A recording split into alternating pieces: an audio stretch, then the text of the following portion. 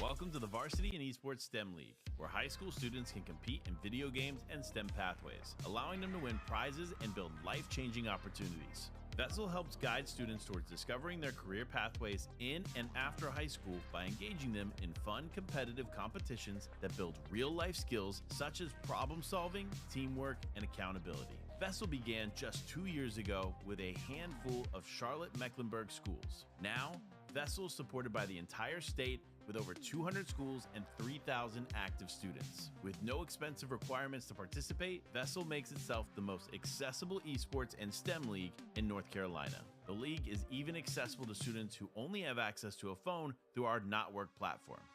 Students interested in esports will have the chance to compete against other schools across the state, showcasing their skills during a 7-week regular season leading into regional playoffs and a state championship. This fall season will offer Rocket League, Overwatch 2, College Football 25, and Super Smash Bros. In a season-long competition. Not interested in those game titles? Well, no worries. We have all sorts of exciting tournaments and casual game nights happening throughout the season as well, featuring over 30 game titles. Registration for the fall 2024 season is now open and will close on September 20th. Seeding for teams will also take place on September 23rd, and the regular season begins on September 30th. The season will end with the state championship taking place later in the fall. VESL will share more details soon as we get closer to the main event.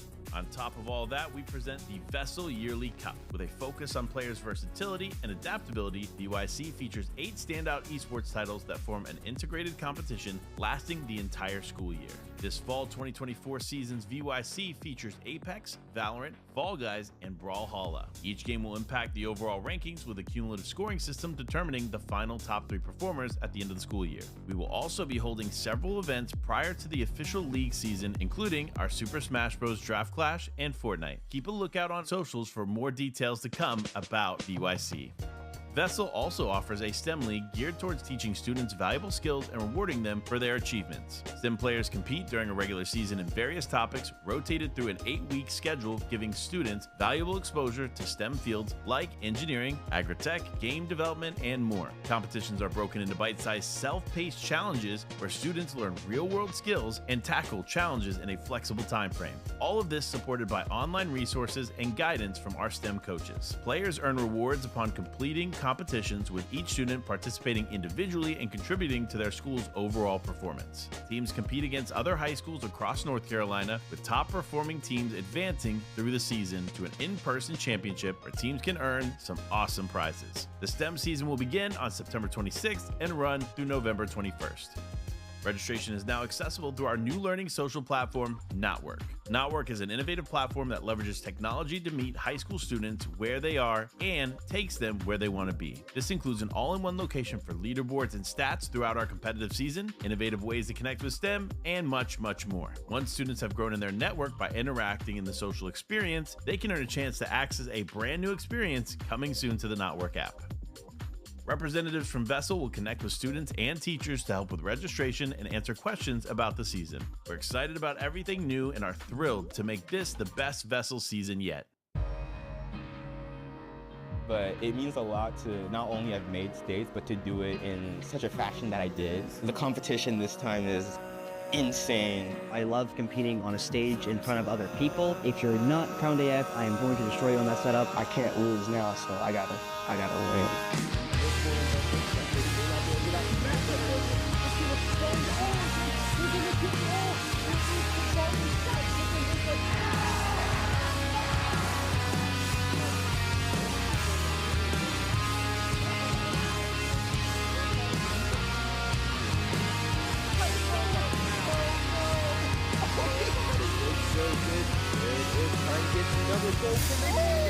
They bounce it off of the Rocky River.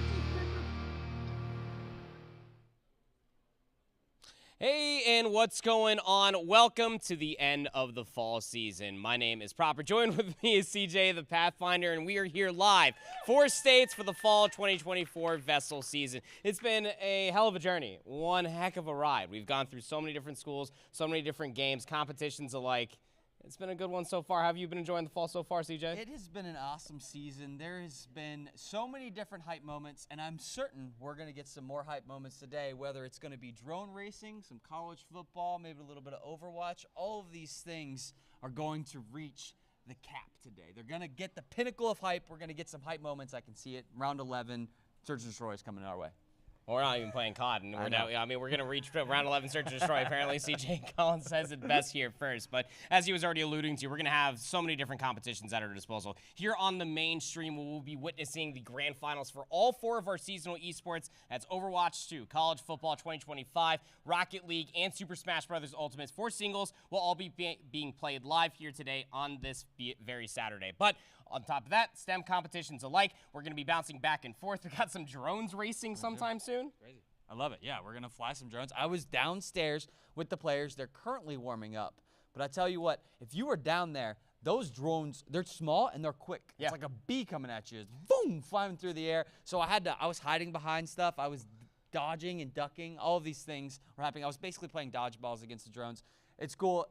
The finals for that's going to be awesome, but we have 8 different drone flyers. They're going to be cruising around down there. They do a couple laps, and they hit that finish line, and we're going to have some winners at the end of the day. It's going to be great. And we do have some prizes as well going throughout the entirety of it. Of course, you want to be watching the broadcast if you're here in the venue, if you're showing up sometime soon for your matches, or just to watch your comrades compete for one of these beautiful trophies behind CJ and myself. We're also going to be having some different things going on throughout the entirety of the day, so you definitely want to be staying tuned for all of that. It should be a very, very fun one as well. But as you also saw in that opening video as well, throughout all of intents and purposes, the Notwork Platform, if you are a high school competitor here in the state of North Carolina, do take advantage of that website, sign up for your school, and make sure that you do get in the conversation so that way you can create some memes, go to the Notwork Platform, get some free coaching videos as well, and you can compete in esports. That's right. And right now we have the college football semifinal matches going on in the corner over there. So if you're in the venue and you're looking for hype moments, those college football matchups are going to be really close as we walk into this day. And I think some of the matches that we see over there will be really good. Yeah, TBK was here before the doors even opened, just to warm up. And, you know, he's feeling the threat for his championship looming in the distance. Got pushed all the way to conference championships. Here at States, it could definitely be a heck of a journey. But I believe that we are getting prepared at least for those drones and those semifinals to start things off. But before we end up doing that, we actually have a fun little tidbit in a video from UNCG. You can join the UNCG esports community and compete at the highest level of competition. You can visit esports.uncg.edu to start your journey today. Very important for you as a high school student, you would think, because college is next on the horizon. Here's that video for you.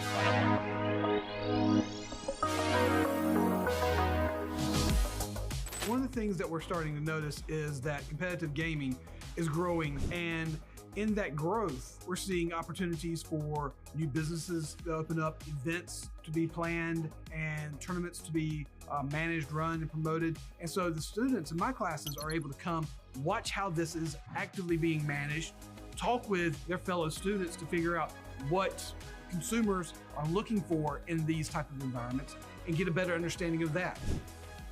There's a lot of learning opportunities that can be happening in that space. Really, this space is vital.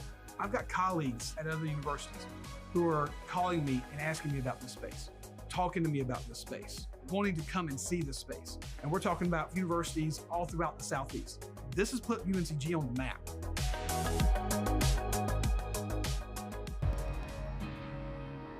But it means a lot to not only have made states, but to do it in such a fashion that I did. The competition this time is insane. I love competing on a stage in front of other people. If you're not Crowned AF, I am going to destroy you on that setup. I can't lose now, so I gotta win.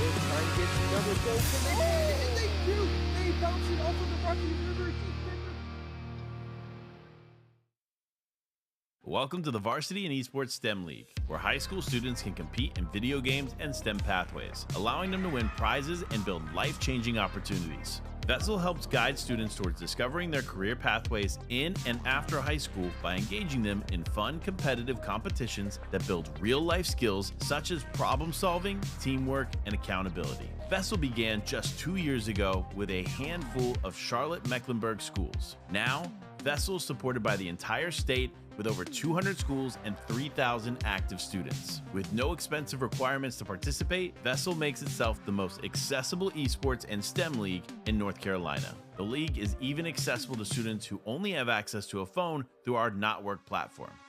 Students interested in esports will have the chance to compete against other schools across the state, showcasing their skills during a 7-week regular season leading into regional playoffs and a state championship. This fall season will offer Rocket League, Overwatch 2, College Football 25, and Super Smash Bros. In a season-long competition. Not interested in those game titles? Well, no worries. We have all sorts of exciting tournaments and casual game nights happening throughout the season as well, featuring over 30 game titles. Registration for the fall 2024 season is now open and will close on September 20th. Seeding for teams will also take place on September 23rd, and the regular season begins on September 30th. The season will end with the state championship taking place later in the fall. VESL will share more details soon as we get closer to the main event. On top of all that, we present the VESL Yearly Cup. With a focus on players' versatility and adaptability, VYC features 8 standout esports titles that form an integrated competition lasting the entire school year. This fall 2024 season's VYC features Apex, Valorant, Fall Guys, and Brawlhalla. Each game will impact the overall rankings with a cumulative scoring system determining the final top 3 performers at the end of the school year. We will also be holding several events prior to the official league season, including our Super Smash Bros. Draft Clash and Fortnite. Keep a lookout on socials for more details to come about VYC. VESL also offers a STEM league geared towards teaching students valuable skills and rewarding them for their achievements. STEM players compete during a regular season in various topics, rotated through an 8-week schedule, giving students valuable exposure to STEM fields like engineering, agri-tech, game development, and more. Competitions are broken into bite-sized, self-paced challenges where students learn real-world skills and tackle challenges in a flexible time frame. All of this supported by online resources and guidance from our STEM coaches. Players earn rewards upon completing competitions, with each student participating individually and contributing to their school's overall performance. Teams compete against other high schools across North Carolina, with top performing teams advancing through the season to an in-person championship where teams can earn some awesome prizes. The STEM season will begin on September 26th and run through November 21st. Registration is now accessible through our new learning social platform, Notwork. Notwork is an innovative platform that leverages technology to meet high school students where they are and takes them where they want to be. This includes an all-in-one location for leaderboards and stats throughout our competitive season, innovative ways to connect with STEM, and much, much more. Once students have grown in their network by interacting in the social experience, they can earn a chance to access a brand new experience coming soon to the Notwork app. Representatives from VESL will connect with students and teachers to help with registration and answer questions about the season. We're excited about everything new and are thrilled to make this the best VESL season yet.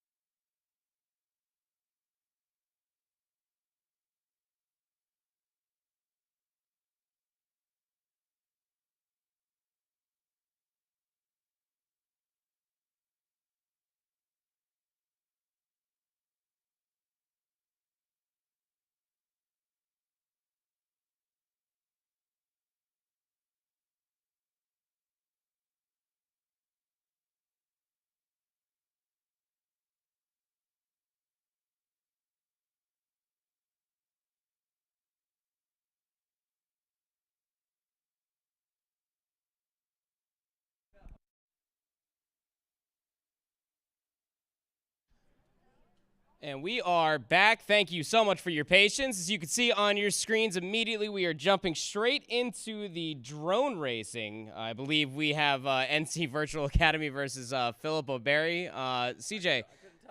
Which Yeah, I don't know. I couldn't tell you which is which, but I could see that they're flying, and that is impressive.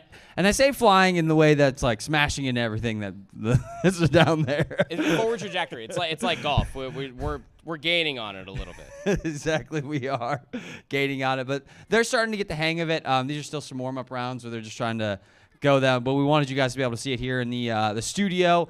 The drones are active and live and jumping around, but we're still in the training process. So once we get them ripping and roaring, we'll run through an actual race. Hi, what's going on? Hey, Mrs. Tark, feel free. Should we practice casting this? I feel like this is a great opportunity to practice casting. What say you, Siege? I see a drone looking at the carpet, and I think that is wonderful.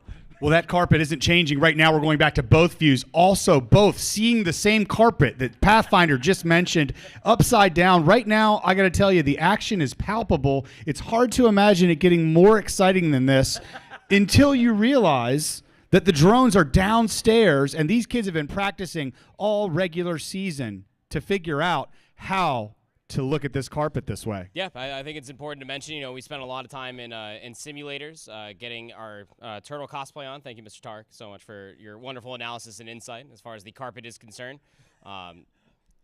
Great fabric.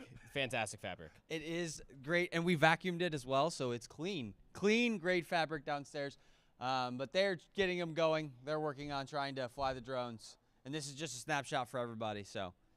They've been practicing for weeks, too. Has anybody seen their young ones flying on the Xboxes and PlayStations as they've been practicing these? So a little bit of a difference between doing the game on the Xbox and PlayStation and flying the actual drone. Just they're so sensitive. So when you actually get on the throttle, those things just fly up in the air and come crashing down. So it's very different. I think it's safe to say that they are very, very difficult to fly in general. Yeah. I don't try, so I already, I already give massive praises to those that have the willingness and the courage to try to do it themselves. Absolutely, yeah.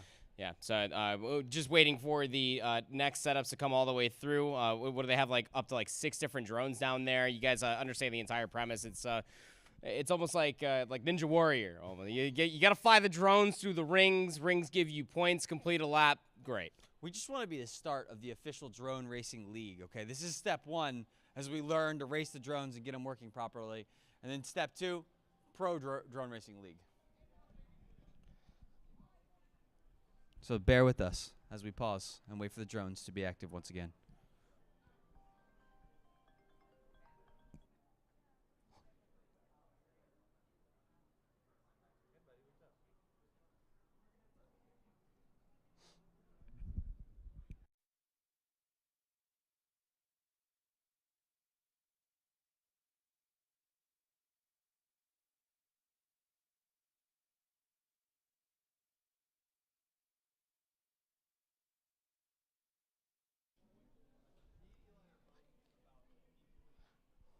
Over. Did somebody win? Well, so don't know what's happening downstairs. I think that we're still trying to figure out which ring is the safe one to drive through and which one is leading us directly to the ceiling. So we're going to throw things to a very short break. When we come back, we will have those drone races ready for you. You don't want to miss it.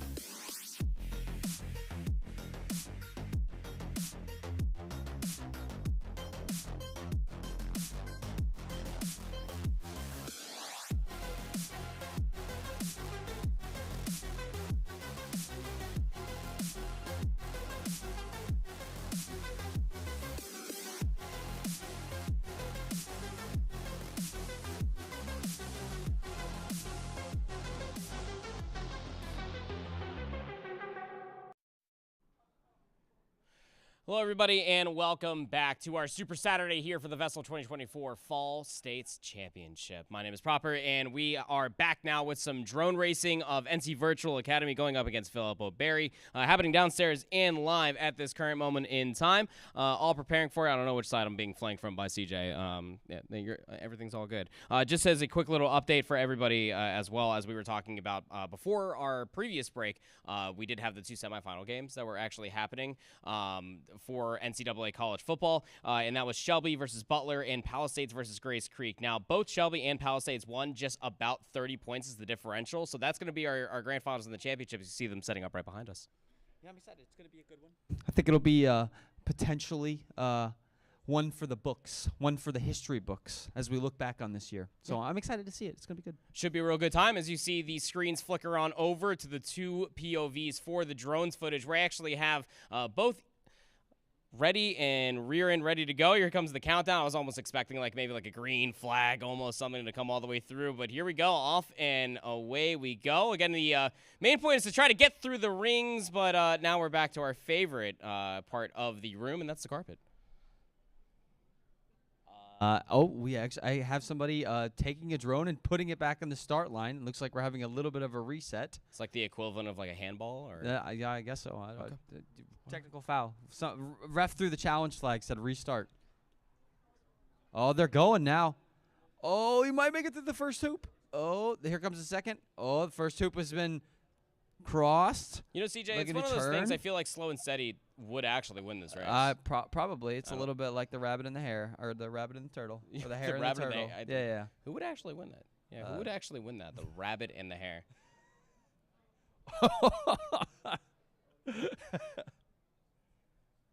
I think there's a low battery.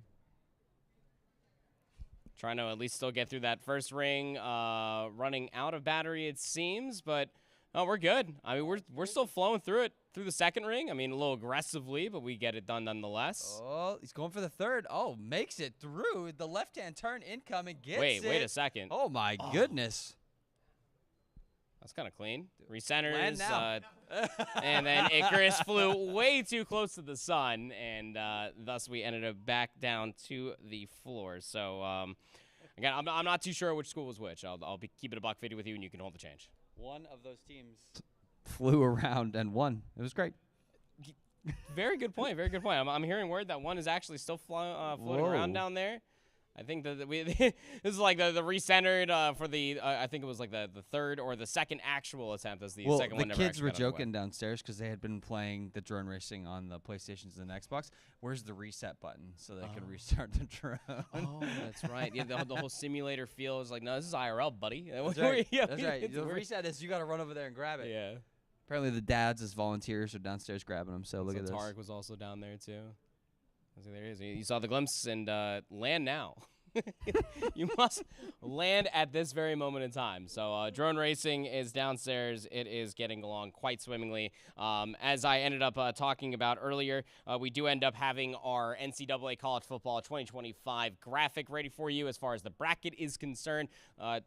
Oh, for the drones. We have the bracket ready for the drones. I didn't get that specification, but nonetheless, here we are. Yeah, I'm not too sure which school is which, but again, as far as drone racing is concerned, all of these competitors throughout the entirety of the fall were competing throughout the entirety of the season on simulators. Now they have to show up on land, get the job done the hard way with the drone in their hand.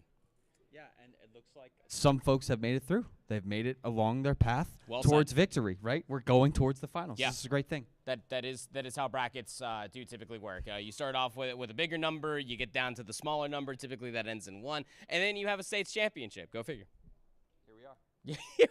Here we are indeed. So I think that they're preparing like some more drones. They got to charge. Downstairs. I think they're going to charge some batteries. Yeah, I would imagine they're going to charge some batteries, and then we'll come back. But next thing will probably be the college football finals. Yep. And it'll be TBK shaping off against Shelby High, whoever that is, the player on Shelby High, and we'll go from there. Yep, well, Shelby is TBK. Oh, going up against Palisades. Palisades.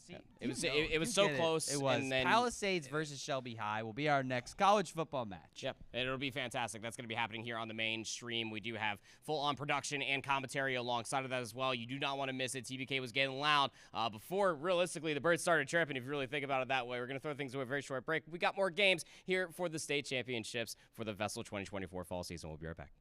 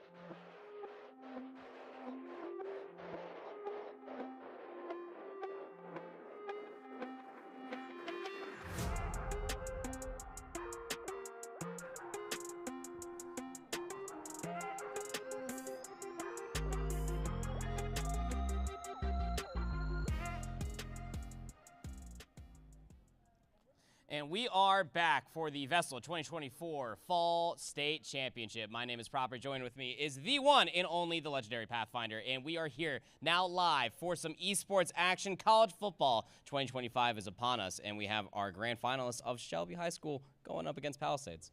That's right, we do. It's going to be an amazing grand finals today, the first of many in the college football realm this year. It's going to be great.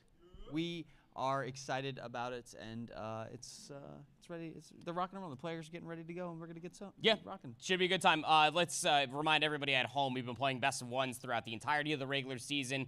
This is going to be a best of three. We want to make sure that everything is going to be laid out here on the main stage. We do have the bracket updated for you all, so we could showcase everything that has happened throughout the entirety of today. The semifinal matchups, again, it was all random generated seedings.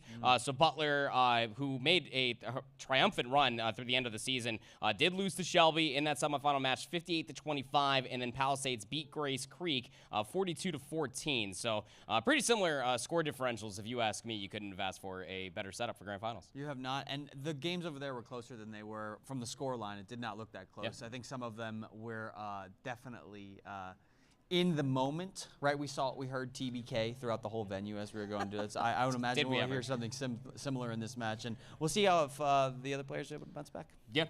Definitely. I mean, TBK, Shelby, has had a target on their back the entirety of the season. It's won states last season as well for Madden, so, you know, everybody wants a piece of TBK and be able to make sure that they can hoist that trophy at the end of it all. But players should be ready and ripping and roaring, ready to go here for our first game of a best of three for NCAA College Football 2025. We do have our casters ready and available. We have Eli and J-Dog, two RDs, taking us through the action. Boys, take it away.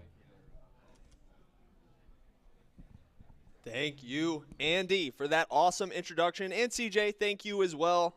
I'm J-Dog. I'm here with Eli, here for the grand finals. Eli, are you excited to watch some college football action? I am so excited. We've been watching TBK all season long, putting on highlights for us. I mean, we kind of predicted that he would end up in this place at the end of it all, and here it is finally in the last match. He is the defending champion in a different game, technically, Madden, but this is a very similar game, College Football 2025, and he's on the signature Miami Hurricanes. And can you help me out with the other side here? The USC Gamecocks. So actually a little bit of a switch up from what we saw Timon Silent Wraith play in the semifinals. So switching it up potentially for this matchup against TBK. Shelby High, the Western Conference champion, taking on the CMS Conference champion. I'm excited for this. Sad to not see any Sandhills teams in the finals. I know, Eli, that's your home court, but you'll be our neutral commentator for the day. I have to be an unbiased caster today.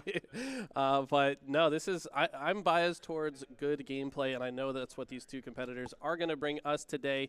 So we see some of the stats on the screen. We do have the even fair teams activated here, so completely even playing ground despite what the numbers on your screen say, and we are about to jump into it. These intros get me so hype every time. I mean, whoever made this game did a killer job with these intros. Here we go, players taking the field.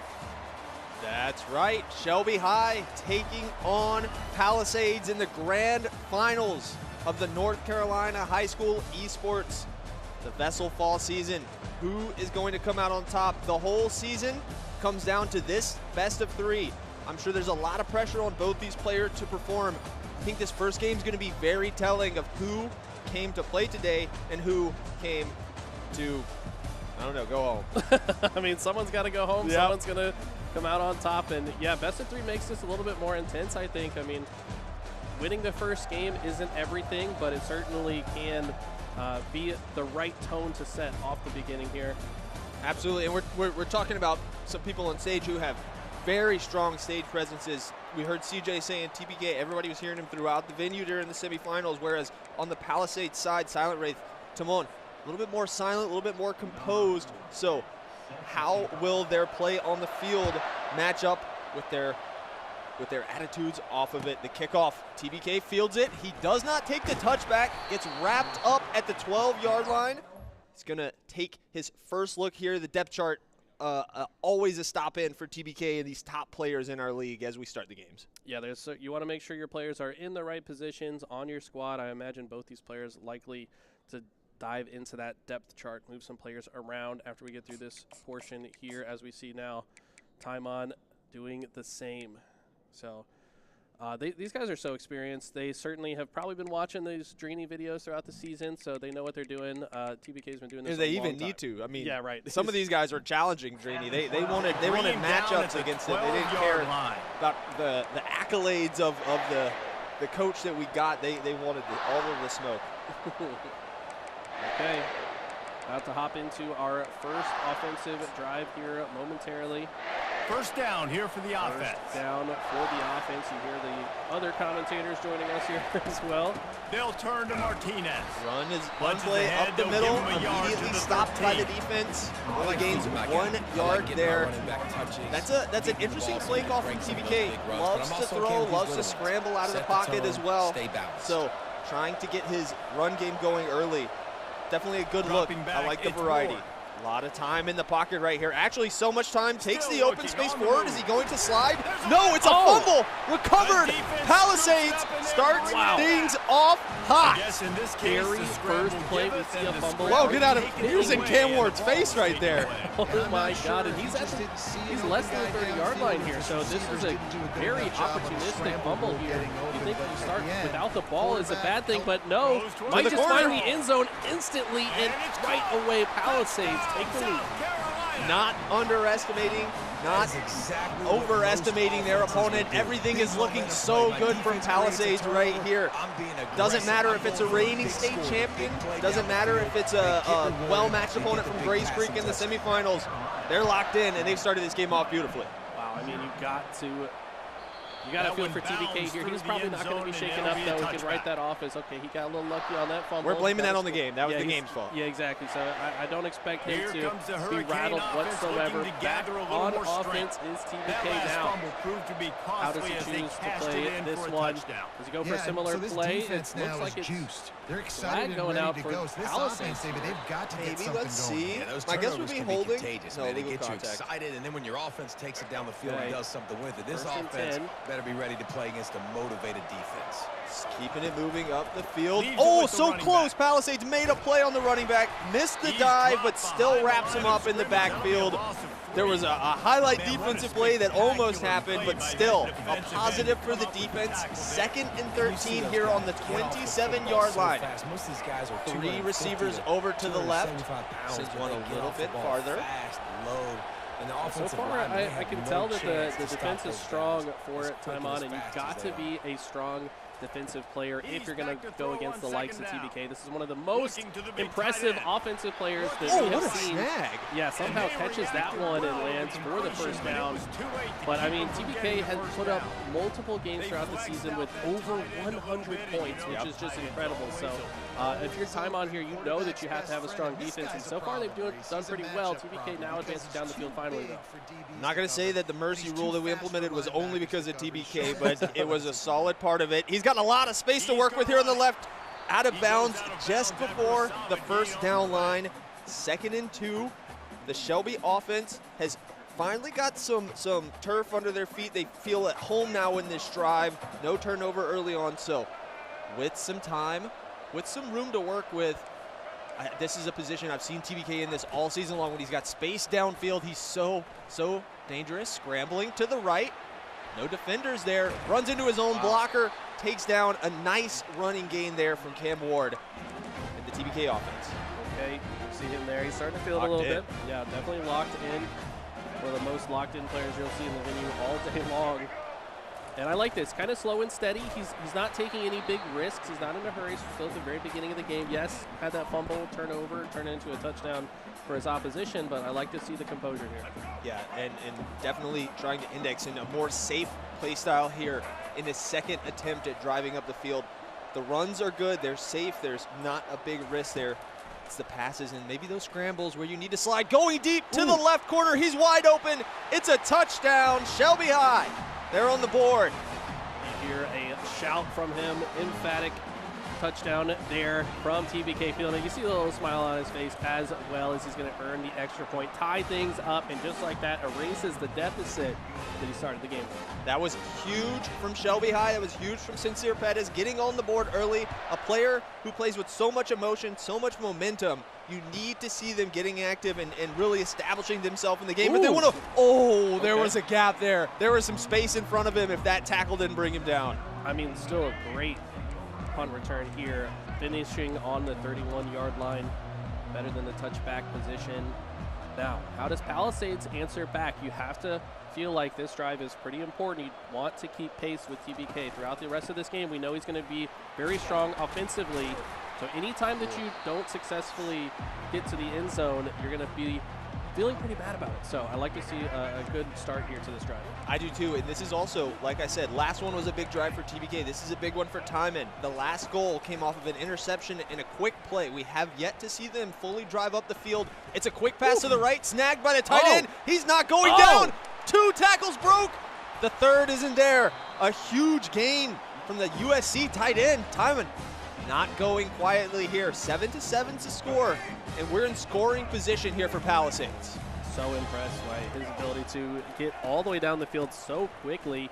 Hands it off here, tries to get a few yards, does manage to find 3. He's a little bit closer to that first down line. What's he go for here?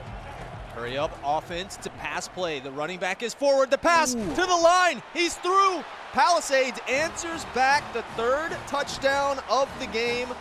It's a back and forth match right now. Both defenses struggling to handle the pressure of the offenses. I mean, both these players are so impressive offensively. That's why they landed here from scoring so many points throughout the season. But I love to see the composure from Palisades. You know, a lot of players facing off against TBK get a little nervous. You know, he's an intimidating opponent to fight against. So props to Timon for not shying away to the moment. That's right. We have 2 very, very qualified, very, very skilled competitors here in the grand finals. I think you put up anybody against Sincere Pettis from Shelby High School, and it's going to be tough, but Palisades Timon is up to the task, certainly. A lot of time in the pocket, a quick pass. The first down is got and pushed out at the 42-yard line. Nice safe play there from TBK. Oh, we're looking over his shoulder. I like that. By the way, we do have injuries enabled, so I think it is part of TBK's thought process to walk the ball out of bounds, prevent his player from getting injured. No sense in getting tackled when, you know, that player will be someone that you want to count on towards the end of the game as well. So TBK thinking for the long-term vision here, as we see a good defensive play coming out from Timon as well. Yeah, the defensive play calling has been very, very solid here for Palisades. Timon constantly threatening the backfield. With these blitzes, we're usually seeing him sit on that middle linebacker right there. The blitz coming, one comes through, the quick pass is out. It's a little bit of a floater. Snag TBK. Nice read on the defensive blitz to get that pass off with the perfect timing and also to float it up there and give his receiver some time to work with. That was an immaculate decision. Yeah, I mean, a lot of players would turn the ball over in an interception there. However, TBK finding a way to catch that one. Very impressively done. 1st and 10. Might just go for the end zone here. Yeah, if I know TBK, he's going to be looking for it. He's also got the pass to the left. It's good. Oh, tight feet. Wow. Makes it to the 1-yard line. Nice play there. Thought he might go out of bounds, but let's be honest. If it's not your quarterback, let him take the hit. That'll be fine. That'll be fine. Got to keep that quarterback healthy for sure. Maybe some of these other players a little expendable, but regardless, just 1 yard away from the end zone. You got to imagine he should find it here. Looking for an opening, but no, he might just walk right in. But a great tackle coming in from Timon, going to extend this drive just a little bit. Yeah, he went for the pass option there on 1st and goal. Not able to find any opportunities. Pass plays can be really difficult here on the goal line without a lot of room up in front. Will they use the run? Will they use Cam Ward to maybe sneak their way in? Miami has so many options here. And also the time, 10 seconds. Okay. Hikes it, sitting in the pocket, trying to find somebody open. Are we going to scramble? He's going to just walk. Oh, wow. That was risky. That was a risky decision, but it's going to pay off. Looked like so many defenders around him. He's smiling. He feels like he might have got away with one there, but that's going to be the tied up game, 14 all, as the first quarter winds down here, just 3 seconds. You have to imagine it's going to end right here. But, wow, what an impressive first quarter from both players so far. Absolutely. Blow for blow, punch for punch. These players are matched up dead, even. Tyma looking for the return. Good little move there, but the Miami defense kind of corrals him into the middle, brings him down. And, yeah, just like you said, 14-14 here at the end of the first quarter.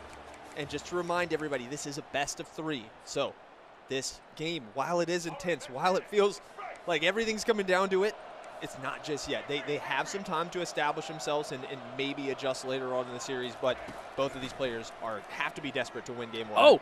Oh! That was almost a quick turnaround interception, but ball will touch the field. Both players looking at each other, but I think these players both respect each other quite a bit. I think so, too. I think while TBK is a talker of sorts, I think he has a lot of respect for his opponents. We heard him even say during that semifinal match that, you know, it's no disrespect. It's just me. I'm just different. But Tyman's got something to say. Breaks the tackle. Gets the first down. Nice little run right there. Can't sleep on this player. 14-14.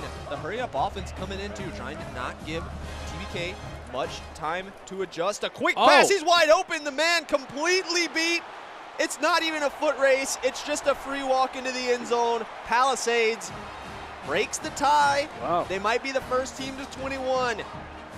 One thing that I've noticed, it's been a bit easier for Tymon to find the end zone comparatively here. When he is on offense, he is scoring quicker and in fewer plays than TBK, which is very impressive to say to anyone. TBK's got to answer here and at least keep pace. Yep, and to be fair, offensively, really hasn't been any issues for Shelby after that first drive when that turnover happened. It's been all more uphill since that they had the chance to take the lead if that first drive was converted, and when you turn it over, then you're fighting the way uphill. The defense does need to get a stop if they're going to look to try and get the lead. Nice little sidestep there. Sent his man flying off screen. That was crazy. Yeah, I mean, the AI a little bit more acrobatic than some of the actual players. No, I could do that. You think so? I think so. I could miss a tackle, that's for sure. Yeah, you better not get hit by one of these guys. You'll get crushed. Okay, down the center, it's caught, and Shelby picking up, what is that? He's on the 43-yard line already, so maybe hearing what I said, oh, I can get down the field quick too, Eli. Definitely, very risky pass back across his quarterback's body, but he's got a great one there in Cam Ward, so nothing wrong with that. And I think the timing of it really caught the defense off guard. I wasn't expecting it, and so there was probably no way that they were. I mean, Tyman's definitely a better college football player than I am, but still. Here we go, run play. Up the middle, through the defense is a 3-yard gain. Get to the 40-yard line, so we're close to field goal territory, but knowing TBK, knowing any of these high schoolers in the VESL League, they're not looking for field goals, they're looking for the end zone. Yeah, I don't think I could probably count on one hand how many field goals we saw attempted throughout the season. And TBK doesn't see anything. Flag actually comes out. It's not indicating to us which Pretty sure that's what it was. I'm pretty sure it was intentional grounding, yeah. Okay. Big loss there, 3rd and 21. Wow. I mean, he was going deep last play regardless, so got to still do it this time. Need a big gain here if you don't want to be faced with a tough 4th down opportunity. The play's caught. The feet are good. It's a first down for Shelby High. This is what separates this guy from the rest of the competition. Back against the wall, that was the most adversity that we had seen faced by either offensive squad. Immediately finds the answer with the first down. So impressive. That's right, and you definitely need your offense to continue producing if you want to stick in this. The defense has not been able to stop Palisades yet, so offensively got to keep things rolling. Oh, and TBK's locked. He's zoned in. It's nice. The all white drip it's fire. The Shelby High on it, Western on the shoulder. He is ready to play. Hoping to add a second trophy to his cabinet. I feel like he's got more than just one. Yeah. Yeah, the second one here. Okay. Oh, wow. Kind of a hard hit out of bounds there, but yeah, I would love to know what Associate Commissioner Nick Lavin would think about that play. I would have thrown a flag on it. The unnecessary roughness, perhaps, but 3rd and 3. Let's see how he finds his way through. Will he just try to tiptoe over that first down? Does he go for the throw? Keeping his options ambiguous here. The defense is probably going to have a hard time reading this one. Yeah, especially this player with this team. So many options. Could run the play to the running back, could look for a deep pass, or could just scramble with Cam Ward. That scramble, usually the play. Wow. Oh. Doesn't catch it, No, though. it was, I think he was forced to throw that pass a bit early because he had those multiple blitzers coming, and so his wide receiver was potentially expecting it much later, didn't even know the ball was coming. I mean, placed it beautifully. Yeah. Well placed on the pass. Yeah, but unfortunately, it hadn't finished his route, I guess. It does not turn around to Here catch. we go. 4th and 3. This is a big moment. They are.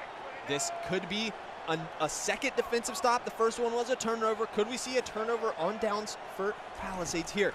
Hikes the ball. TBK looking at his options, passing it to the right. The big man catches it. First down, and he's into the goal line. 1st and goal. Is locked in, as we see. I think a family member here watching intently. 10. Yeah. You can see it.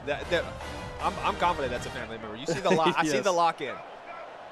And I love to see all the support that these players have. Can Shelby find the end zone? Oh! Quick juke to the right, and a beautiful touchdown coming in from TBK to tie things up. It really was. The play call did all the work right there, threw his whole offense to the left side, but then just sidesteps back to the right with that running back and just finds a free open pass into the end zone. Beautiful play calling there, and we're back to even. A stalemate once again, 21-21.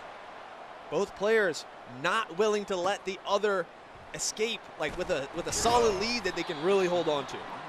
Yeah, like I said, I mean, it took more plays for Shelby to find the end zone, but slow and steady can often win the race here. Just making sure they comfortably advance down the field. Will we see at some point another interception? Both players playing very safe on offense as well, choosing options that are unlikely to turn over. They're just clutching up every time they need that first down. Look at the jukes left and right. Finally finds the turf, but 2nd and 4, great offensive pressure there.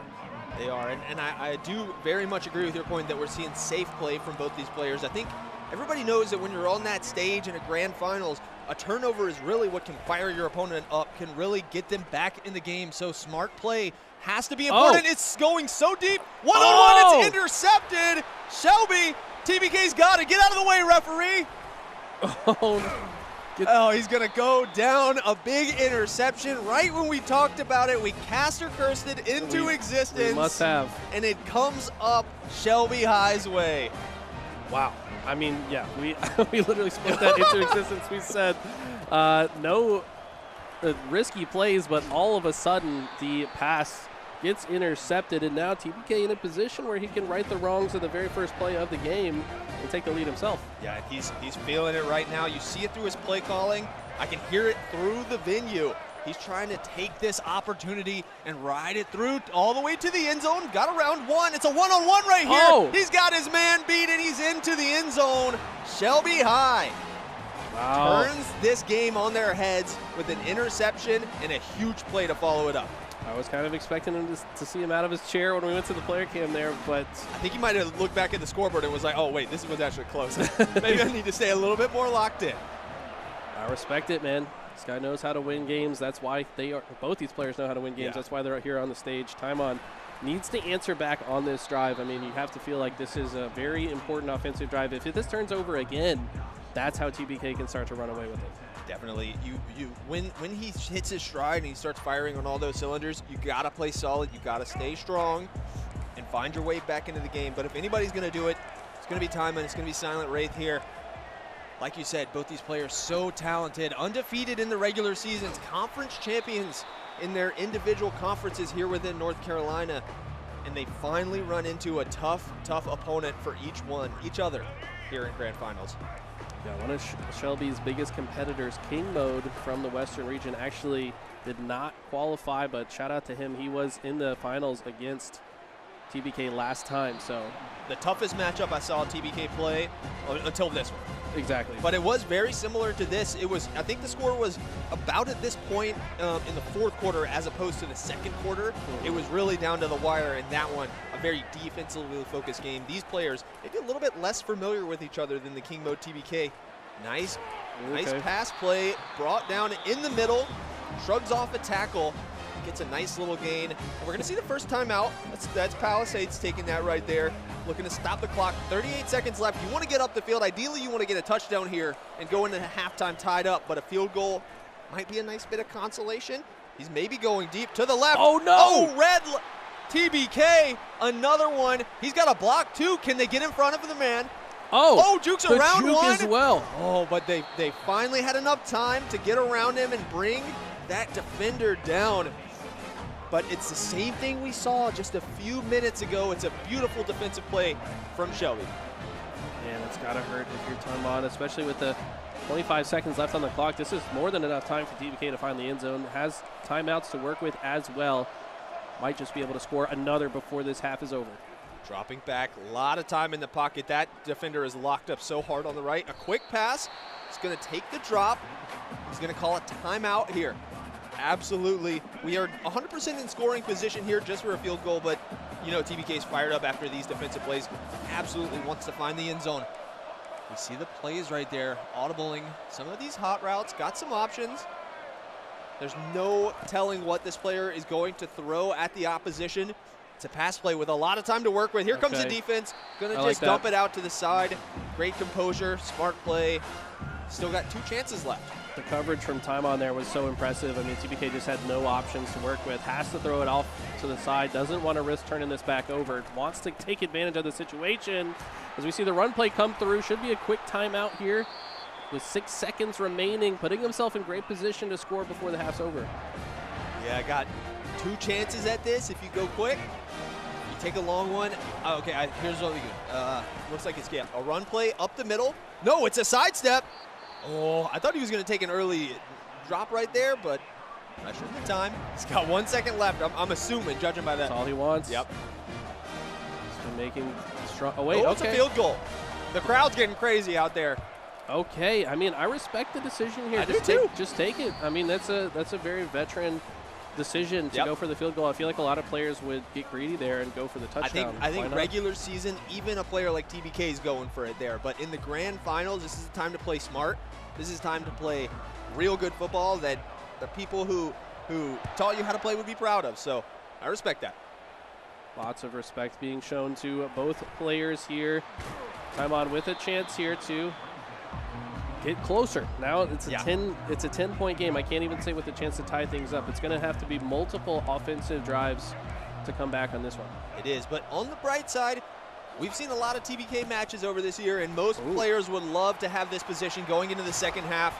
And time on not shriveling away, getting a nice play there, a lot of room to work with. I like that look too. It's a very quick and confident play, and that's what you like to see in this situation. Also, zero chance of a turnover. Exactly. Yeah. Do not give any possibility to open that door back up. Instead, it's going to be another run. I think this is probably going to be the play. If it ain't broke, don't fix it. A lot of these plays have been working out very successfully, but does TBK catch on and start to adjust here? I think so. I think the defense will certainly adjust, but the question is, do you have to worry about the counter adjustment? Obviously, 2nd and inches right here. You think a run play is going to come, and it does. Runs into a wall at the line of scrimmage, but he does make it over that line and does get a first down here. So 4 fresh downs to work with from the 46-yard line. Okay, 46-yard line.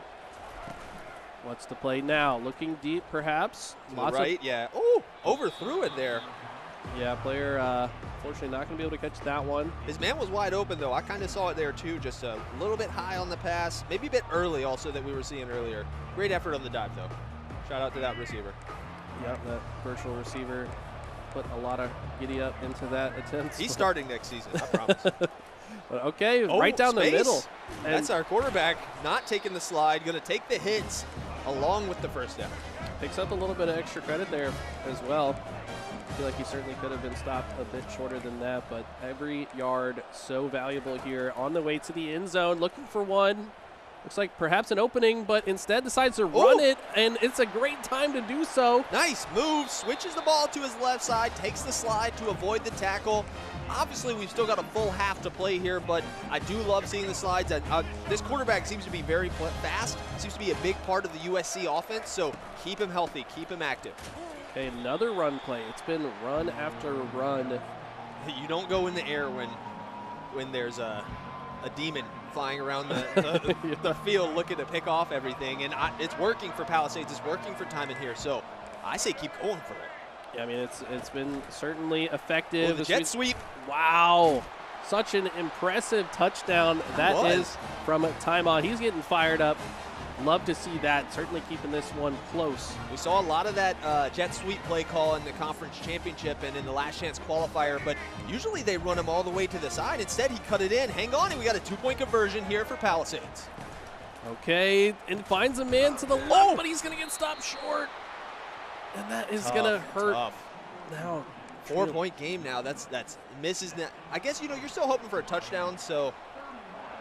Yeah, I mean, it changes things, though, because if he's only down by 2, he can count on a field goal later on. Now, that's not going to be enough to make up the gap. So, I think, though, if I'm putting myself in time and shoes, I'm not thinking about just getting it within a field goal. I'm going to stop him on defense, and I'm going to score on my own. So 4-point gap, 3-point gap, it doesn't matter if you get 7. That's true. Need to find the end zone some way, somehow, but first need to stop this runaway train that is TBK on offense. He has had very little problems on offense so far, just from the very first play of the game. Otherwise, it's been smooth sailing. If your time on here, you got to think that something's got to change here on defense. Definitely got to look for some better options and really try to capture that magic that you had in the beginning bits. We're on board here with the TBK, the Miami offense, taking a look at all the options. So many of them. From the shotgun, using up all his time. So 18 seconds on the clock, trying to maybe draw some of these defenders into offsides.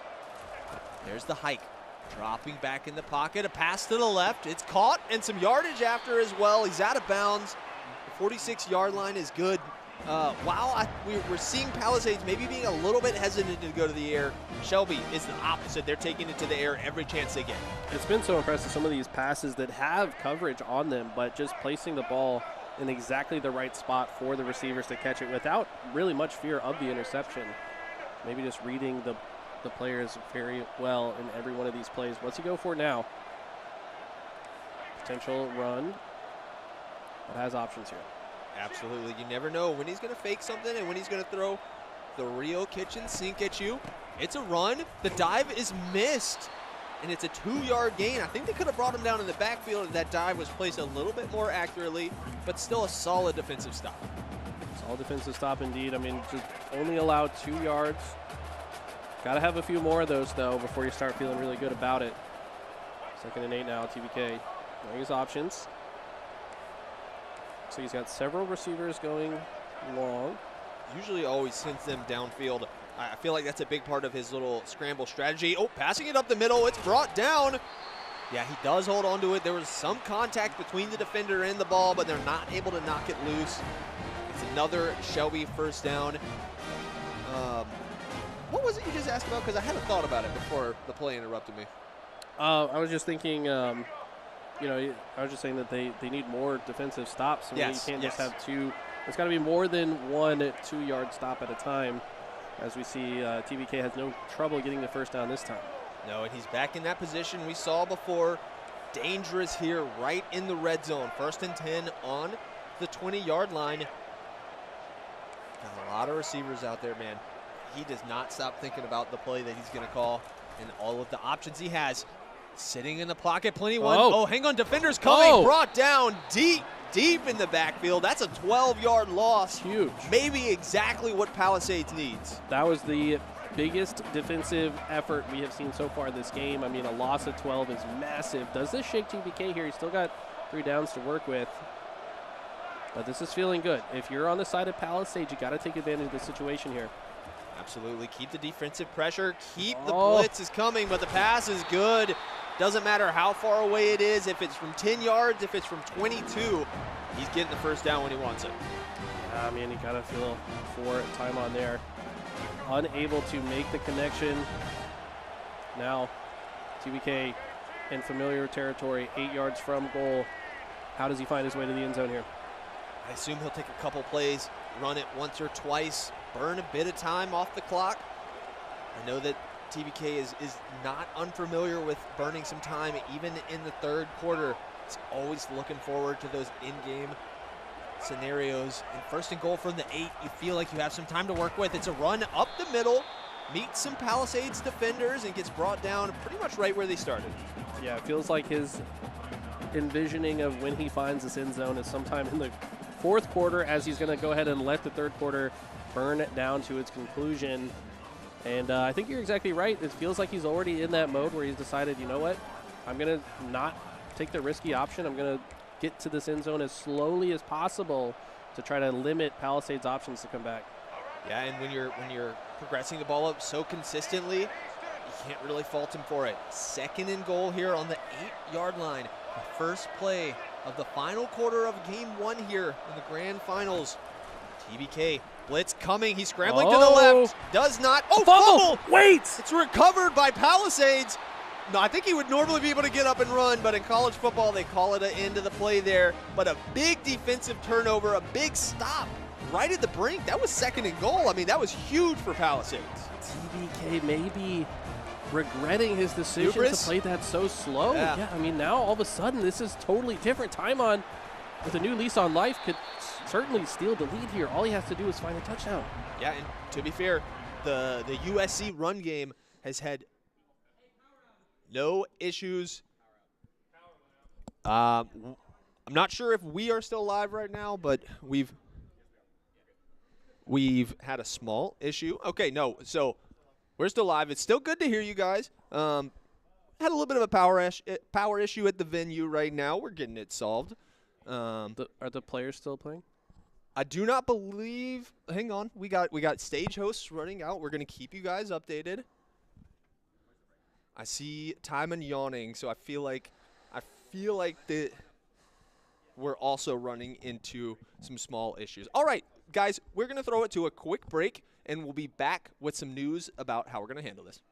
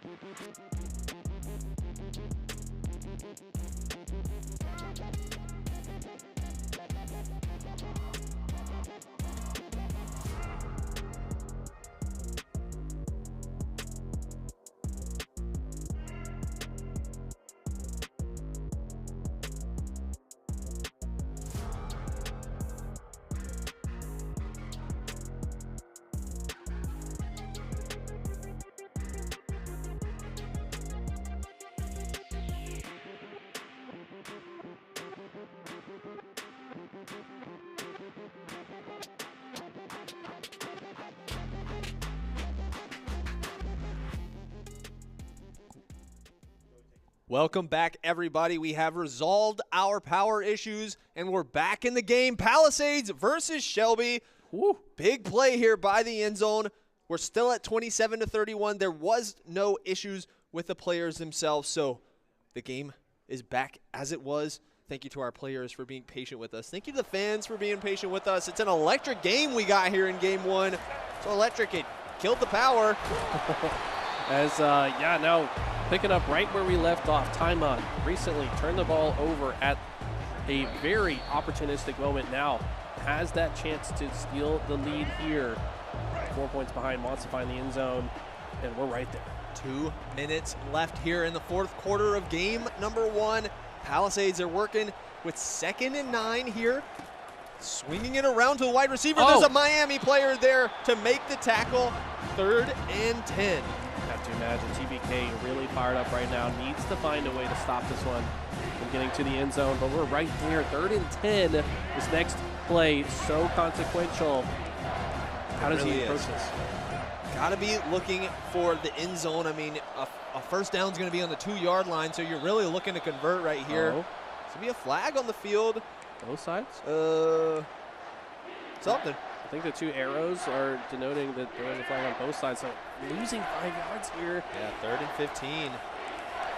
Tough. But yeah, absolutely needs to make it happen in these next 2 plays. A field goal is doing you absolutely nothing. So you're going to take both of these, and you're going to look to find your way to the end zone. Here's the play. Sitting in the pocket, lots of time. Scrambling forward. Gets smushed between 2 defenders. It's a 4th down opportunity here for Shelby. Little pause right there. Maybe meant to hit the timeout button, accidentally hit start. Yeah, I mean, this is, literally everything riding on this board. There's 1:09 on the clock, so even if Palisades finds the end zone, TBK will have a chance to answer back, but if you're Palisades in this position, you got to find your way to the end zone right here, right now.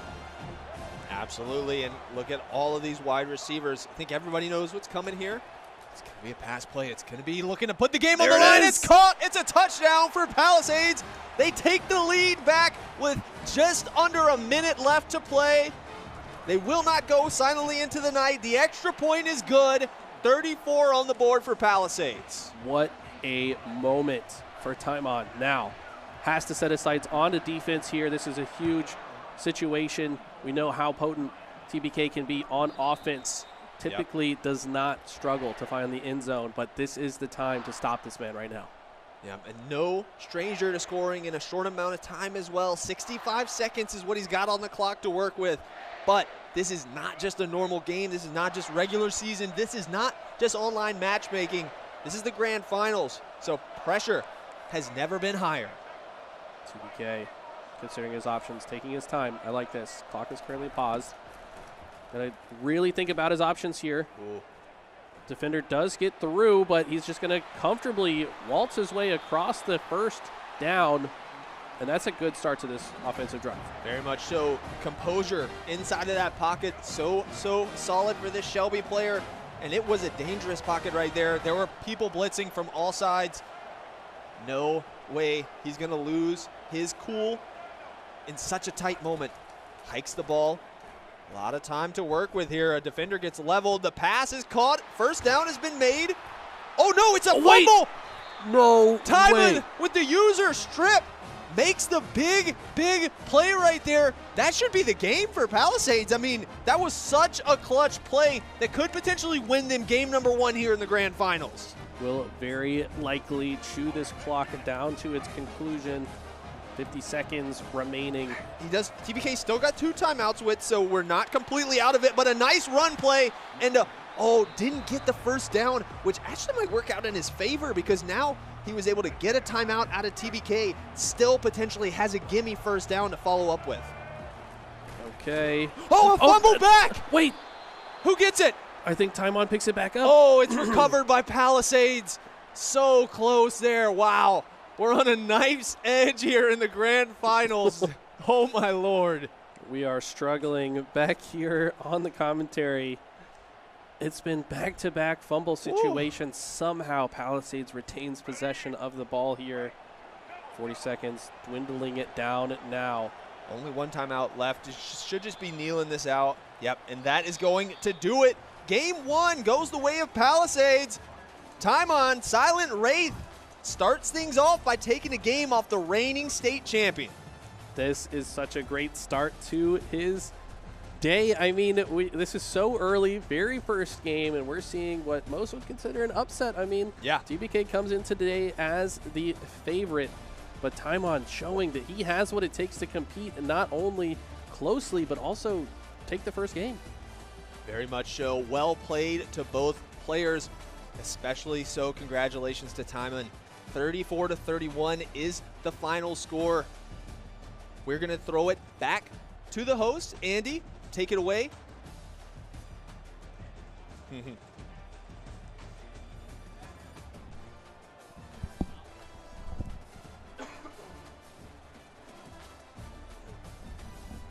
Outage had me on the edge of my seat. Nonetheless, we have ourselves an edge as far as this grand finals are concerned for the VESL 2024 fall season, and that is Palisades with a 1-0 lead over the one and only TBK.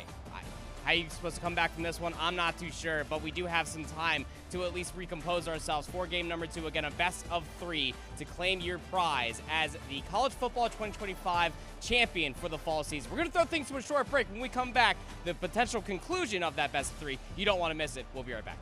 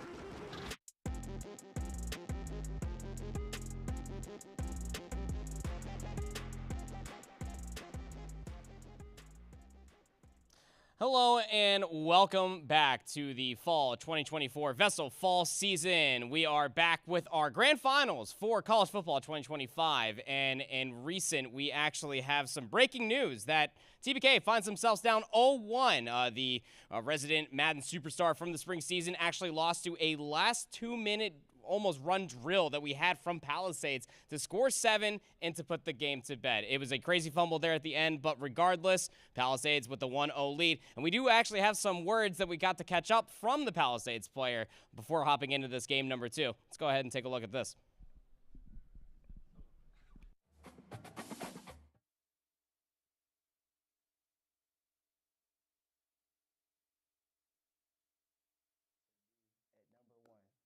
For NCAA and Super Smash Bros.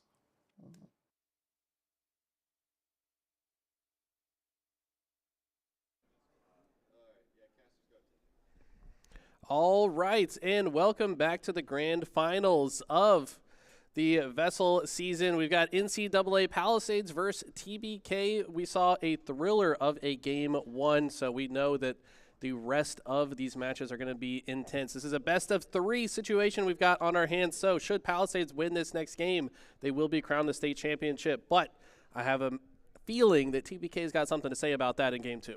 Absolutely. Not going to go quietly into the night, any of these players. Palisades, though, coming out hot here in the grand finals. Was an awesome little video. It's funny, it's ironic because Tymon's a player of few words, so absolutely love the silent words of encouragement from him. And honestly, it's going good, so let's just keep it rocking. Keep it rolling. Maybe try to potentially win this thing in 2. That would be unheard of. TBK going down in 2 in the grand finals, but there's a real possibility of it.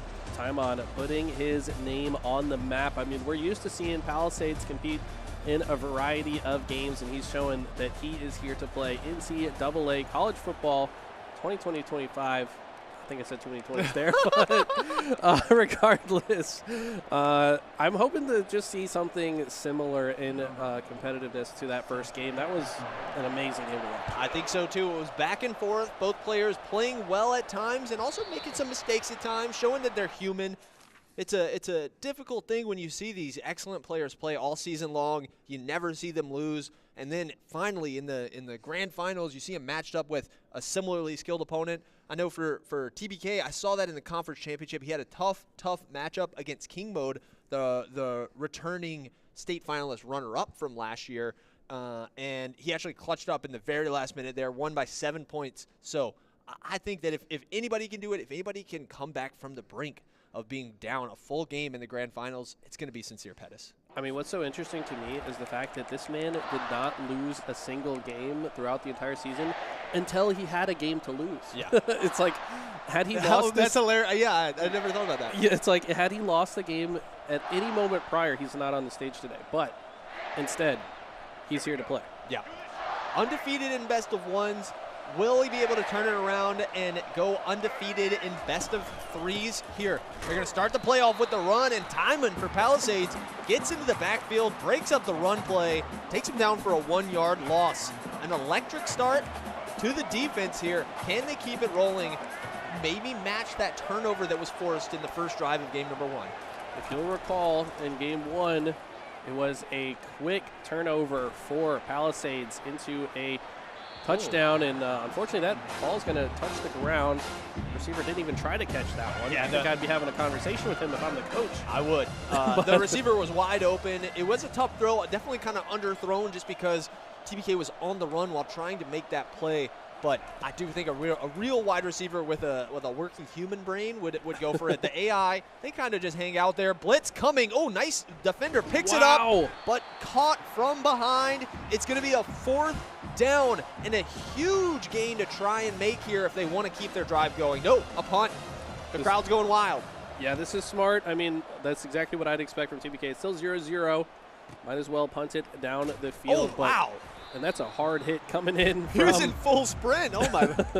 The Miami Hurricanes causing a ruckus on the field here. But familiar territory. Palisades last game started without the ball. Find it quickly in a hurry. Can they convert into a touchdown once again? and take the early lead.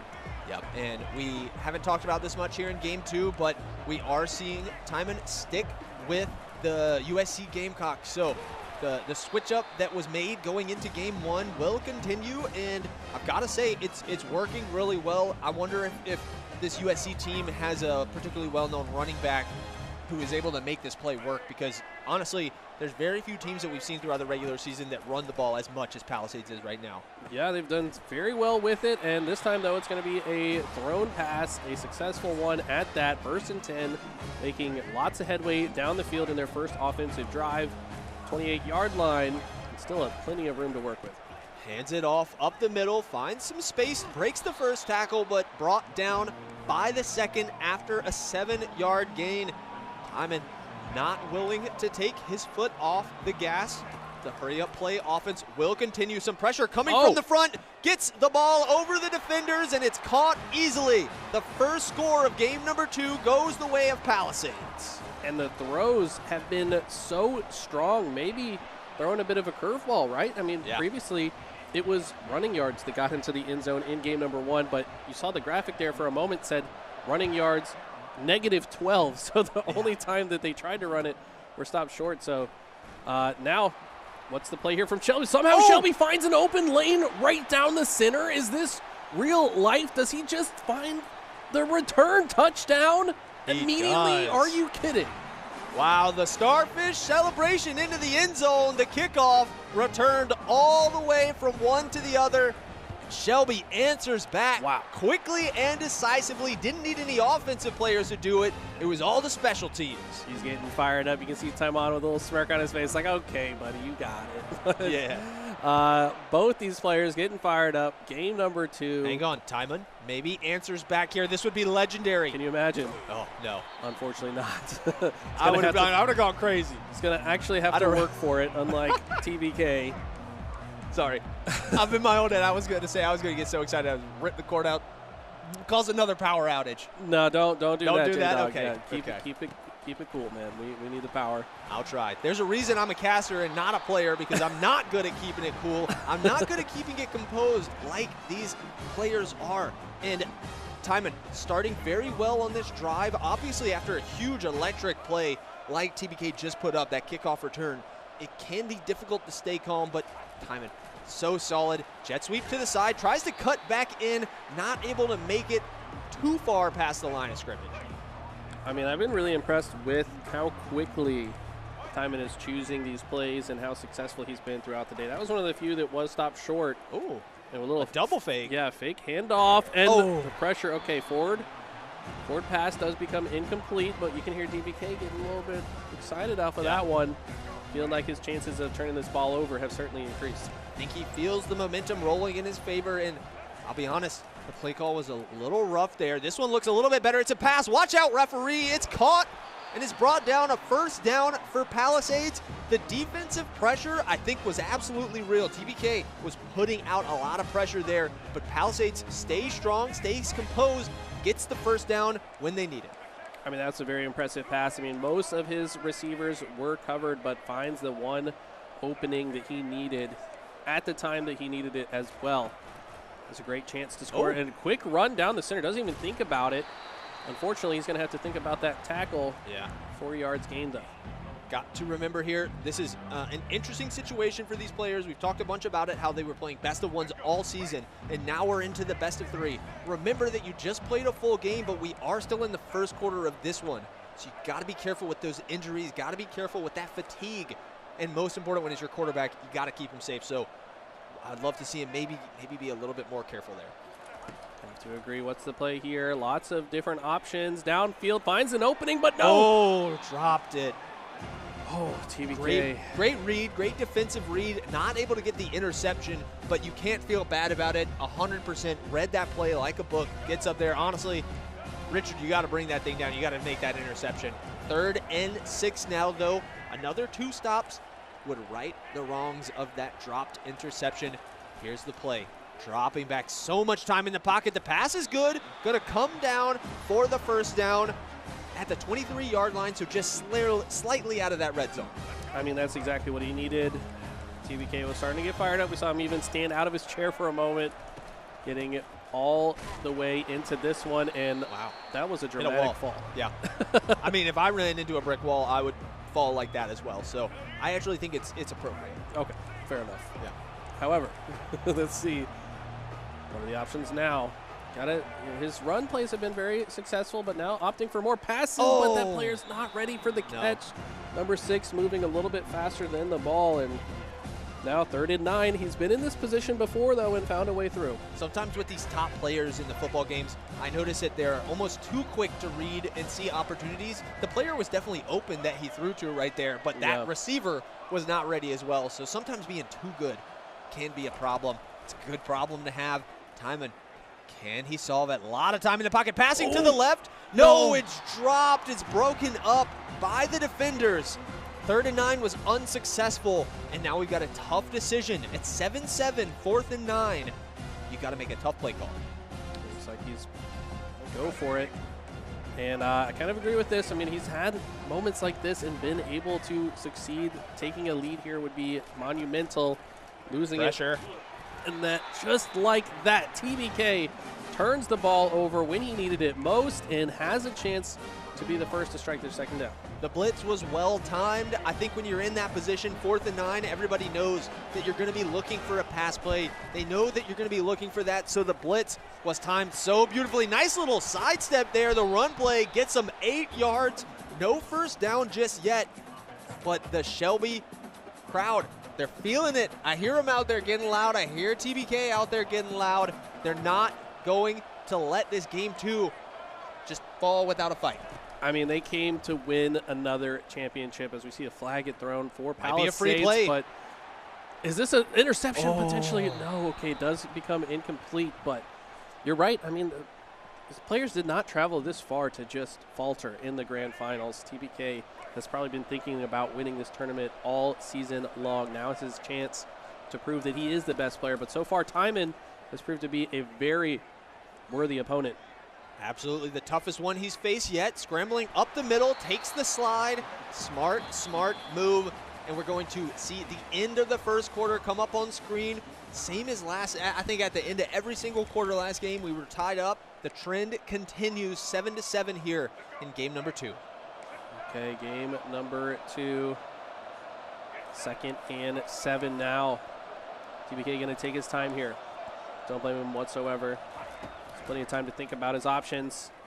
Looking for the opening, finds one to the left, will be caught, and will shimmy out of bounds, and that's another first down. It was just played so beautifully. He wasn't even open when he throws the pass, but when he gets to where the ball is going to be, he was certainly open.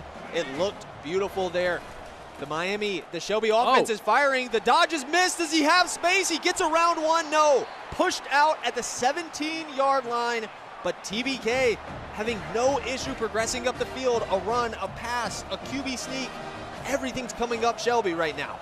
And he's starting to get loud. I feel like he needs this right here, right now. To take the lead would be massive. He's already down 1-0 in the series. Finds a little bit of an opening, and it's a forward pass. It's going to be a nice pickup. 2nd and 4. Not going to force the issue just yet. Yeah, nothing to write home about. We're not going to clip that one and put that on the highlight reel, but it was a positive play. It was a good one. 2nd and 4 here on the 11-yard line. He's got it back right here, calling out some audibles. Looking at what he's got. It's a pass play. He's sending most to the left. The right is where he takes it. It's good. Across the end zone, Shelby High finds their way. He's on the ground swimming. It'd be awesome to see TBK do that celebration in real life. I mean, he just might. If this continues, nothing would surprise me. And just like that, he has taken the lead. Feels like the first lead he's had in quite some time. Yeah. First time he's taken the lead in this game in particular. Absolutely, but we know the skill of Timon. Not willing to let him get out of the way too much. Hang on some space in front of him. No, it collapses around. The second I saw the space, the orange and white jerseys, they just come out of nowhere and they close it off. But yeah, Timon not willing to let TBK make any gap bigger than around 10 points the last game. So will that continue? It's a quick pass to the right. The running back has it. Tries to sidestep, but there's 3 defenders on him. It's going to be a 5-yard game. You'll be happy about that. Yeah, importantly, keeps the ball in his hands, no fumble. As long as you still have possession, plenty of downs to work with. No sense in rushing this. You know, as long as he ultimately finds the end zone, we'll tie this up. Don't want to give TBK too much freedom when the ball ultimately does turn over, but what's the play here? Does he go for some more passes? Looks like he will fake the handoff. Getting ready for the toss now. It might decide to run it. It finds a bit of opening and then ultimately ends with an incomplete pass. I think he maybe could have just gone down there, but yeah, it might have lost a yard or two, so ultimately probably the best decision. Definitely. He did get the pass off, so narrowly avoids an issue. You got to be careful when you send your quarterback over to that left side and then they're throwing back across their body, because these are right-handed quarterbacks. So when they're throwing back across their body there, it's to the center where they might be getting hit. The right side's a little bit safer there. Pass is caught up the middle, makes his defender miss. Brought down at the 40-yard line. Timon silences my thoughts with a big, big pass play up the middle. Looking real solid. Honestly, man, he's so composed, so chill. It's we have one side of the coin on one side of the stage and the other on the other. I mean, I feel like this is exactly the type of opponent you have to be against a player that's as loud as TBK. You got to just smile and laugh at the antics. You know what I mean? You can't let it get to you. Just be like, okay, buddy, you got it. You got it. And he's just a chill guy who likes playing CFB. Yeah, he's just playing his game. He's just a chill guy, man. I respect that. Now, only 6 yards between themselves and that first down. Taking a look at his options, though. It's a pass play. Plenty of time in the pocket. Going up the middle. No, it's snagged. Shelby High gets the interception. The tackle comes in. There's no big gain. Oh, and he is standing up, letting him know about that one. Yeah, you look at that. I love the time and reaction, though. He's smiling, eyebrow raised at him a little bit. Yeah. Like, okay, I see you. Hey, they're competitors, and when they get an interception on you, all you can do is say, nice play. That was all on you. Running as well, makes the sidestep, not able to find his way to the first down, but an 8-yard gain on first down is a beautiful, beautiful start to the drive. That big turnover made him happen. And, you know, it's not surprising me that Timon is staying composed here. Everybody knows at this point what TBK, what the energy he's going to bring is. Yeah. Nice blitz there. Love this answer back out of Timon. He said, yeah, you can stand up and talk in my face. I'm still going to tackle your quarterback. That's right. I'm not going to make this an easy game for you. He's standing strong. A big stop here, whether it's a turnover through a fumble or an interception, or potentially a turnover on downs, could be that respite that Palisades is looking for amongst the storm. Who got? Oh, he caught that. Wow. Wow. I mean, the defense was all there, but yeah, his the foot offense was too good. maybe an booth inch. review. Hang on a second. It looked good. It's gonna be good. Sorry. Yeah. No. That scared me. No. We saw in the replay that it looked like feet barely touched the ground. In the middle of the play, it looked questionable. You can't trust that replay, though. It's led me astray many times. This game actually does have the feature where the play call could be incorrect, and you can challenge the play, and I've seen it be changed by the challenge. So and it is the first quarter. 2 minutes. We hit the 2. Oh, that was a 2-minute warning there. Okay, so 2 minutes left in the first half. Quick pass to the left side from Shelby. Going to take the first down. Very happy with that. He's rocking. He's feeling I mean, his back's against the wall. I mean, he lost the first game. He's not used to losing games. No. I mean, let's be honest. It has not happened. This is the first time that he has lost a game this season. So he is collecting himself. Yep. Getting refocused. Thinking about how does he find his way to the end zone. So far, still has the lead and the ball in possession. Could snowball this lead into a very difficult position for Palisades. Palisades need to turn this over if they can. Here we go. A lot of time in the pocket. Flag on the play. The pass is caught. Spin move is good. Juke. Beats another man. A sidestep as well. There's so many USC defenders. God. Only one of them is going to get the tackle. What is the play call? Seemed to be some sort of a neutral penalty, but the end result is a Shelby gain. They've got the ball 1st and 10 on the 11-yard line. A goal right here, whether it's a field goal, whether it's a touchdown, will extend the lead, get him a two-point lead. A two-score lead. There you go. Good job, J-Dog. We figured it out. Thank you. That's what I have you here for. We saw Palisades making some adjustments on the defense, but it's not going to be enough as a roar comes out from TBK and takes a 2-touchdown lead. A roar from TBK and a yawn from Timon. The pass was good. That corner touchdown pass, I saw it happen so many times throughout this season. Casting TBK's matches. I'm glad I got to see it on the grand final stage. It's a classic in Western CFB land. So glad you were able to witness it. We had some phenomenal games over in the Sand Hills regions as well. Shout out to Northside Onslow putting on a show throughout the season. Shout out to Grays Creek as well. Yep. Fell to Palisades in the semifinals. Oh, hang on, some space to work with. Oh, no. The kicker, maybe number 30 there, making a clutch tackle at the last second.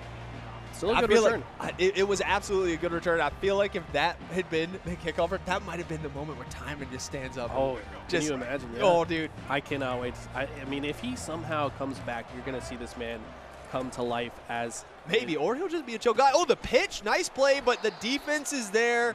First time I saw that all season long, one of those little pitches to the halfback. Yeah, ultimately doesn't lead to a gain or loss of yardage. So we just move on to the second down as if it never happens. Looking for an opening, has a couple options here, but might just choose to run it. He does, and ultimately will find his way across that first yard line, and that's a resilient player to stand up after multiple players try to take him down. Yep, strong players, strong mentalities. 45 seconds left here in the second quarter. Fakes the run. So much time to work with. They've got an extra blocker. No way the defense gets even close. They take the short pass. It's good. It's a first down for Palisades. Defender caught slipping a bit there. I mean, he's just kind of standing awkwardly behind his man. And that's going to be a free pickup there. But love to see how much time he took there. He really considered his options. You know, after a certain amount of time elapses, you got to be like, okay, buddy, what are you doing next? Yeah. But, definitely found what he was looking for there. First down and some advancement down the field. I think those long, drawn-out plays in the pocket are also a little scary because you can't trust the AI to stay active after they've ran their route like a real player would. Here, it's another pass play from Timon. Silent Wraith going to the side, takes the short one again. I'm loving that option from him. It's really stable. It feels like TBK is sending a lot of defenders very deep up the field to defend the touchdown, and Timon just taking the easy one, taking the first down every time he sees it. I think you're exactly right. I mean, why would you choose to make those long plays against a player as good at intercepting as TBK? I like the slow and steady, safe options here for the most part. And now, weighing his options, decides to throw it, and it's a great catch. What a play there from Timon.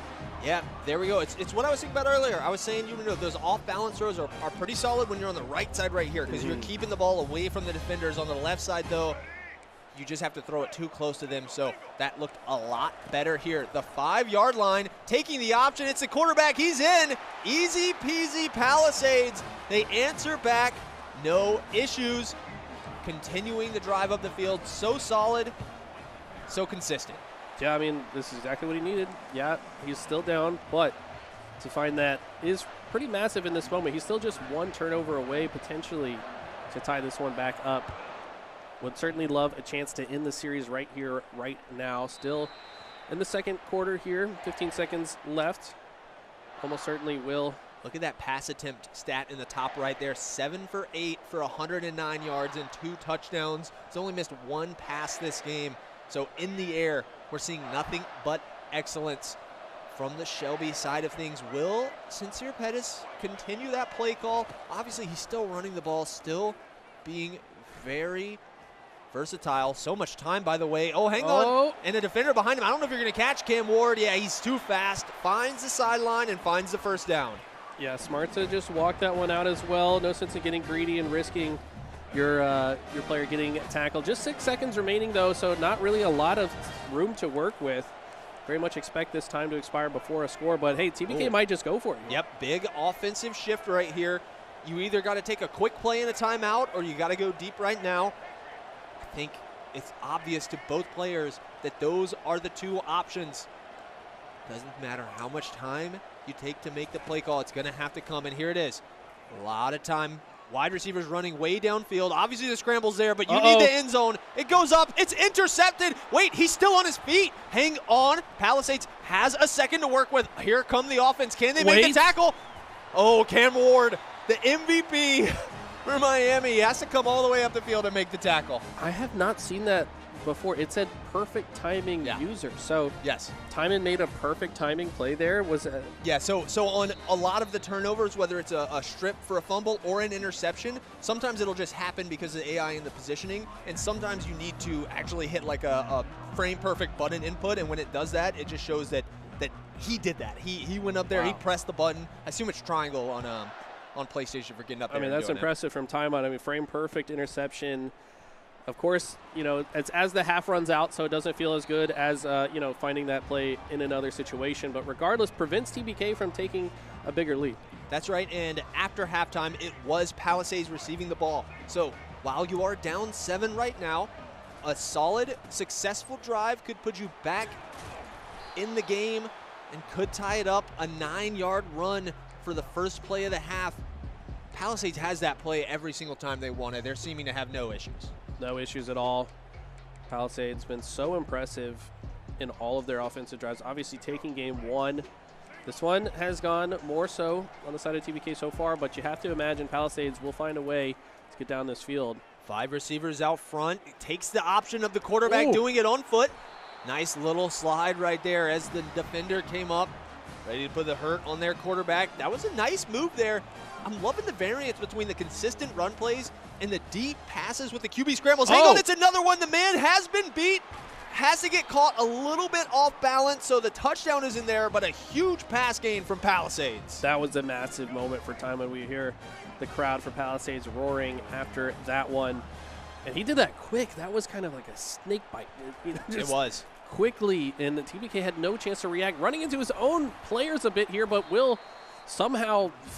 It was a rugby scrum. Yeah, just falls into the front. Will gain some yards. 2nd and 1 now, but goal not too far behind either. Yeah, looking very good. I do agree that quick pass play from last time was beautiful. Kind of just trusted his man to beat him in the foot speed, and you just throw it up there and let the faster man get to it. Here we go, optioning to the side. It's a jet sweep again. He really likes that play call, but never takes it all the way to the side. Tries to cut back into the middle there. But the defense, I feel like they're not making enough movement to create a hole. So someone's got to get in front of him and make a block if you're going to try to get past that scrimmage. He did find some success going far wide in game 1 once or twice. This time they're going to go left, and the lateral pass is the perfect time to do it. Finds the corner of the end zone, and that's going to tie it up unless he maybe goes for a 2-point conversion. No, I'm obviously going to just go ahead and tie it up. And what a bounce back and fight back from Palace. Oh, you weren't sure about that one? Yeah, no, the defender came through, almost glitched through the offensive line. It looked a little funky, but all good. No harm, no foul. Yeah, amazing play there. The timing on that lateral pass, that pitch was so beautiful. Right when the defenders came to make the tackle on the quarterback, you just toss it off to the side. And barely had enough room to find the corner of the end zone, so a perfect play all around. It was beautiful. I love that. These guys are so talented at this game. I don't know if I could score a single touchdown against either of these players. No. They are so good. Listen, I know for sure that you couldn't. I don't know if I should be offended or impressed by these players. Either way. 21 all, game 2, 3rd quarter. Still plenty of time in this one, but every single drive now is so important. It really does, and TBK's picking this up from 2nd and 13, so a little bit of backwards work. Here comes the pressure. No, it's shrugged off. Cam Ward not going to fall to the defensive lineman. He's going to make the pass. He's going to break the tackle. Side steps to the 47. Great play right there. How does that big man not make the tackle? Come on. I mean, he might have just fell over himself. Yeah. But that was really impressive. I mean, it felt like TBK had to consider multiple options in a short period of time, changing the plan throughout the play as well. These players are so quick on their feet to change what they're going for. That's why they're here in the grand finals. I mean, if your opponent is throwing different things at you, you got to be able to adjust on the fly. It's going to be a long pass. This player's pretty open, clotheslining one of the defenders as well on the way down. Wow. It looked like he kind of looked like he hit him with the right hook, if I'm being honest. Yeah, that's a Royo. Love him. I've been watching that guy play all season long, just because TBK never switches off of Miami. Here's the run play. The defense is there, though, wrapped up in the backfield for a 5-yard loss.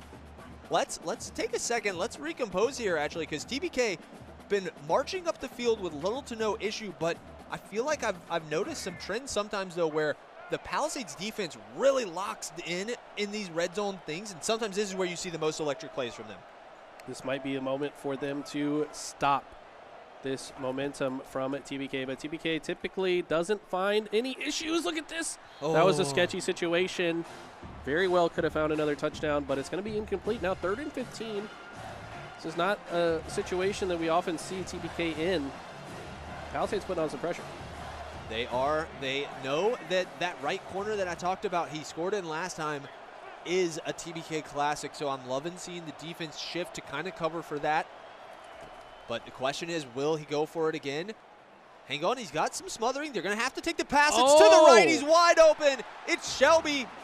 Nice play there. The defense had him corralled, but they left the receiver open. I mean, I love the fake out too, right? Like, make it look like you're going to run it, but then at the last second, catching that player just chilling in the end zone, and that's going to be another lead for Shelby. Will take the extra point as well. Palisades now. Question is being asked, do you have it in you to tie it up once again? The offense has had really no issues. Oh, the tackle from behind. Only had 2 people left in front of him to beat. I mean, that was still a great return. 28-yard line is where they find themselves to start this one. So, yeah, it seems like the Palisades offense has, not to jinx them, has had really no issue scoring. It's more been the defense unable to stop what Shelby and what TBK is throwing at them. So, need to see continued offensive success.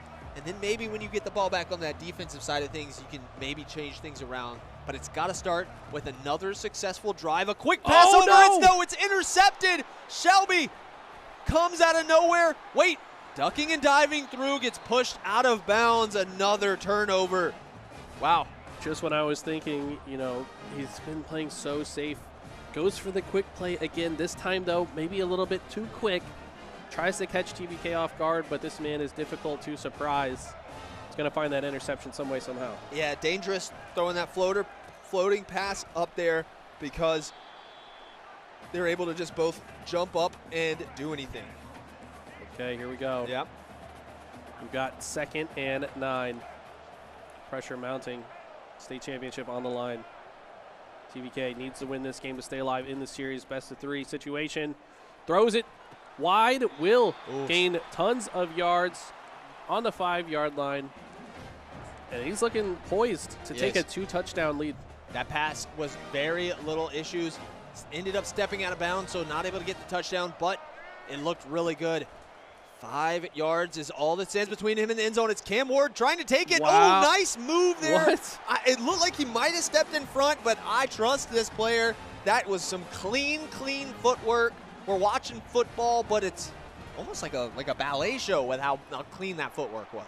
I mean, blinking you would have missed it. It seemed like just 20 seconds ago, Palisades had the ball. Instead, it's Shelby finding the end zone, taking a 2-touchdown lead, and just really a quarter and some change to work with. Palisades need to find some lightning in a bottle here if they want to close the series out. They do. Shelby, they've got defense and offense working for them, whereas I feel like for Palisades right now, it's mostly the offense working. They're struggling to find the stops, and you can see what happens when the teams make the stops. Defense becomes offense, and then a 7-point lead becomes a 14.1. But we still got a fair bit of time, a full 4th quarter, and a minute left in the 3rd here to work with, so I'm not going to count time on out just yet. The first down is completed with that run option. Let's look at some of these wear and tear right here. That middle linebacker for Shelby starting to get a little bit of wear and tear on him here in the 3rd quarter. We don't think about that much on the defensive side of things. Yeah, I mean, these guys are taking hard hits. Okay, long pass. It's another interception, though. You see Tymon reeling in his chair a bit after that one. Can't believe that it just happened. He knows he's going to have to hear TBK stand up and talk to him after that, too. I mean, it's a double whammy. You throw the interception, you got to listen to this guy talk. Yeah, I think Tymon knew that he was taking a big risk with that deep pass right there. And when you're down 14 against a player like TBK, sometimes you have to take risks. Right. So I do understand, and I'm not going to crucify it too much. It's just a gamble as you come down into the last traits of potentially game number 2 right here. You're down 14. If you were taking risks on offense, I think you got to take them on defense. Try and make something happen here. And it's look at him. He's just wearing the clock down. You see him in the top left up there. He's making it very clear what his plan is right now. We're just going to let the 3rd quarter run. Hands not even on the controller. Yeah. All right, so the 3rd quarter does come to a close. Shelby High holding on to a 14-point lead, 35-21. Also has possession. Keeping possession at 2nd down here, 2nd and 12. Okay. This is if you're Palisades, you got to be thinking, how do I possibly come back into this one, especially when this man is going to make it a 3-touchdown lead just like that. You talk about lightning in a bottle. It looks like TBK is the one that found it. Lightning in a bottle. When it rains, it pours. All of the weather metaphors can be used. They're the Hurricanes. I mean, and they're the Hurricanes. It's raining heavily That's right poetic, and it's poetry here in game number 2. Shelby coming to life. This is our reigning state champion. I don't know if anybody in the crowd thought that it was going to go out 0-2, but it's not looking that way today. Yeah, just 5 minutes to work with here. Got to imagine it feels like an almost insurmountable lead here in this game. I mean, at this point, yeah, he's got you doubled up on points. Even though you've got the full fourth quarter to work with, you're definitely, I mean, I'm at least turning my head towards game number 3, but maybe that's, I've said it before, maybe that's why I'm on the desk and they're on the stage. Anything could happen in this crazy game that we're watching on the stage right here. You can't lose faith. Make a good drive, score, maybe you get a pick 6, you know, anything could happen. So, Timon, don't listen to us. Do not give up. Yeah, I mean, if you got to feel like when TBK gets the ball back, he's just going to burn as much of the clock as possible. So here we go. If you're Palisades, maybe you get a little experimental with it. Maybe try some things you hadn't tried yet. Going into this game 3, he's going to find a quick pass up the center, gain some yardage there. 1st and 10 now. He's loving that pass to his running back there. I definitely think the short passes are the way to go against this Shelby defense. Also, maybe some of the run plays that he's moved away from here in the second half of game number 2. I think that it was the run plays that were opening space for it before. And now he's got some space. The quarterback's moving. Sellers oh my God. Got some space to work with. Wait, beats another man. Pushed out of bounds at the 24-yard line by the Miami defense. This quarterback's got some legs on him. The footwork was insane. I mean, this guy, like you said, ballet dancing on the field, and finds a lot of extra credit yards that I don't think many players would have found. Can you find the end zone, though, is the question. He's running out of time to make a play here. No, intercepted again. Another interception. 3 drives in a row. Palisades tries to go to the air, and it's snatched out by TBK. I mean, you've watched this man play more than I have.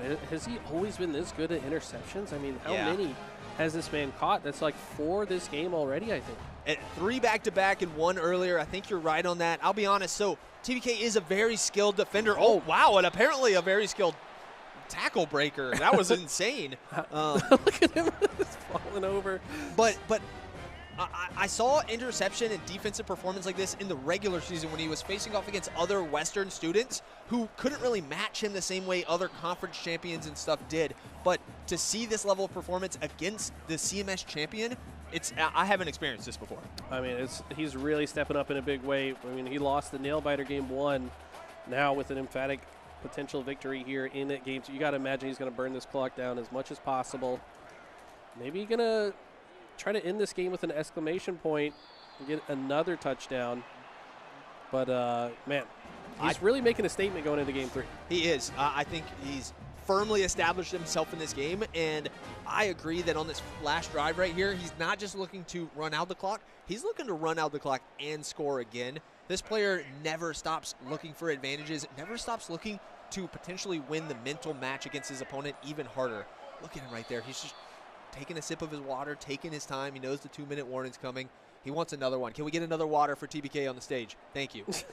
I mean, really just not you, Andy. I'm sorry. Just putting on a show. Whoever's out there to help out our competitors, appreciate that. New water bottle has been received.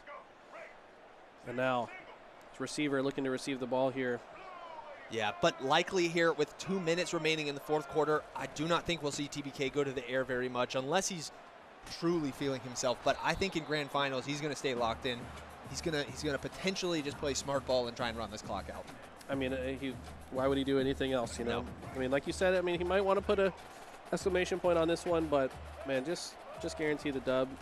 Go next. I feel like if you're on the side of Palisades, you got to be already thinking about the next game because this guy's just going to not let you have any chance back into it. And I think there's a lot of things to think about offensively. I mean, 21 points against TBK is nothing to be sad about. They were able to score, and it was super, super close in the beginning. So there are absolutely pieces of the recipe that can be assembled by Palisades if they want to potentially win this match in game number 3. But game number 2 here, 14 seconds left. It's another run play for Shelby. Are we going to see the time tick down? Nope, one more timeout. Yeah, I wasn't sure if that one was TBK. That one was a little bit unnecessary, I think.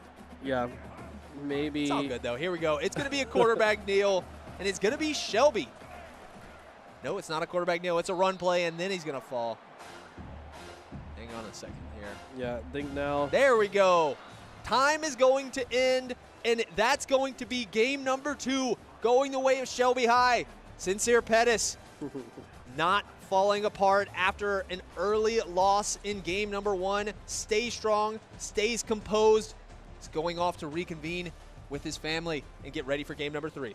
Love this. He's clearly got coach, family member, whoever this is, been supporting him all day, keeping a close eye, rooting him on every step of the way. You got to have that energy in your corner, you know, and I respect all the family members and other team effort. The school associates that have come to support their players. That means so much to us and, of course, to the players as well. But, wow, what an impressive win from TBK in this second game. Now tied 1-1, going to the ultimate game to determine the winner of the state championship. This is going to be insane. Yes, a deciding game 3. College football delivered all throughout the conference championship and all throughout the last chance qualifier for us, and the state championship is not letting us down either. Okay, and just like that, we're going to actually go back to Andy on the stage. What you got for us, Andy? Man, I got a lot of insight as far as what things are going on out here as far as the crowd. And to both your points, Justin and Eli, you were very right. I mean, we got family members. We have tremendous support for both of our competitors right now. And who would have it drawn up any other way when you got 2 heavy-hitting players here for the state championship of the fall season? Going to game number 3, of course, game 1 was really close. TBK came out super hot in game number 2. It definitely got a little bit closer towards the end, but that leader's advantage too much to bear. Which way is it going to go? Not too sure, but during this break, we also sat down with TBK for a little bit of insight coming through from Shelby High School. Let's take a look.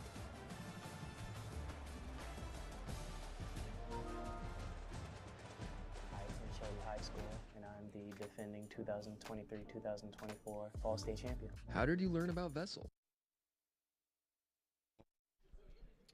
Well, never mind then. So I guess forget all that. We'll figure that one out, maybe depending on how this game number 3 ends up going. But we'll just throw it to a break. How about that? That was the end conclusion of it at the end of the day. Make sure the players got everything hydrated. Make sure you guys are being aware of everything that's happening around the entirety of the venue. I mean, we got racing simulators. We got side stations. We got free play rooms as well. If you're in-house, make sure you stop through and play some of our various different games that we have at our disposal. Just as an update as well, the Smash Bracket is also going through its own workings as well. We had random seeds, of course.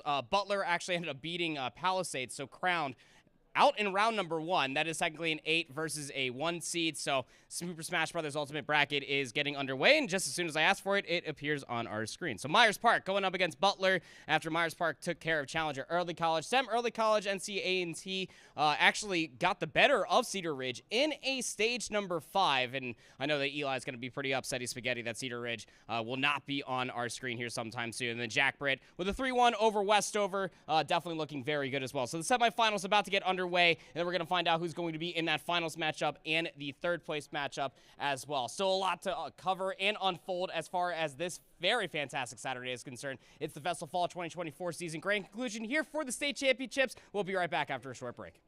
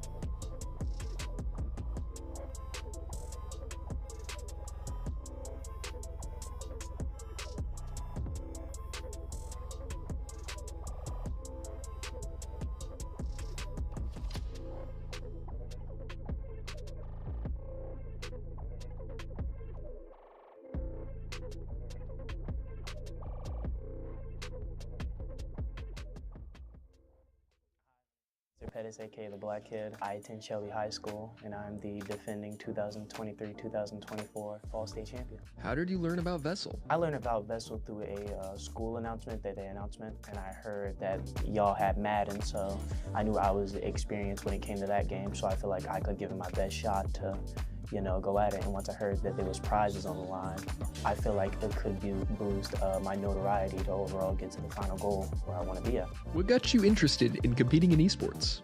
I really got interested in esports when I was a little bit younger. When Fortnite was in its prime, I watched a lot of competitive players like TSM Daquan and Tfue and all of them, and they really got me to the esports.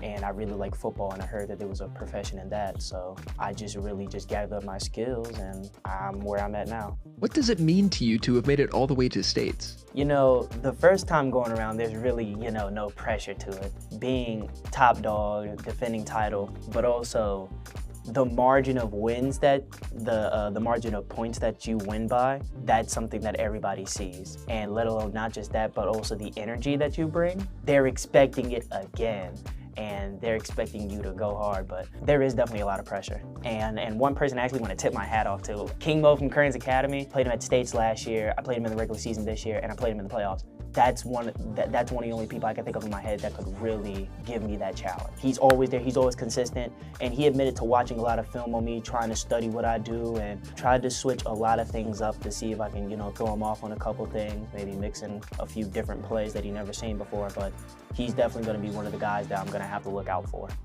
What do you think got you this far in the competition? God, I've seen a lot. I've had a lot happen, so video games was kind of the way to, go ahead and escape all that. And then for now to have people accept my personality and accept who I am, and let alone, me being as entertaining as I am, and for somebody to finally see that, that's just amazing. But what pushed me was just them, but also my family. Because after they figured I was going to state championship, it was like a big factor in the pushing me to keep going and upon all that. But also proving a lot of people wrong. A lot of people wrong. And I already have, but might as well give them more reasons. Do any of those names worry you? No, not really. Palisades, and guess what? I'm not saying that. One of the broadcasters said that Palisades, they're mainly known for their fighting games. Palisades, they haven't touched up on any sports games, but I don't know what age is the kid that I'm going against. I don't know if he's a freshman. Their nerves will definitely jig him. Will I be nervous? Yeah, but I feel like I wouldn't be as nervous as he is. And then let alone the energy that my family bring, and let alone the trash talk that I bring into the table. Oh yeah, poor kid. That's all I'm gonna say, poor kid. What advice would you give to people who haven't made it to States yet? You gotta go all the way in. There's no slack at all. If you think you just slack around, you're not gonna get close. So like I said, you gotta put time, you gotta put an effort, but also you gotta have the self-confidence. If you're thinking about what you're doing too much, or you don't practice as much, of course you're not gonna have the knowledge to even make it to States. So honestly, just to make it to States, you just gotta trust in yourself, believe in yourself, and put in that work. Do you have any predictions for the state finals? Predictions, I would be the 1, Palisades would be the 3, and I forgot the other school, it would be the 2. 1 would play the 4, 2 would play the 3, which, do I want to play King Mode in the first round of getting there? No, but you gotta do what you gotta do. And I feel like Palisades would get the upset over the 2 team. And I feel like me and King Mode, of course, another back down to the wire game, I feel like I could have a good chance to beat him. So, and then it would be me and Palisades, which, like I said again, poor kid. Because like I said, you're gonna have a random person that literally goes by the Black Kid yelling at you, saying that you can't hold it.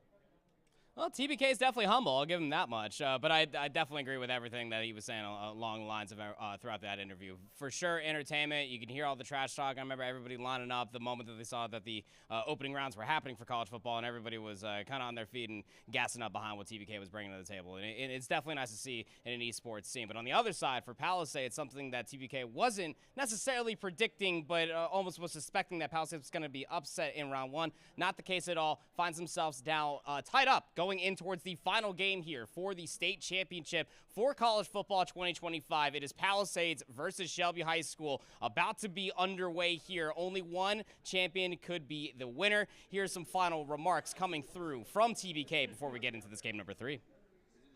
If you had one final thing to say to your opponents, what would it be? Hey, December 14th on Saturday, 8 a.m. Get ready for Palisades A to be at number 1 for NCAA and Super Smash Bros. Welcome back, everybody. We are here. Game number 3 of the grand finals for the VESL Fall State Championship. TBK for Shelby, Timon for Palisades. They've gone back and forth, and they've ended up here in a deciding match. The winner goes home with the trophy, and they go home with the title of state champion. Who is going to come out on top? We see a new jersey for USC this time. The black has been put away, and the burgundy is out. Burgundy is out, and this could not have been a more intense series so far. We're starting with a nice juke move and some huge yardage picked up on the very first play. Palisades making a statement that they are here to play today. Game number 3 is a new one. Everything that happened in game number 2, everything that happened in game number 1, put it behind you. Focus on winning this best of 1. And you could leave with the crown. You can leave with all of the accolades, all of the glory. Everything that's up for grabs is there for your taking. Here we go, optioning 1 over. Fakes the jet sweep, passing it to the left. It's caught, a nice play. Palisades, 2 play calls and 2 big gains to start off our game number 3. I mean, this is a very impressive way to start. I mean, he just lost in pretty convincing fashion game number 2, but now showing that this is the game that matters. He won game 1 to have a chance to play game 3 if he needed to. Now, looking to seize the opportunity. So far, so good. 2nd and 8, 29-yard line. But he's found his way in the end zone quite consistently, the most consistently against TBK that we've seen anyone throughout the season. Saw in the little interview, TBK a little bit more worried about king mode, but maybe looking over this player who might be the one he should have looked out for. And yeah, that was a bit scary for a moment, but we'll hold on to the ball. Yeah, TBK was looking for the strip there when the tackle was being made, but is going to be held onto by Palisades. I do agree. It definitely seemed like in that interview, TBK was much more worried about the Kearns Academy team that didn't even make it. This Palisades player, Timon, is a roadblock that I don't think he saw coming, but hasn't let him push him astray from his course too far. Just 1 game, and now we've got 1 more to determine a champion. All the family members in the crowd rooting on their players. So much on the line here. And a nice pass down. Will not find the end zone, but hey, you're right next to it. Just got to comfortably find a way into the end zone in the next couple plays here. Yeah, and I feel like Timon has been very, very efficient and consistent in converting once he gets these goal line opportunities. The run play seems to be so good from USC, but no, interesting decision to take that around the side instead of push it straight down the middle. Actually going to lose a significant amount of yards there. 2nd and 6 now, or 2nd and goal from the 6-yard line. Right, I mean, did lose 3 yards. Probably not too worried about it though, still has plenty of downs to work with. What's the play here though? Spread out formation, gonna try to go through the center and earns 2 of those yards back, but man, palms are probably sweating here. I mean, this is, you don't score after such a strong opening. Feel pretty bad, so needs to consider his options here. It would be a dagger to not get this score to start the game off, but the defense, can they make it? The tackle brought down just at the 1-yard line. I'd love to see a booth review on that one. No, it's going to stand. It's going to be 4th and goal from the 1-yard line. We've got a very contentious, a very, very serious play call that needs to be made here to start the game out. It's going to be in it. Go for it. Yeah, I mean, you might have thought about the field goal, but no. He wants to start off with 6 or 7 points here. Going to take his time on this, and I don't blame him. And we'll just walk it right in. Does not falter to the pressure. I like the timing that he waited before he snapped that play as well, because it throws off TBK's cadence and rhythm when it comes to taking control of his defenders, deciding what to do. So just wait a few seconds, then go. Finds that end zone. And using that wide receiver, optioning it over behind him. Before, we've seen him use that receiver and hand it off to him multiple times. That time, just lets him go over and then takes the open space in front of him. Great play call, great composure, and honestly, an amazing start to game number 3 here for Palisades. TBK going to be catching that. Moves forward, only finds 15 though, so will start pretty far down the field, has 85 yards to go, but typically finds them eventually. You see a couple adjustments being made here on the defensive side. Yeah, this is a big part of the game, and I think this is the biggest part of the game for Timon, for Palisades here, and what they need to change to potentially get a win and to get a state championship. You need to find a defensive presence. You need to find some way to stop the Shelby onslaught. It's a run play to start things out, and it's a 7-yard gain on first down. Stops it, but not after TBK finds 7. How does he move from here? But I have to agree with you, the defense has to be the side that Palisades makes the changes, but players are making catches like that. I feel like so often we're seeing TBK with these perfect catches just barely over the defender that's trying to stop that from happening. Guys. And we need to quickly get back to the screen here. All right. The play is still happening. We're working on getting back to our game feed. I see a pass play to the sideline. Oh, perfect. We're back. Okay, so the Miami drive is still continuing. They got the first down as 1 minute remains in the first quarter. All right, 1st and 10 now. TBK in familiar territory. And finds an opening right up the center, and it's going to be a seemingly free first down. Yeah. Nice safe play call. I like that run. This running play for Miami has been very solid as well. I feel like it's easy to focus on the air game because it's so effective and so explosive, but the run is there too. I mean, it's a lot less risky as well. I mean, 2 players of this caliber going against each other, every single drive is so important, and every turnover can be the end of the game. And wow, the player able to hold on to the ball there. And get the first down. And get the first down. I mean, it's been first down after first down. No real defense being shown so far from Palisades. Yep, we've pushed about 65 yards up the field right now. Sincere Pettis taking it from the 10-yard line. 1st and 10, but with such a small gap available for the first down, this is essentially a goal line opportunity. You got 4 chances to make it work. He's got a lot of time in the pocket as well. These wide receivers aren't moving. It's going to be a scramble. It's going to be a pass. No, it's dropped. It was placed well, but is not able to get pulled down. Number 8 feeling himself on that miss. TBK trying to fake him out there, I think, because that player was wide open, and Palisades saw it, eventually started controlling the defender, starts to run, and then passes to him afterwards. So lots of fake outs back and forth there. Yeah, this is the chess game of college football at the highest level.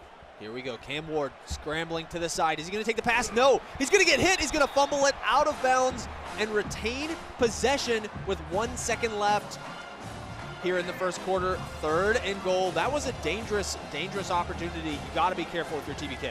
That was a scary moment, and like we've seen in prior games, Palisades really step up their defense in this situation. How do they stop it here, though? TBK taking his time.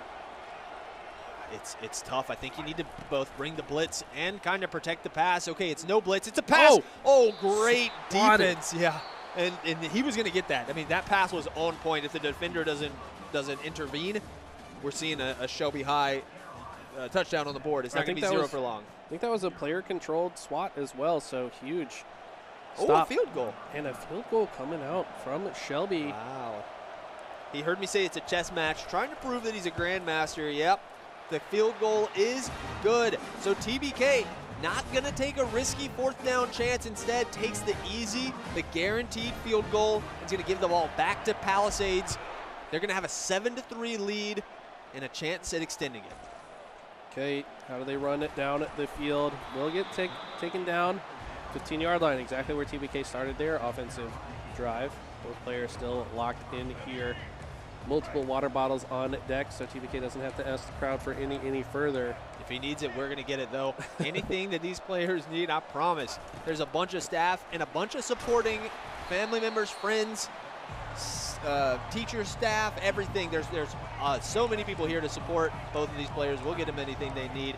All right, 2nd and 8 here for Timon. A lot of players bunched up around the middle. Feels like it's going to be a run play. No, they separate for the pass. It's quick. It's caught on the run. Number 8 to the 20, to the 10. It's a touchdown for Palisades. 7-3 was the score, looking to get to 14. And this is the quietest that we have seen TBK in quite some time. Yeah. The crowd for Timon coming to life. Palisades trying to be put back on the map as we got word.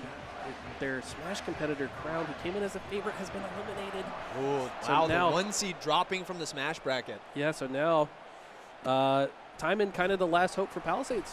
Yep, the whole school pride need to put it on to this player, and it's looking fairly well there. Man, interesting to note the water consumption. TBK 2.5ing the volume of time. When I'm a competitor, I'm very thirsty, so I go through a lot of water. I would need a bigger water bottle than that. Yeah, just bring a whole jug, man. A couple gallons. Just wire it straight in. Come in with a Camelback. HIV. Sorry, an IV drip. Yeah. That would be the next level play here. Oh. As we've got the run down to the first down. Nice slide. Safe. Protect Cam Ward at all costs. Everything that TBK does goes through this quarterback. I don't think there's another quarterback in the league who he could run this level of offense through. So absolutely got to be careful. Need to take those slides when we can. Here we go. 1st and 10 from the 27. A lot of time in the pocket. Wait. Pressure coming. Timon sitting on this middle linebacker. Forces the pass back to the middle. The running back's got some time. A spin move. A spin off. Not willing to go down. Wow. How many tackles is he going to break? Not one more, but still a lot. Great play there from TBK. So impressed by the just recognition of the situation. That was probably the only player he could have feasibly passed it to and gets extra credit off of it. That's why this man finds himself in the grand finals. But he's got to have a lot more plays like that to break this lead right now. Currently down by 11 still. Yeah, definitely a significant lead to try to come back from. Not unreachable, but definitely there in the pressure. Everything's breaking down, takes the pass to the side, able to get his body position back towards upfield, so no intentional grounding penalty will be called. Great job by TBK there, staying composed and not letting the pocket breakdown kind of cause him to panic and get sacked or throw an interception or anything. Great job. I mean, props to Timon for putting that amount of pressure to force him into that situation in the first place. But now, 2nd and 10. What's he looking for? Looks like a long pass. No, a short one instead. And this defender is going to guarantee that he does not find that first down, but a solid pickup nonetheless. Very good there, matching that running back step for step. You would assume that they'd be the fastest on the field, but some of these defenders, they've got some speed on their own. Timon actually choosing to sit on this defensive end over here. Is he going to drop back for defense, or is he going to bring some pressure? Looks like it's defense. The blitz is coming from the other sides. No. One in the front. Nice. The pass, the dump pass to his running back. He's taking that every chance he gets, and the defense is just kind of ignoring him in there in the middle of the field. Yeah, I mean, he keeps finding these open players in the center. It seems to be the, I guess, weakness of this defense so far. And TBK, very strong player at finding the weakness of his opponent and taking advantage of it. Starting to see that flag does come out on the play. Free play here and for Miami. He's going to move forward. No, he's going to look for a touchdown pass. This is a free play. Even if it's intercepted, missed, anything. It's caught, though, right at the end zone line. That's going to be a declined penalty. They're going to take it on the 1 yard line. Great use by TBK, taking a risk on a free play. So smart. I didn't even think about that. Yep. But you're exactly right. That's what it was. He sees the flag, knows he's got more options. Worst case scenario, he can turn it over with the penalty. Instead, finds himself 1st and goal, less than a yard to go. This should be all but guaranteed. No, it's not. It's what? knocked out. Wait, who's going to pick it up? No way. It's Palisades. They recover it on the end zone line. Tragedy for Shelby. No, everything looked so good right there, but it comes up the way of Palisades. Oh, my goodness. What a heartbreaking moment. I've never heard the venue so quiet as right now. Wow. And now Palisades just going to calm, cool, collected, take advantage of the situation.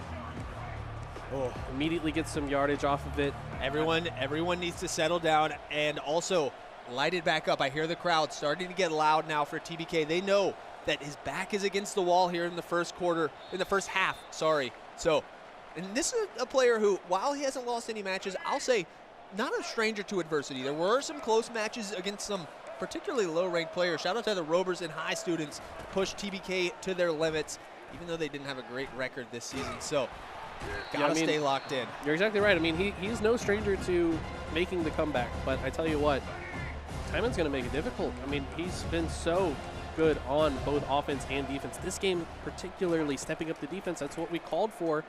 See a little bit of picture-in-picture for a moment.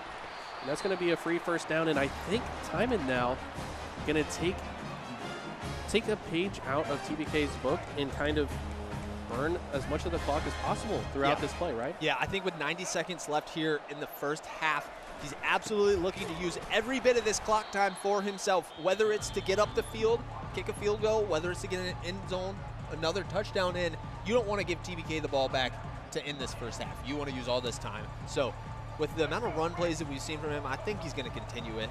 Yeah, we saw the timeout come out there from TBK. Smart. You know, he recognizes there's still a chance to score in this half should he turn this ball over. Oh, pressure. Oh, shrugs it off. Wow, but the other defenders come in and they take him down. How did he shrug off that tackle that was going? That guy was in full sprint. That was wild. I do not know. It's like he just decided not to wrap him up. Just, I'm going to run full speed and just bump into you.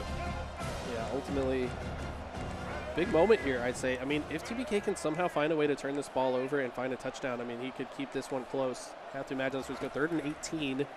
Pressure coming in from the defense. It's a long throw. Foot race. Oh, it's not caught.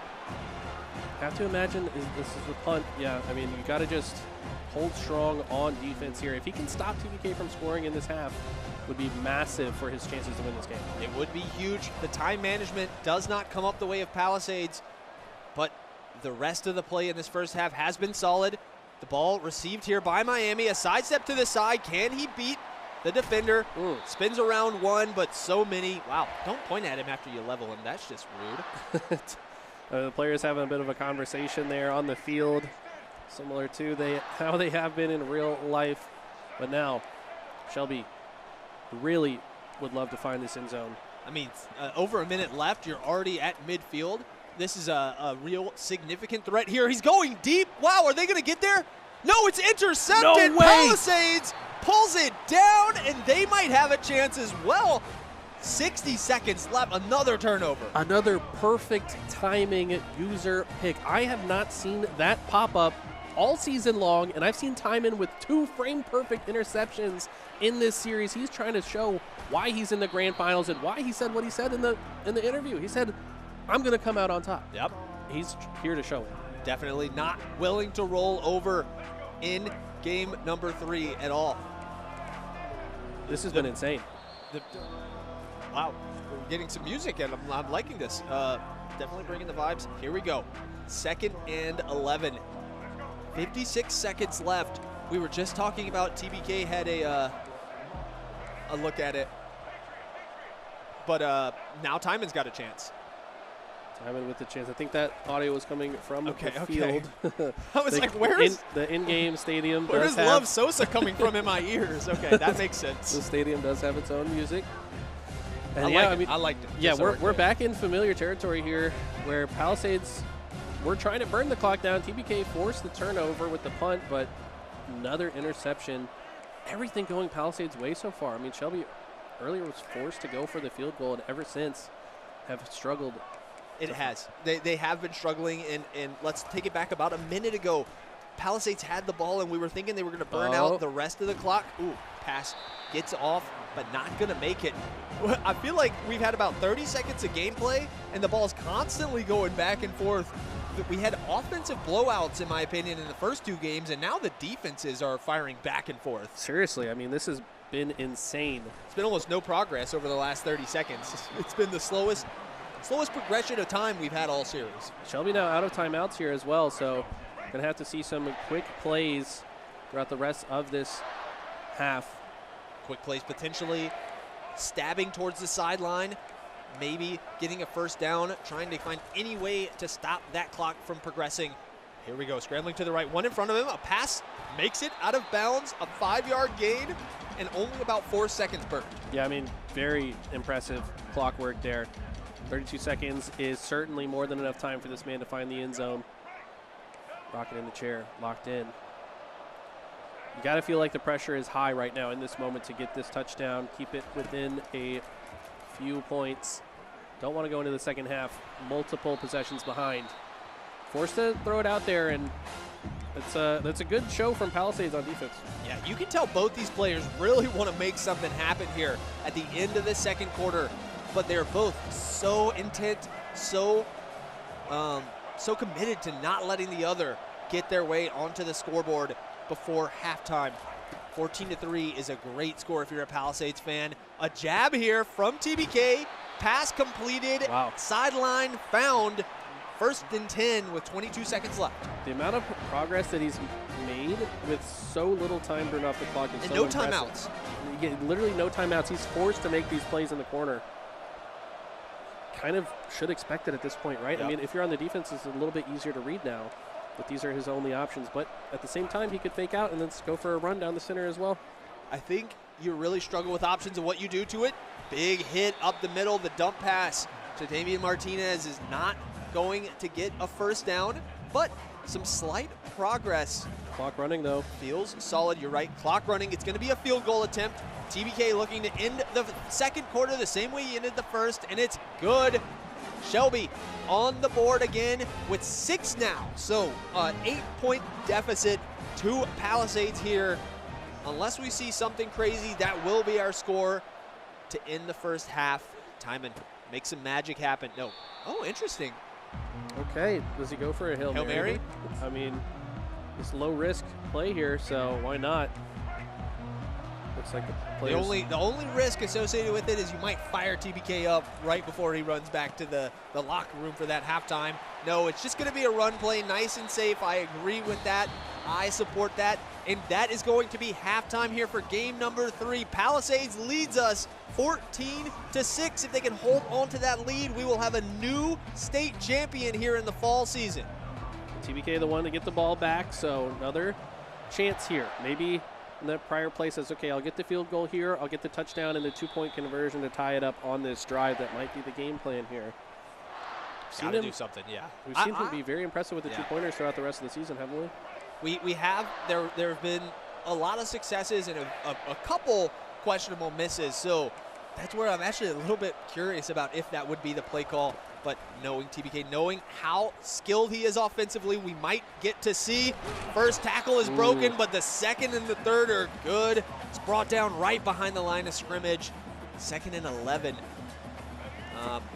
But yeah, I think we could see him go for it, but also he's been playing very safe today, so I'm not sure.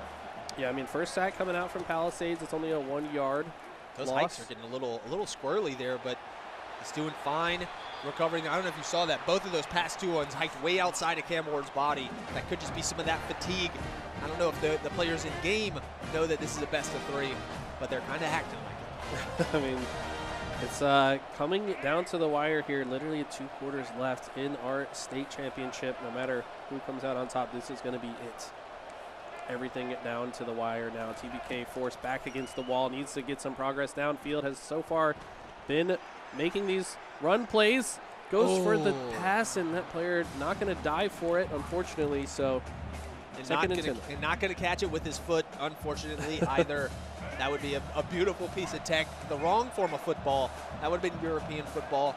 Here we go. 2nd and 10 from their own 35. So need to see some progress here for TBK. No blitz. The pass is good. Oh, hang on. Oh, my. How did that ball come out in that direction, and how did nobody get on it? That was so scary. I think real humans, to quote you, real humans with real human brains might have found a way to dive and catch that one for Palisades. But a real football also wouldn't probably come out. I've never seen a fumble come out like that. Hang on. He's got a lot of time. A late blitz is coming, but it's picked up by the blocker. A wide open man. The tackle is missed, and the second one is broken. Hang on a second. Okay. He's going to get brought down. No real gain after those missed tackles, but such composure from TBK as the pocket starts to break down. Beautiful play.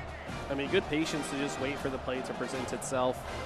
Before that moment, it was not very clear, but patience is a virtue here in college football. Got to wait and find and make sure it's the correct play before you pull the trigger here.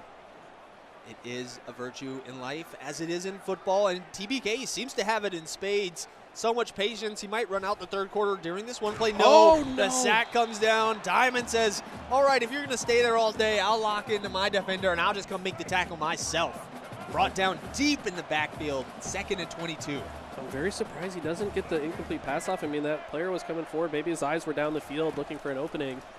Unfortunately, does not protect the QB, but doesn't matter if you can erase the yards lost in an instant and find another first down. And both players talking to themselves a little bit there. That's right. I feel like the talk is not outwards anymore. It's all inwards. It's all about, can I improve my game to step up to the level of the opponent, who seems to be defensively hitting a stride he has not hit yet, infiltrating the backfield and bringing down the quarterback for another big loss. But had a big second down last time. Can he get it this time? That was so impressive. Timon really stepping up the defense, like you said. Okay, it's going to be a short pass down the center. It's definitely going to be a pickup, but 3rd and 9, not a great feeling right now, especially with how good Timon's been on defense. But it feels like every time TBK's in this spot, he finds a way through. He does. I mean, 9 yards is really nothing when you're averaging about 24 yards a play, and this player so electric from the air. You've got to know he's absolutely averaging that. And he's going to look deep here. Might opt for a scramble, but you know he's looking for the pass. No! It's overthrown! So tragic there. TBK knows that he missed an opportunity. It's going to be the play. He's going to go for it here. Big gamble, down 8, 4th and 9. Can he make a smart play, or will the frustration affect things? Not even wearing the headphones correctly anymore. He's frustrated here. Does he find it? Down the field, it is caught, and that is exactly what he needed when he needed it. Got to imagine that one turns over, and this game looks very different. When the heat got put on him, he did not flinch away. He stayed strong, and he made the play he needed to. 4 new downs from the 20-yard line. Scrambling to the side, passing it out of bounds. Nice safe little bet there. Cam Ward, I couldn't tell if he was celebrating or frustrated by that, but it's going to be net neutral for Shelby. Yeah, I mean, just didn't see any options that he liked. Opted, okay, let's just go next. Taking the 2nd down here. What's the play? Looks like he might have a couple players going right side. Looks like an audible. Multiple audibles potentially being called here. We know it's TBK. We know he's going to be looking for that end zone. No, it's a quick dump. Loves that play right now. Waves bye-bye to the defender who missed him and gets to the 5-yard line. 1st and goal here for Shelby High. That play has been so effective for him. I mean, it feels like every single time that he's advanced down the field, it's with one of those. And so far, Palisades has not had the answer to that play in particular. Needs to find another sack here. Looks like TBK looking for an opening, but okay, I like that. If the play doesn't present itself, maybe it's not there. He's not going to force the issue.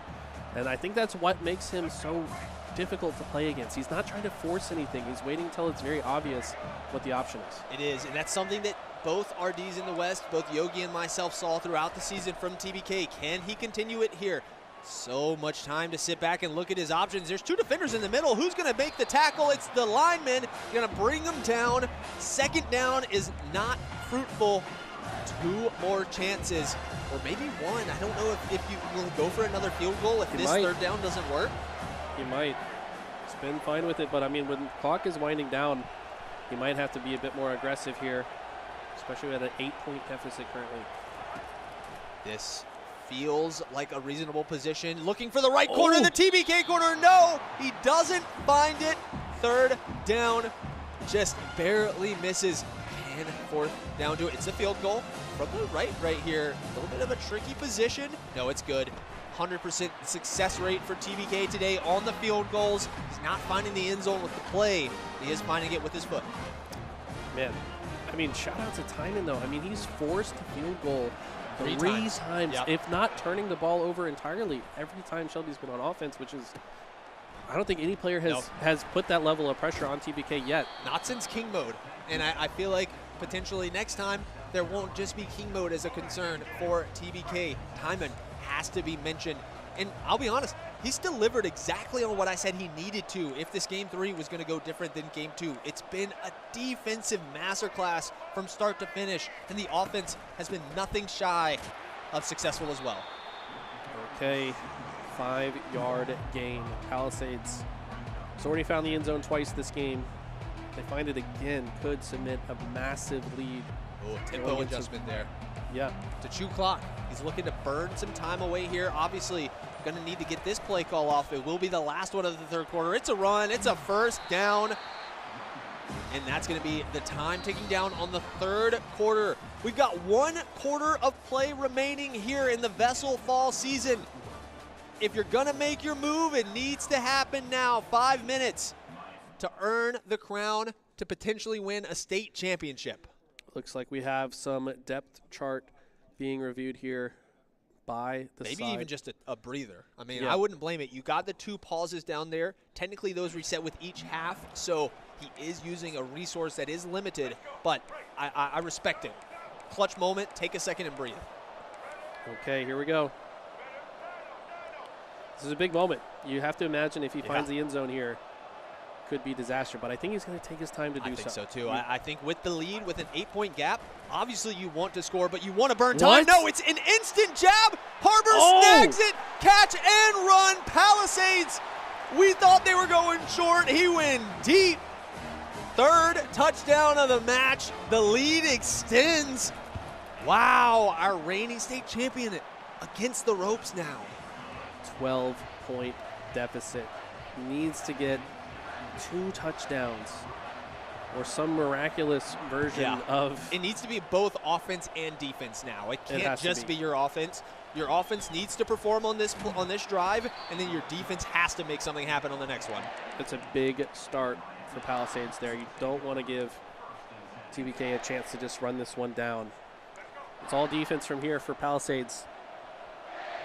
Or, I mean, with just one more score as well. I mean, there's multiple paths to victory, but very narrow paths to victory for TBK at this moment. He's got a lot of options. He's going to air it out as well. Number 4's got to play on it. No, he drops it. Hits his man in the hands, but not going to pull it down. The play call was good, but the execution came up just short for Shelby. He is shaking his head in disbelief. I can't believe that wasn't caught. I mean, that looked like a catch to me. Tough, but it was only 1st down. Let's resettle. You know he's going to be on stage trying to do this. Let's do it as well. 2nd and 10. Cam Ward, a lot of time to look. Is he going to go deep again? Is this the pressure of potentially? No, he's going to take the smart play. Oh, wow. Okay. That was a hard hit. Yep. Wants to take that receiver out of the game, but hood back up, settle in a bit, because he's been going deep. You see him looking for those. I feel like he needs to go back to what has relied on him so well. The side passes, deep jabs, maybe some runs. Obviously, you want to maintain some clock presence, but progression forward is most important, and it's not happening when you're standing in the pocket. He wants another deep one. Here comes the pressure. It's the pass is made. Oh, no. It's broken up by the defense, but not intercepted. So we've got another chance. 4th and 3, potentially the most pivotal moment of this entire series. The most important 1st down he has made all season. Can he make it right here, right now? Has to make the right play. Can Timon stop it? He has been clutch whenever the pressure was put on, and he is again. Martinez snags the catch. This running back, these dump plays to the middle, no issue for TBK. He gets the 1st down, but gotta keep pressing forward. Gotta make something happen, ideally in the next minute or so you can get a chance to get the ball back. It's not over yet, but the walls are closing in on TBK. Would love to find a quick touchdown. It's going to be a short pass, though, and we'll get taken down.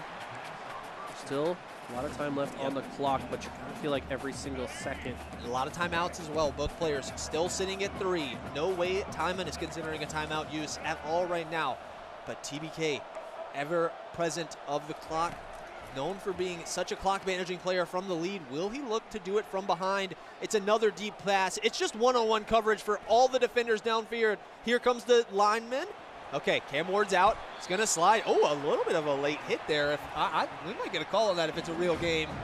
It's not a real game, though. It's a digital one. With some real players, though. My wires are getting crossed, sorry. I mean, it feels like a real football game sometimes, especially watching 2 players of this caliber. And, man, TBK's really been taking his time on all these plays. He wants to go deep. I think he's got an option forward. The pressure coming. Oh, gets the pass off. The sack won't happen. But the 1st down, nothing happens. Look at the possession time up there in the top right. Almost doubling up the possession time. Miami is over South Carolina. So while Shelby and while TBK has had the ball most of the time, it's Palisades converting quickly when they have it. Once again, the deep pass play seems to be what he's hunting for. He's searching for it, kind of begging for it, but they're going to take the scramble, going to take the slide and take the 1st down. this has been the play for a while now. Sit back, wait for the long pass. I feel like timing is cool for that. Yeah, it doesn't show. Yeah, it doesn't show up, so he's forced to run it. Because I feel like if TBK takes too long to potentially score on this drive, Timon is still happy about that. He gets the ball back with potentially under 2 minutes. Here we go, 2 and some change left. Scrambling to the right. Wow. That was an interesting angle on that throw. Gets it out of bounds, though. Once again, I don't know if a human would have been able to throw it like that, but impressive nonetheless. So, yeah, closing in on the 2-minute warning here in our final match of the grand finals. I mean, you have to find the end zone here if you're Shelby.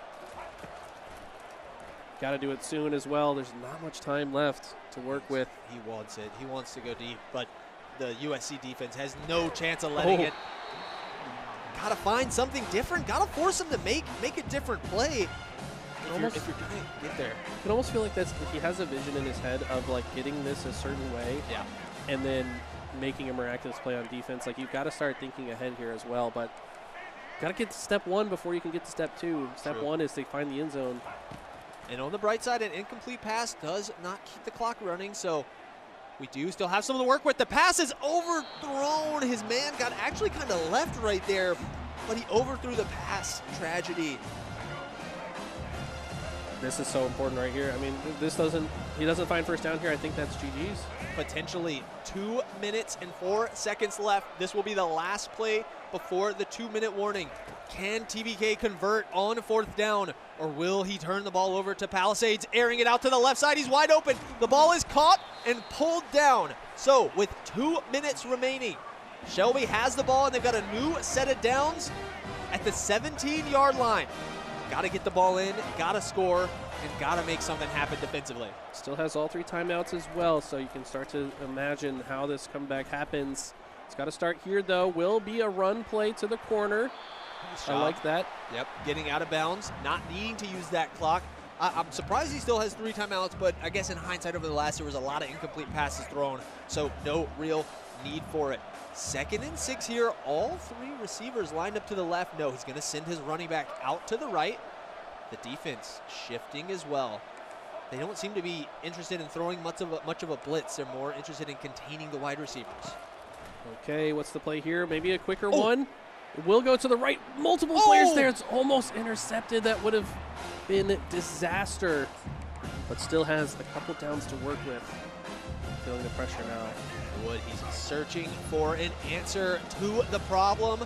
The Timon is throwing at him and not able to come up with it right now. Passing it to the side. It's caught, and it's a touchdown. Shelby took him a while to do it, but he finds the end zone, gets close, within scoring distance now. The wheels are turning. He finally completed step 1. Like I said, this is a 2-step process. You've got to find the end zone, get this extra point, and then step 2 is finding a way to get the ball back in your possession. All things considered, there's still time left.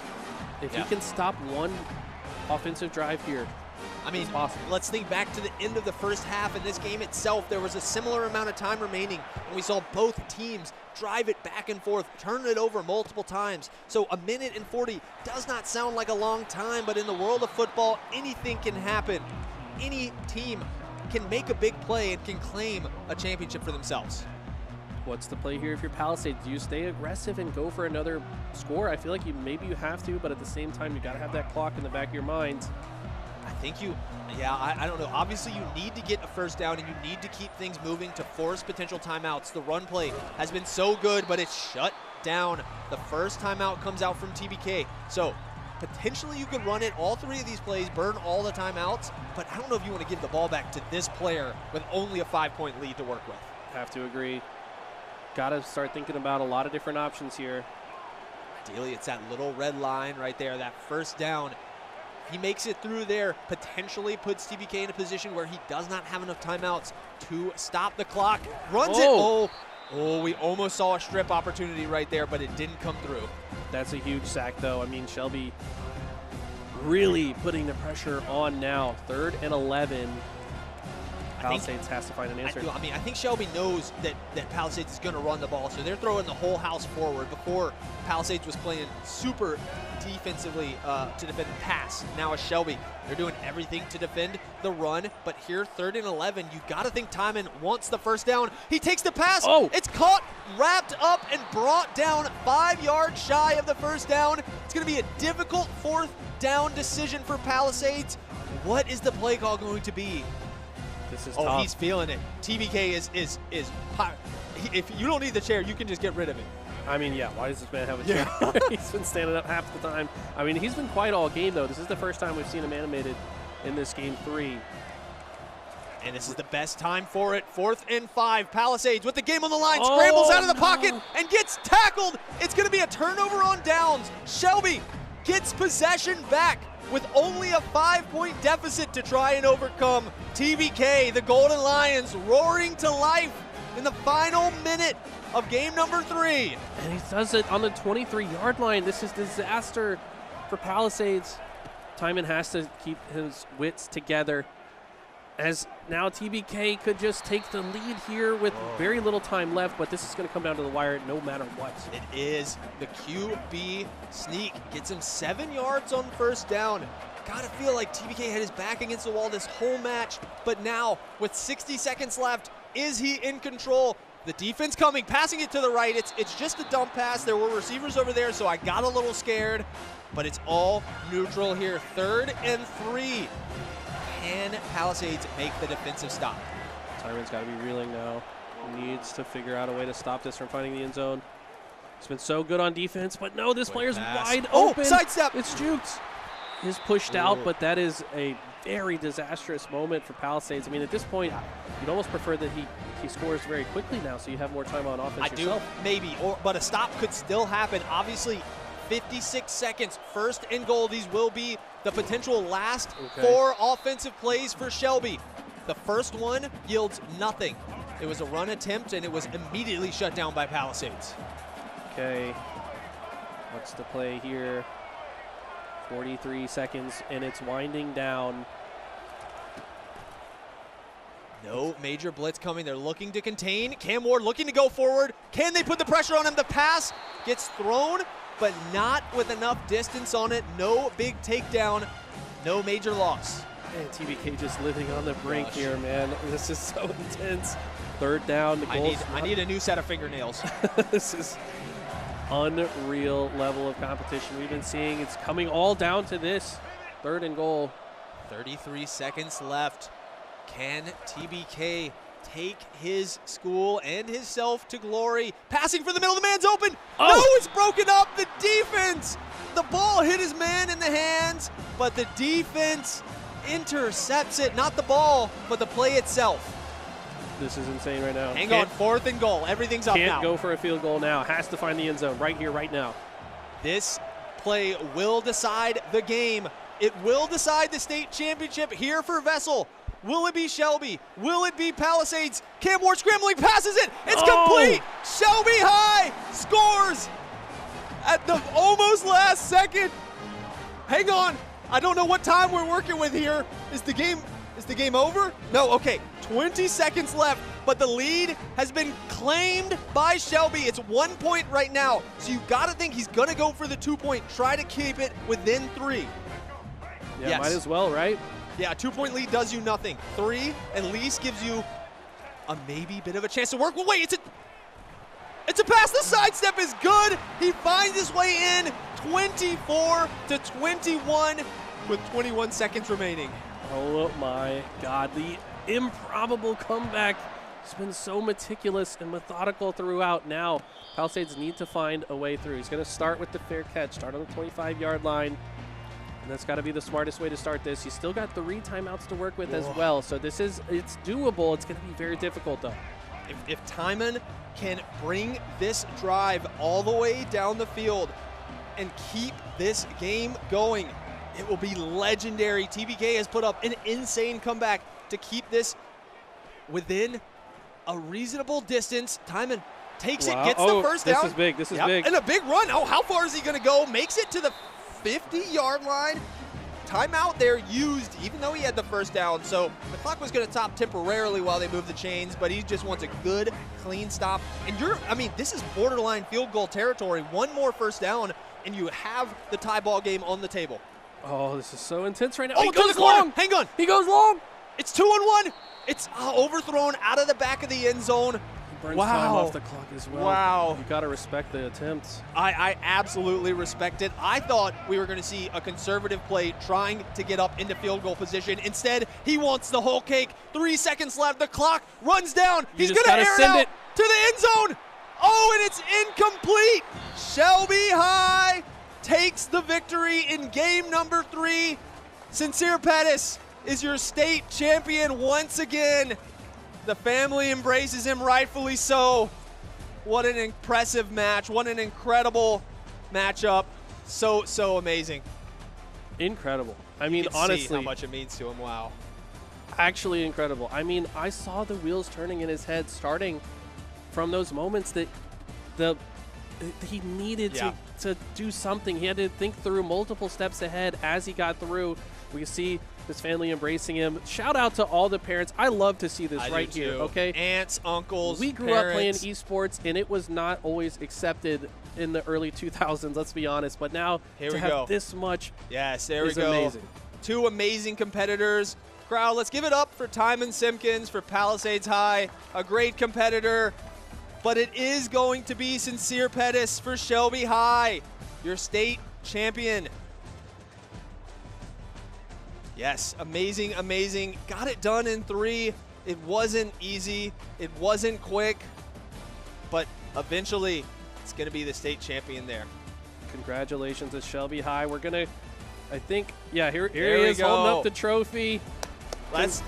Congratulations.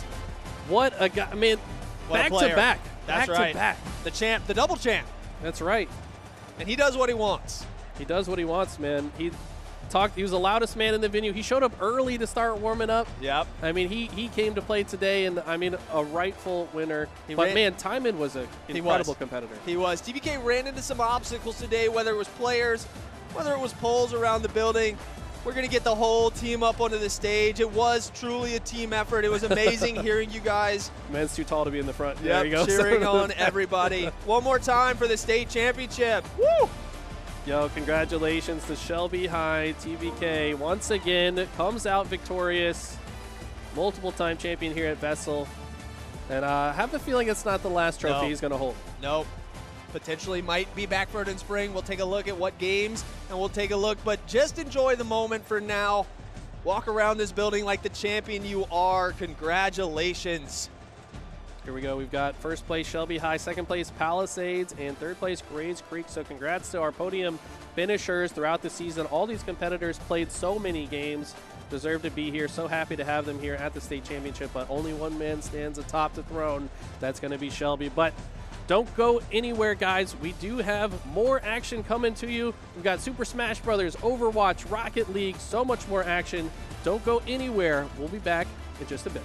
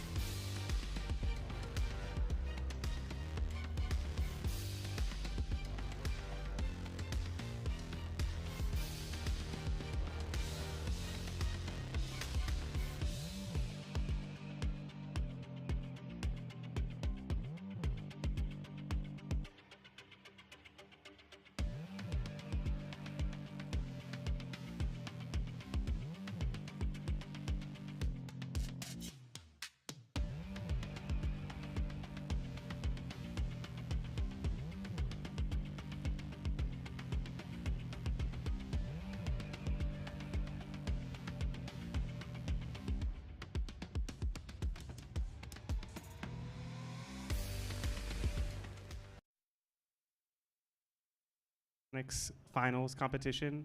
Each of the participants grew their own ingredients throughout the course of the season and used them to create a dish of their choice with certain guidelines. That was prepared in the professional kitchen upstairs. That's what they've been hard at work doing just until now. And this 4 people are lovely judges about to judge each and give scores, and we'll see who comes out on top. If we could have one member from each team come and introduce their dish, we'll start from left to right. Let's start with this one. Or my left, y'all's right. Sure, yeah. Okay. My name's Saturn. This is stir-fried mung beans. It's basically garlic, soy sauce, and mung beans all sauteed in the pan. Awesome, thank you.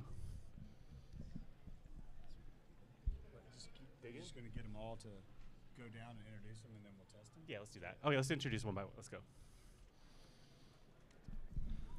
We also had mung beans, and we did the mung bean stir fry with a celery garnish. Awesome, thank you.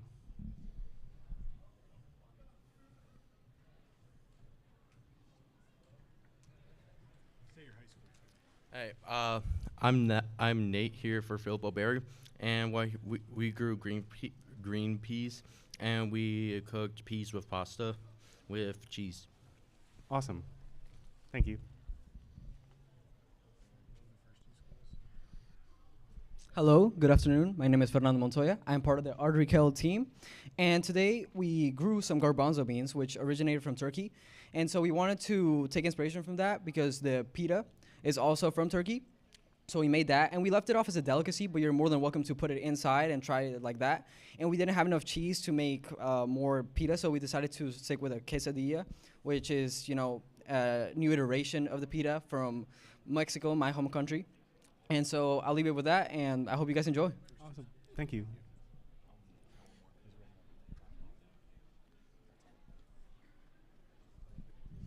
Hi, my name's Bryson. I'm from Olympic High School, and today we made a lentil soup. Perfect. Thank you. All right, that's amazing. I mean, I'm so excited for VESL's first food competition. This is going to end up on what channel has these food competitions been? Food Network. Food Network.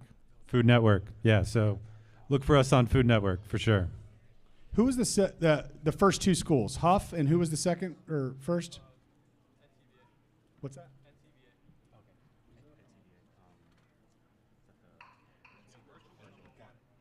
So, ladies and gentlemen, if you are tuning in just now, there's a little quick backstory you have to hear.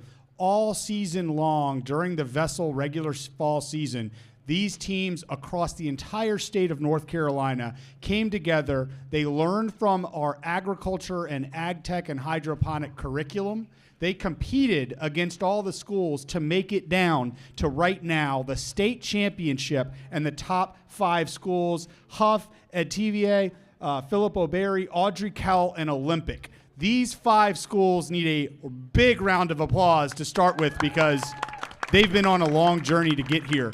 They took the hydroponic tabletop grow stations after everything they learned, earning their way into the state championship. They were able to take it back to their schools and their homes, plant, as you just saw, a variety of their choice of different seeds to grow different crops, and ultimately put their education to work. And then, I've never eaten high school kid prepared food, prepare it into this dish that we're about to see. So there's your context, and now I believe the judges are going to go through and judge based on the quality of the plant itself that was grown, the quality of the dish that was prepared, and then overall creativity in their approach. Let's dig in. Okay. One. I'll grab it, take a bite, pass it down. Perfect. This is Huff or Ed TVA? Ed TVA.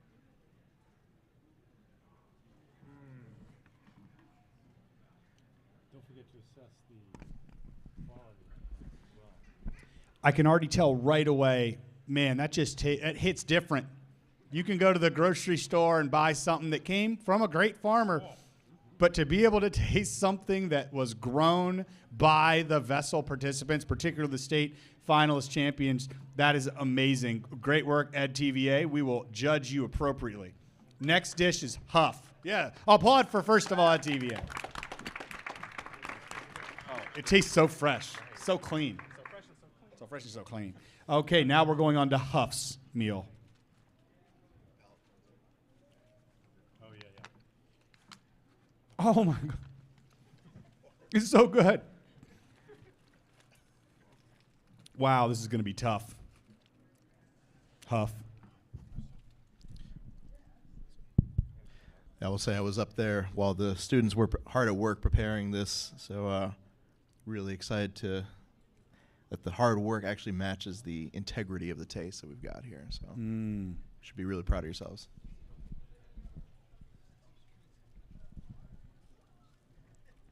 I myself am actually very hungry right now. So I think my hunger is helping play into this. Okay, so number 3 dish, Philip O. Berry, I believe. Could you pass that down here? Wow. Oh, I see. It's prepared inside this.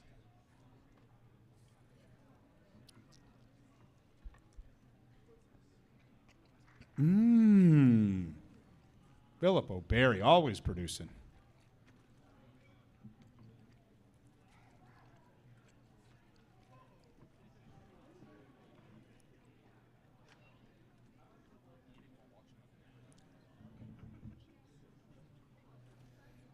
In case you're wondering, Malcolm, I don't think they grew the noodles. They grew the noodles. I didn't know you could. Is that how noodles are born? Okay. Wonderful. Next up, I believe we have Audrey Kell. Do you want to hand that down here, Malcolm? I don't know who thought of this idea of this competition, but it's amazing. Oh, it's 2-part? But then where's the Olympic? Oh, it's right there. Got it. Oh, well, so which part was grown? This part. I want to taste the grown part.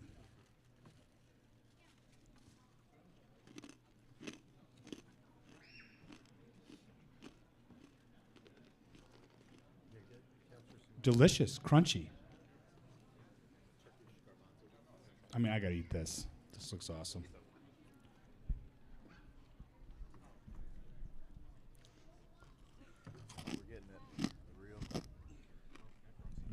That's the full experience right there. Same beans inside it. Stem gets messy. So did anyone think to bring a spoon?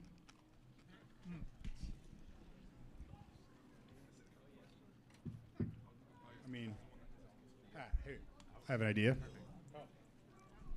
We problem solve on the VESL front. That's what they're for.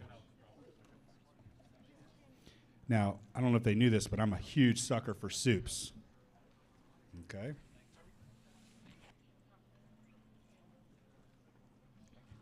Oh, that's incredible. That's truly incredible. Okay. Oh, yeah. Cups, spoons. There you go. More spoons. Well done. Okay. We've got some thinking to do over here.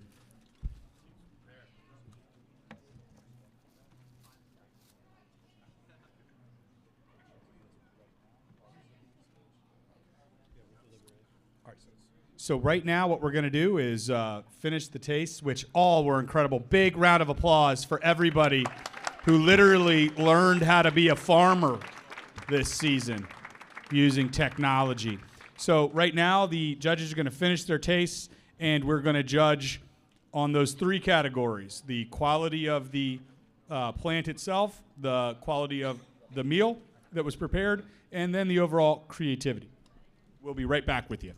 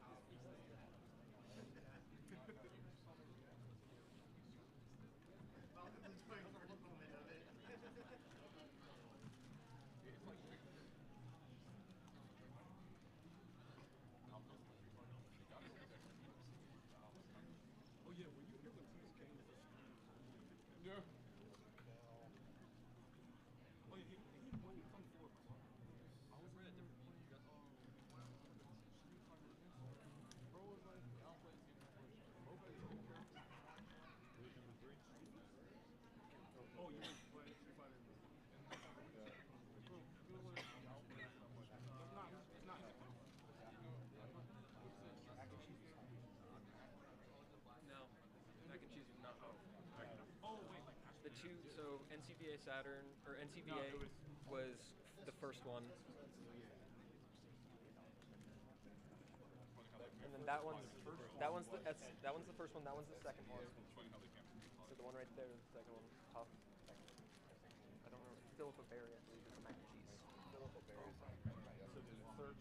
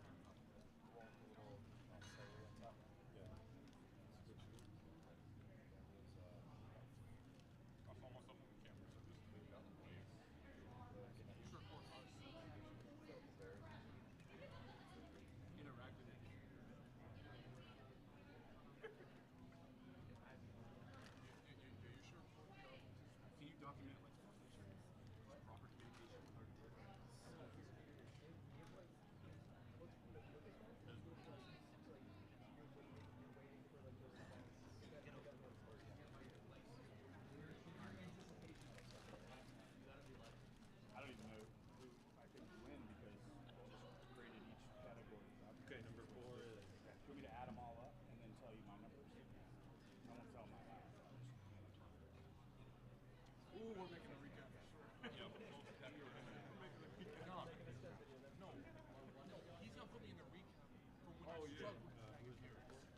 He's putting that in there. I'll make sure. No, because like I could get that year, and then I was like, I was trying to like rip it. That's why I went and got the scissors. Oh, yeah. And you still pick me.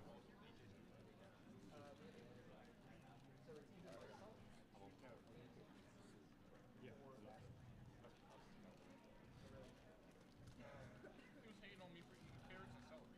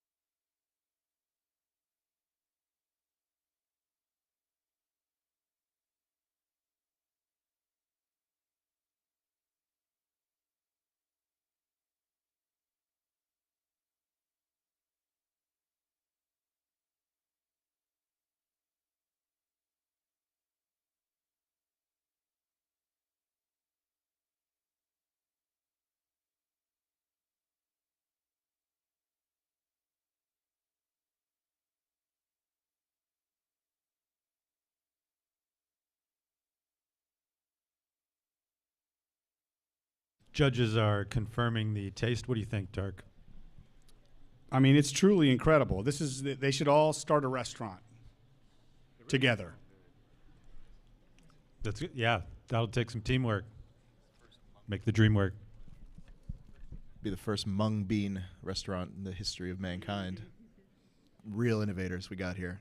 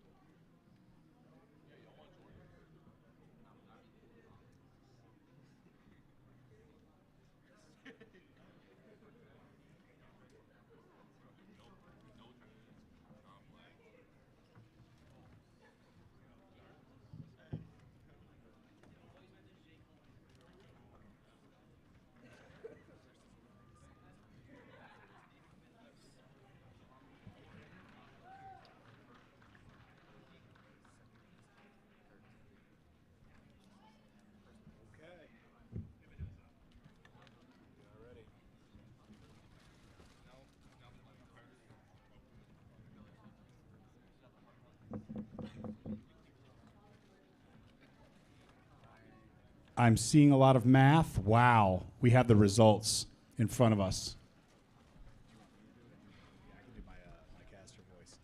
So, ladies and gentlemen, again, huge hand of applause for all the teams that participated in the agriculture, ag tech, and hydroponic competitions and curriculum. They not only, many of them made it here to the state finals. If you go on that back wall, you will see what this is all for. They earned micro credentials that will be on their resume, that will help them get internships and jobs and careers and potentially go to college if that's where they're going. So this was all not just fun and delicious, which it was for an ultimate purpose that will serve them well for the rest of their lives. So with that being said, as we know in VESL, everyone learns, everyone can get micro credentials, everyone participates, but not everyone can win. And that, ladies and gentlemen, brings us to third place in the 2024 Fall VESL Season Ag Tech Hydroponic STEM Championship goes to Audrey Kell. Second place. They've won many a thing in the past. They are placing on the podium this time for the Ag Tech Hydroponic Challenge for the spring and fall season. Second place, Huff. And first place. They did a great job. Ladies and gentlemen, put your hands together for everyone, but particularly our first place state champion this year in Ag Tech Hydroponics for the STEM Showdown, Olympic. Thanks to everyone who participated, the judges, everybody in the STEM back office who made hydroponics and this challenge happen. Congratulations. You not only got micro credentials for your resume, you have a performance rating of being the top STEM participants in the state of North Carolina for the fall season. Way to go.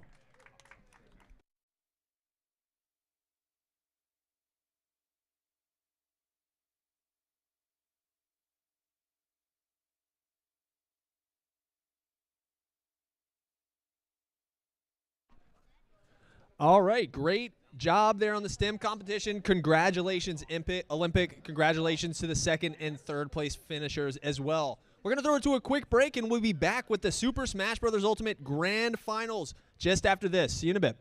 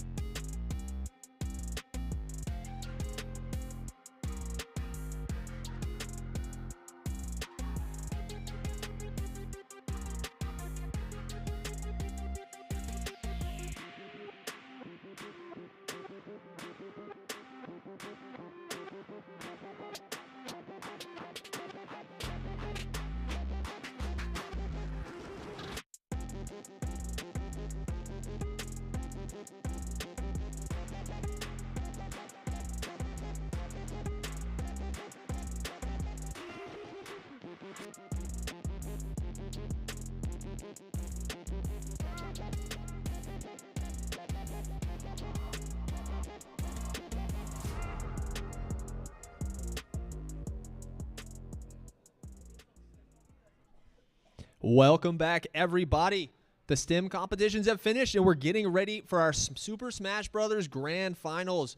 We have a qualifying teams graphic. Let's take a look at the teams that made it here today but have not made it to the finals, to our main stage here. Palisades, Butler, Myers Park, Challenger Early College, Jack Britt, Westover, STEM Early College at NCAA, and Cedar Ridge. Those were our top 8 teams throughout all of the conferences.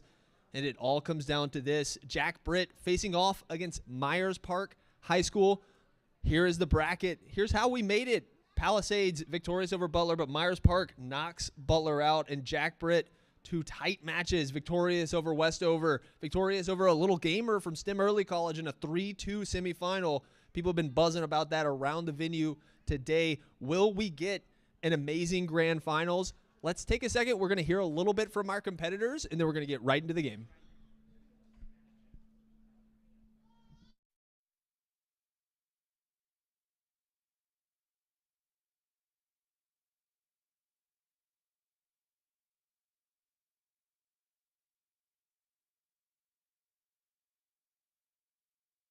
The players, we're going to throw it over to the casters, and we're going to get right into game number 1. Best of luck to the competitors. I mean, you definitely got to shout out J-Dog. I mean, that waltz away from the camera, that will live in infamy until the kingdom come. Hey, guys, how we doing? Proper here alongside Eli, the Hacking Ninja. We got ourselves a good old traditional best of 5 here for us. Grand Finals. States is upon us. Should be a good one. A good one indeed. I can't wait to see Misty Bot, our competitor from the Sandhills region. He's no stranger to this stage. He finished second place to Crown, who was actually defeated earlier today. A bit of an upset, many would say. Crown falling a lot earlier than many of us expected. He was a former champion. So now, Misty Bot, this is going to be a challenge for him. I think this Sephiroth player, Pika Mare, has been making some waves over in CMS and might be a bit of a challenge for him here. Yeah, surely would be. We're starting off your Pokemon Stadium 2, 3 stock. You guys know the good old tried and true when it comes down to competitive Super Smash Brothers. But yeah, Pika the only team that ended up really giving him a run for his money was all the way in Grand Finals of Conference Championships, where he did end up losing to Crown. But he's been on a tear all day long. The Sephiroth has been a real problem, has not dropped a single stage. I tell you what, this Misty Bot character has been up against the ropes for quite some time as he loses the first stock, but he won 3-2 in the finals of the conference championship against Cujo from Durham School of the Arts. Now facing another Game 5 situation, clutches up again. So perhaps the clutch master here might be a difference for him, but look at the combos coming out of Sephiroth as the what's the move that attaches the little spirit bomb that goes around? It hit him. He timed it perfectly, knew when it was going to detonate, lands the forward air as well. It's just a good old bait over by the corner, just trying to cover every single option. Playing the second stock so wonderfully thus far is Pika Mare. Only 25% up air, not going to take the second stock away from Misty Bot. Not quite yet, but that is dangerous territory for a Mii Gunner to be existing at. Forward throw shouldn't be enough, but sets up for a potential conclusion of the second stock. I mean, borrowed time is putting it lightly. At the end of the day, Pika Mare should have this one under wraps. I mean, Misty Bot clearly more comfortable at range using the Mii Gunner, wants to utilize a lot of those long-range options. Sephiroth has done a great job of approaching very aggressively in a majority of these interactions. And the Reflector is going to come out. You have to imagine that's going to be a helpful tool. Also going to use the sword to bat away some of these projectiles as well. Jab going to send Misty Bot off stage, even as far as percentage, but a whole stock lead now goes Pika Mare. Falling up air, just holding the neutral on the ground right now. Any damage is good damage at the end of it. You think from Pika Mare's perspective, dodges or at least shields the forward smash. Just baiting out all these different options. Yeah, it's the threat that you have from these neutral beats of a Sephiroth. Yeah, I mean, I love the short hop back airs. Look at those. Very difficult to time with Sephiroth. Kind of, you can't tell when watching it, but that move actually comes out quite slow. So having to have the timing there. And nice charged neutral B there. It has a huge hitbox, and if you're Misty Bot, you do not want to run into that. These fireballs are a real problem, man. I mean, if it's not the fireballs, it could be that side B like you were saying. It's just a really good get-off-me card. 144%. still existing on their second stock is Pika Mare, just kind of playing with their food. No pun intended to playing a fish costume me gunner, but at the end of the day, gotta have something, a quick little, what was that, a forward smash. It came out so fast, and it covers so much space. It's a 2-stock for game number 1. I think that's a forward tilt, but man, that is has to be the longest sword in the game, has Sephiroth. It is a bit more difficult to use. A lot of the moves for Sephiroth come out pretty slow. So you got to have some foresight. You got to be able to predict where your opponent's going to be when that hitbox comes out. So really impressive stuff out of Pika Mare to take a 1-0 lead. Misty Bot might be considering their options here. Yeah, it's important to mention. I mean, like for the FPS gamers out there that are watching, maybe inside the crowd or inside the venue, it's almost like a pre-fire around the corner. But for the opposite side of it, that's what we call pre-buffering. It's such a late frame hit in a maneuver that you do have to almost prerequisitely understand what your opponent is throwing at you. So that's when we keep talking about the spacing for Pika Mare and their success. And that 2-stock win went down towards the loser's picks after the strike ban process. We find ourselves here on Battlefield for Stage 2. Yeah, spacing going to be the name of the game with these two characters. Interestingly enough, it is Pika Mare, the Sephiroth that wants to approach here, but within a comfortable distance, especially with all of these projectiles coming out. Battlefield makes sense for Misty Bot. They're definitely proficient on these platforms, but I tell you what, that sword will go through the platform from underneath as we see Pika Mare hitting the very edge of the hitbox of that up smash. I think it's like 3 characters wide and high in a half-moon crescent. It's 35%, and Misty's already down towards their second stock. Something's got to be happening sooner rather than later because this Sephiroth Pika Mare is still flawless today. I'd be very impressed if Pika Mare is able to close this out. They're typically not in a position as they've ran into Crowned and fallen in their own region multiple times, but now that Crown's been eliminated, maybe feeling like this is their best chance. Unfortunately, the directional air dodge has too much in lag, will not be able to make it back to the stage. It's a great position to be in if you are Misty Bot, though. It simply put, you took that stock off so quick and cleanly. Back with the vengeance towards the stage. We go off the Angel platform. Trying to go for the Giga Flare. Maybe was Pika Mare. And just trying to charge it. Good parry. Doesn't set up much of anything at all. Expecting for the recovery to go high. It's just a neutral, but in a commanding lead so far, the second stock goes Pika Mare. Corner pressure has been immaculate out of Pika Mare, and typically Misty Bot is the one keeping their opponent on the ledge, and with the difficult time uses the aerial, I think that's a back air to get some space a little bit faster. Maybe trying to throw off Pika's timing here. Both these players swinging for the fences. So far, though, Sephiroth is doing so much damage. And every one of these hits in the forward air hits. Turn that fish into sashimi. Yeah, that was yeah. disgusting. He definitely got gutted, that's for sure. That fish is definitely feeling some type of way. If not, that was already mentioned because it is a fish in a beanie for crying out loud. But the spacing off of that, but it do be December in North Carolina. You're not wrong. Able to at least get that one wing online. A little bit of extra knockback, a little bit of extra oomph. And the spacing again from Pika Mare is just so sublime. This has been so impressive. I mean, he is absolutely smothering him. Every option is covered. Uppy will make it back. I like the direction that he chose there to just keep himself from getting hit by a 2-frame downward angled forward smash. Gonna slice up that fish's toes. I mean, how does the fish have toes? I don't know, but he's wearing shoes, that's for sure. And he's running around on 2 feet. It's a scary looking fish, if you ask me. But same bands are going to be coming through almost instantaneously. It now has to be a reverse sweep in grand finals for Misty Bot, who all season long has been unmatched, unscathed.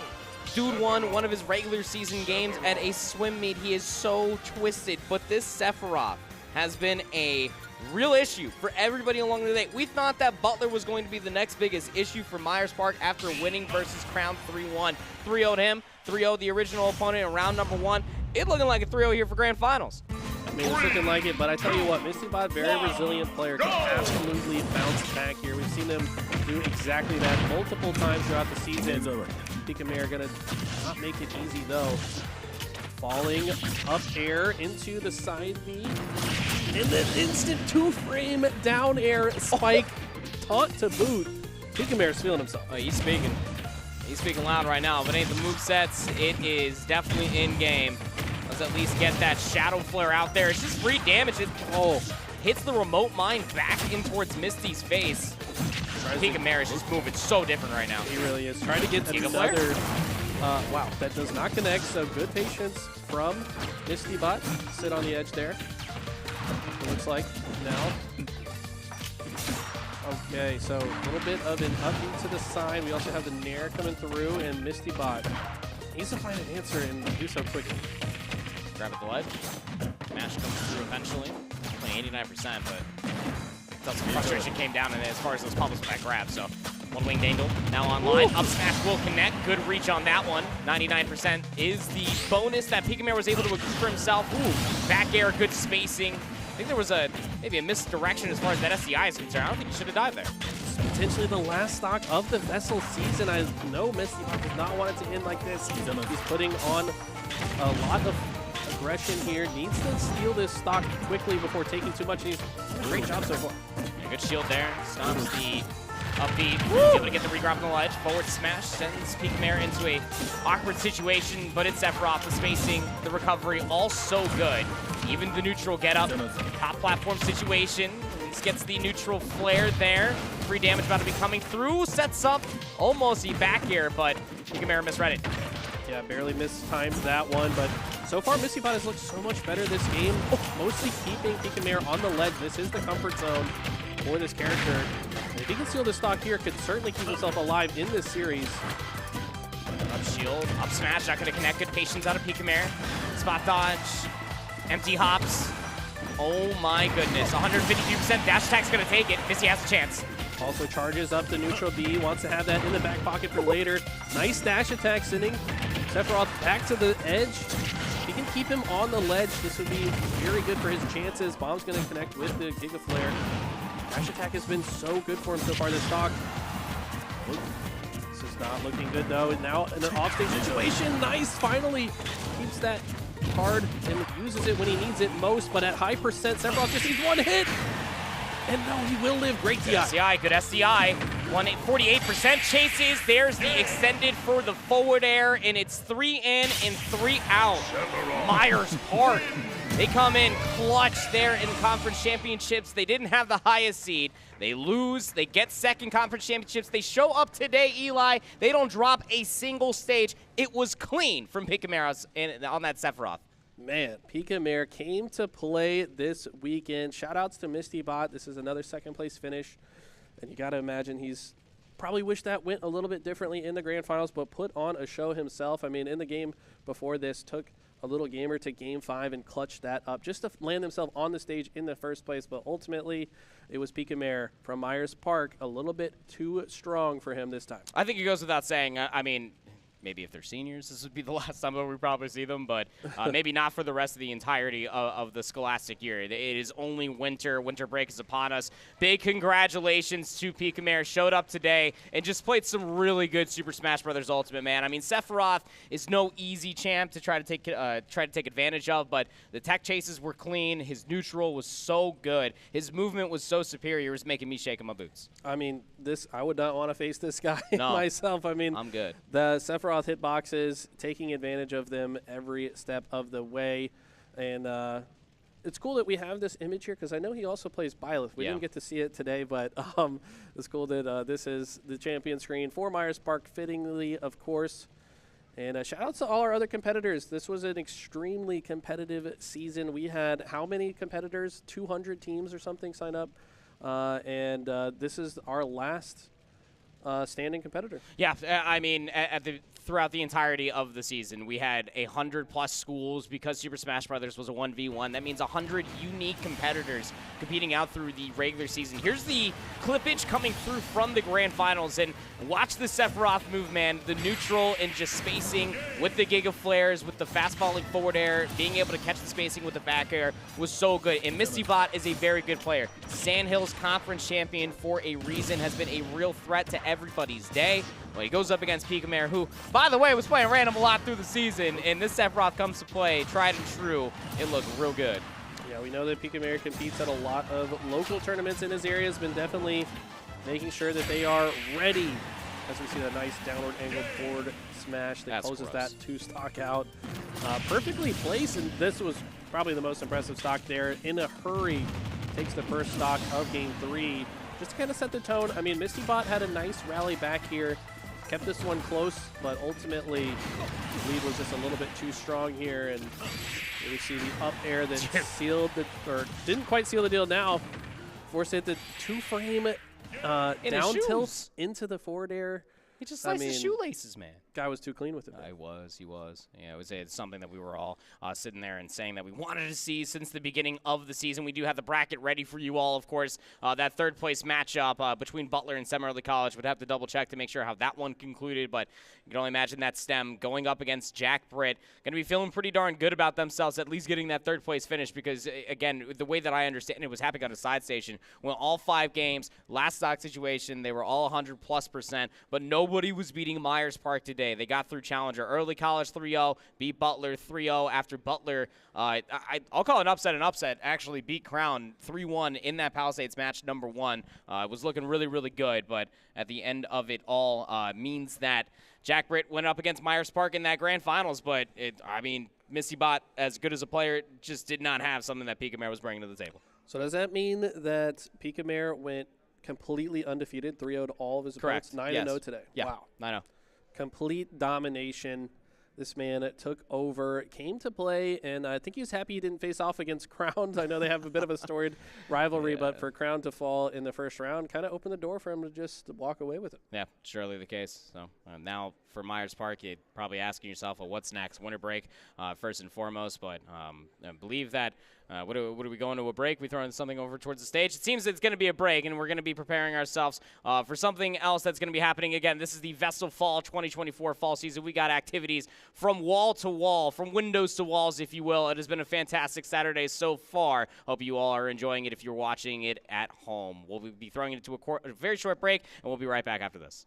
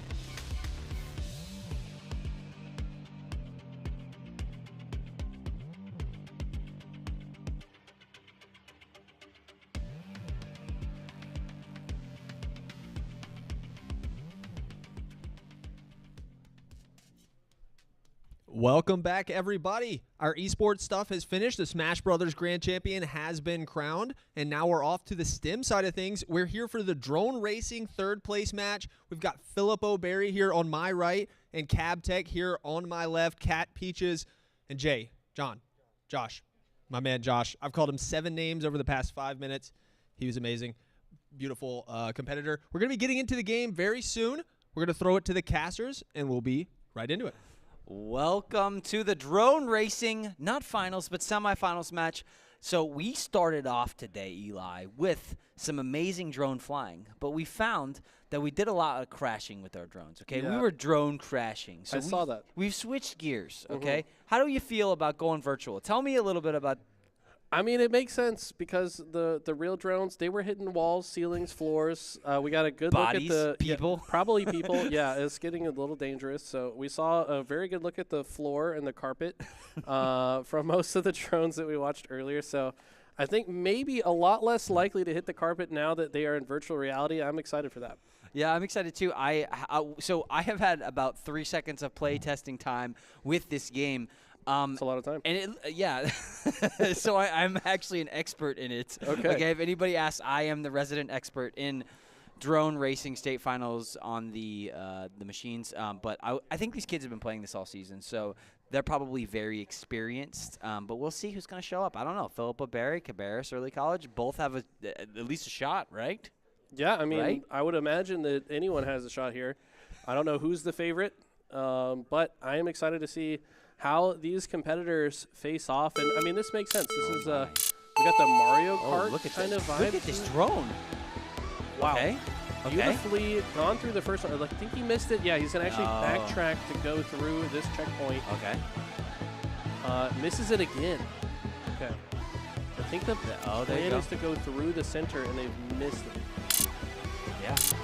They're flying around. I mean, it looks like they're both struggling with the same area, and they're trying to make it through. It like spits them out. Okay, making forward progress. It's actually pretty equal, except for looks like Hay is making it, which is Josh. Yeah, Hay is in the lead right now. Yeah. Cat Peaches trying to catch up. Barry. Hay is Josh, yep. Oh, this is great. This is a little disorienting. Yeah, a little bit.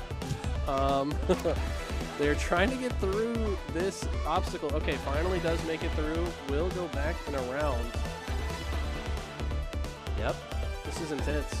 Yep. Philippa Barry with a clear lead, I believe. Looks like he's making his way through the map. Does miss a checkpoint. Has to go back. Oh, no, that's good. This is good. They has to do like a spin through or something. Yeah, they have to go around it. Yeah, you see the arrows? Yes, look at this. We're going around the pylons. We're following the white lines on the ground as well, it looks like. Yeah, that's the track. Okay, so you got to follow the white lines, and you have to go through certain check marks. Like, it looks like you have to go through the center of that one, but yeah, certain cones you can just go on the left and right. And you keep sending them backwards because they missed it. Okay, yes, now they hit it, so they get reset a little bit. Now doing a bit of a figure 8 formation. Flying very fast. Very fast. I don't know what the top speed of this thing is, but I don't see laps. There's got to be a lap counter somewhere, yeah? Probably. I would don't imagine. see it, though. Oh, maybe. Maybe our spectators helping us out here, trying to figure out some lap stuff as well.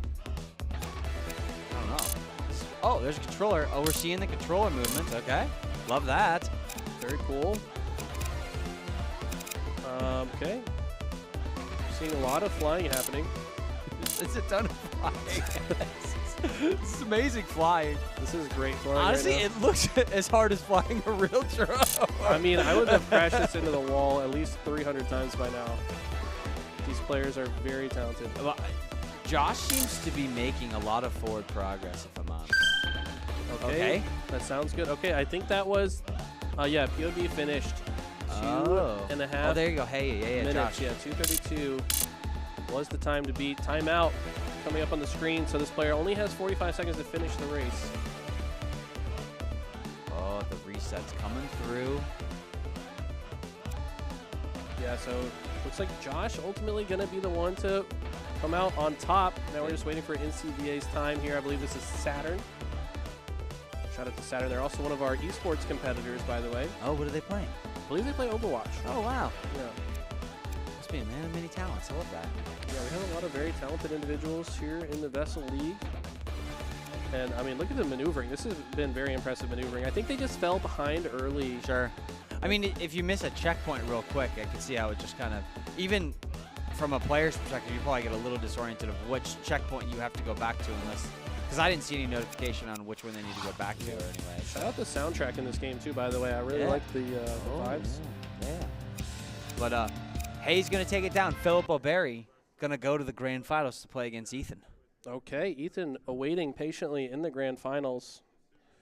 Not one to crash their drone into walls like you and I would, CJ. We would definitely crash our drones. I have done it once before.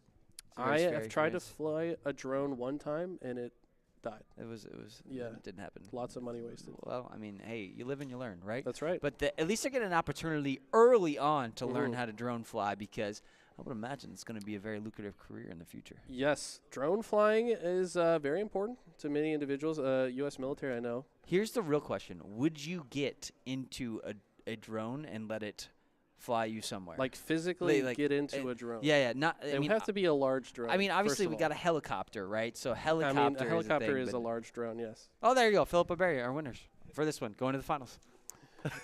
All right. Congratulations to Philip O'Berry for advancing to the winners finals while we discuss different sizes of drones. I'm being told by production I have to cut now, so I'll see you guys later on the next match.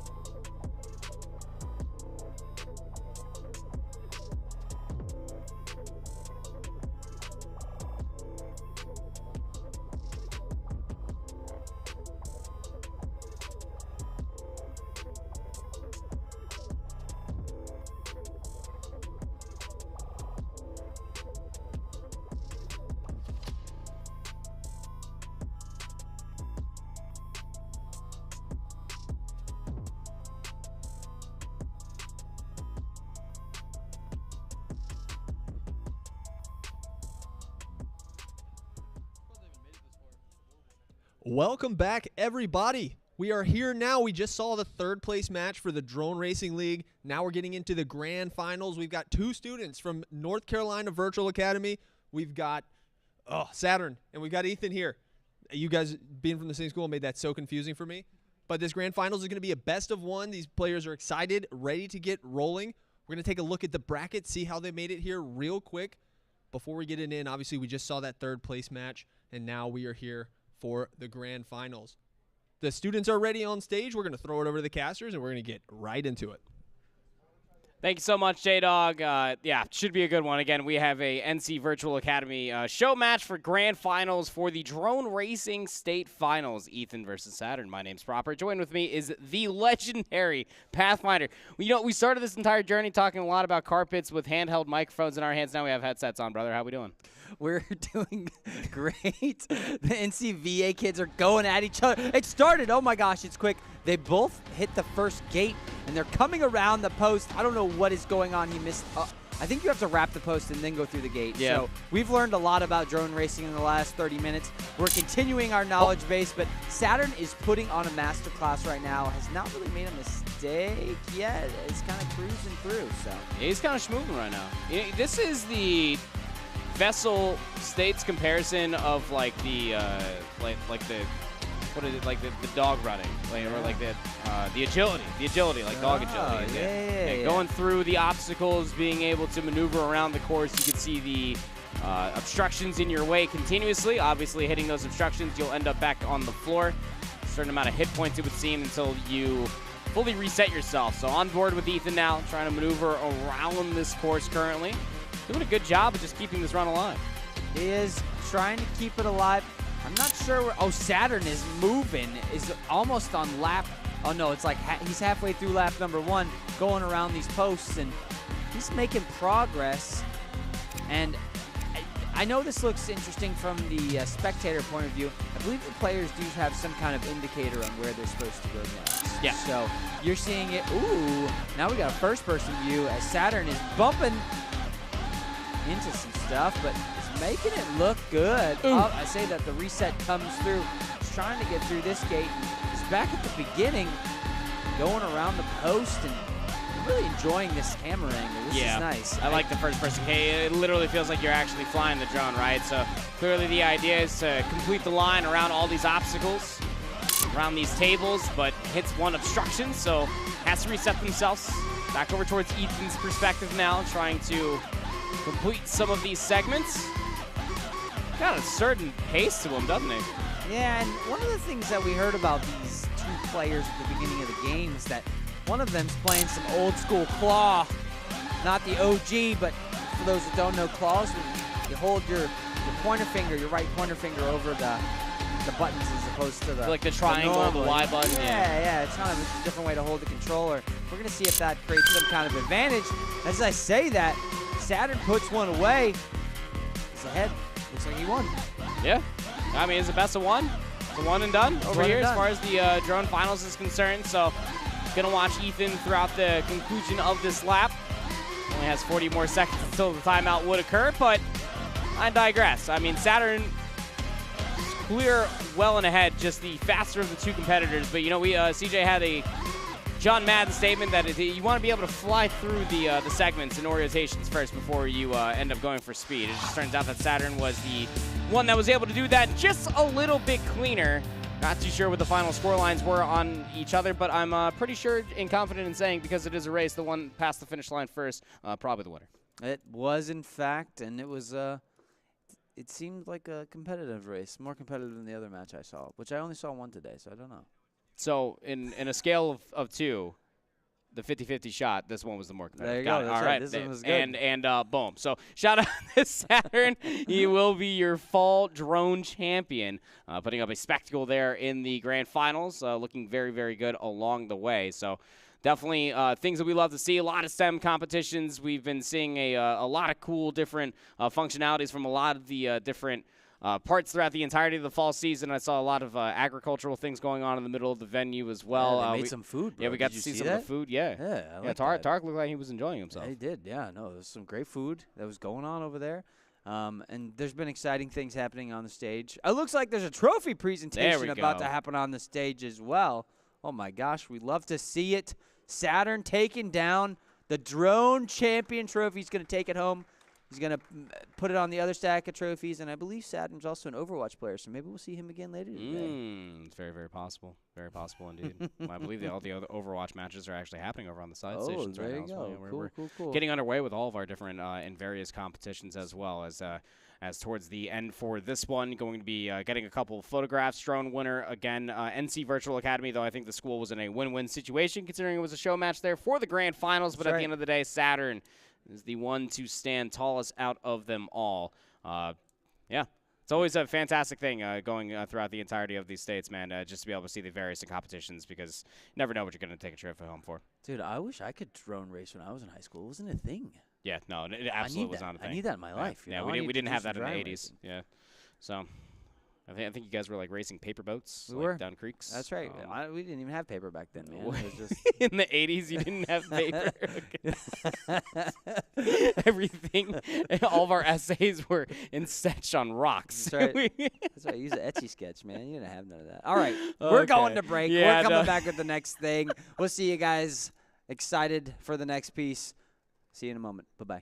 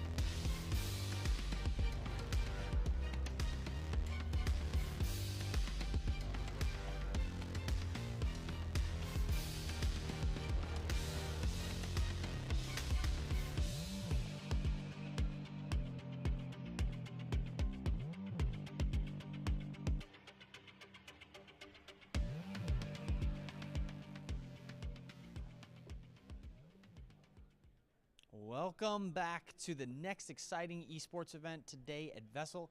We're going to have the Rocket League competition. We are having the state finals, grand finals up on the stage here. It's going to be Pine Forest versus the Esports Legends. We've had 4 teams make it and qualify from this point, which is Havelock, Gaston Early College, and they were both taken down by Pine Forest and Esports Legends. So we're going to get right into this grand finals match. It's been a long journey, several week season for these teams walking up to this point. And this is the bracket as we fought through it. Havelock and Gaston Early College playing on the 3rd place match on the side stage at this point, and then we'll have the main match over here from Pine Forest and Esports Legends. But without further ado, I'm going to introduce one of the teams.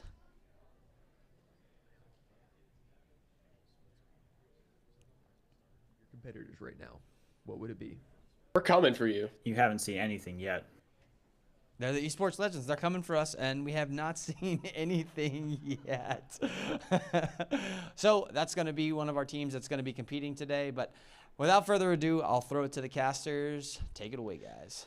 Hey, thanks so much, CJ. Yeah, looking forward to this one, pal. And hey, it's me, Proper, back with you for this Rocket League Grand Finals. But I'm not alone. Joined with me is Justin J-Dog from the Western region. And this one's going to be interesting because, I mean, obviously me being a part of the CMS region, I do have some stakes in this. Pine Forest, though, from the Sandhills region, they do get their run back. This is our LCQ Grand Finalists. They come in here with a chip on their shoulder, and they find themselves going up against the top dog of Esports Legend. Definitely an underdog story that they're looking to put a big stamp and a nice pretty bow on it at the end of the day, qualifying in, beating out all of the teams from the other regions, claiming that 4th spot, and then upsetting Havelock High, beating their own conference champion to move in is just an impressive story, an impressive accolade to add into their belt.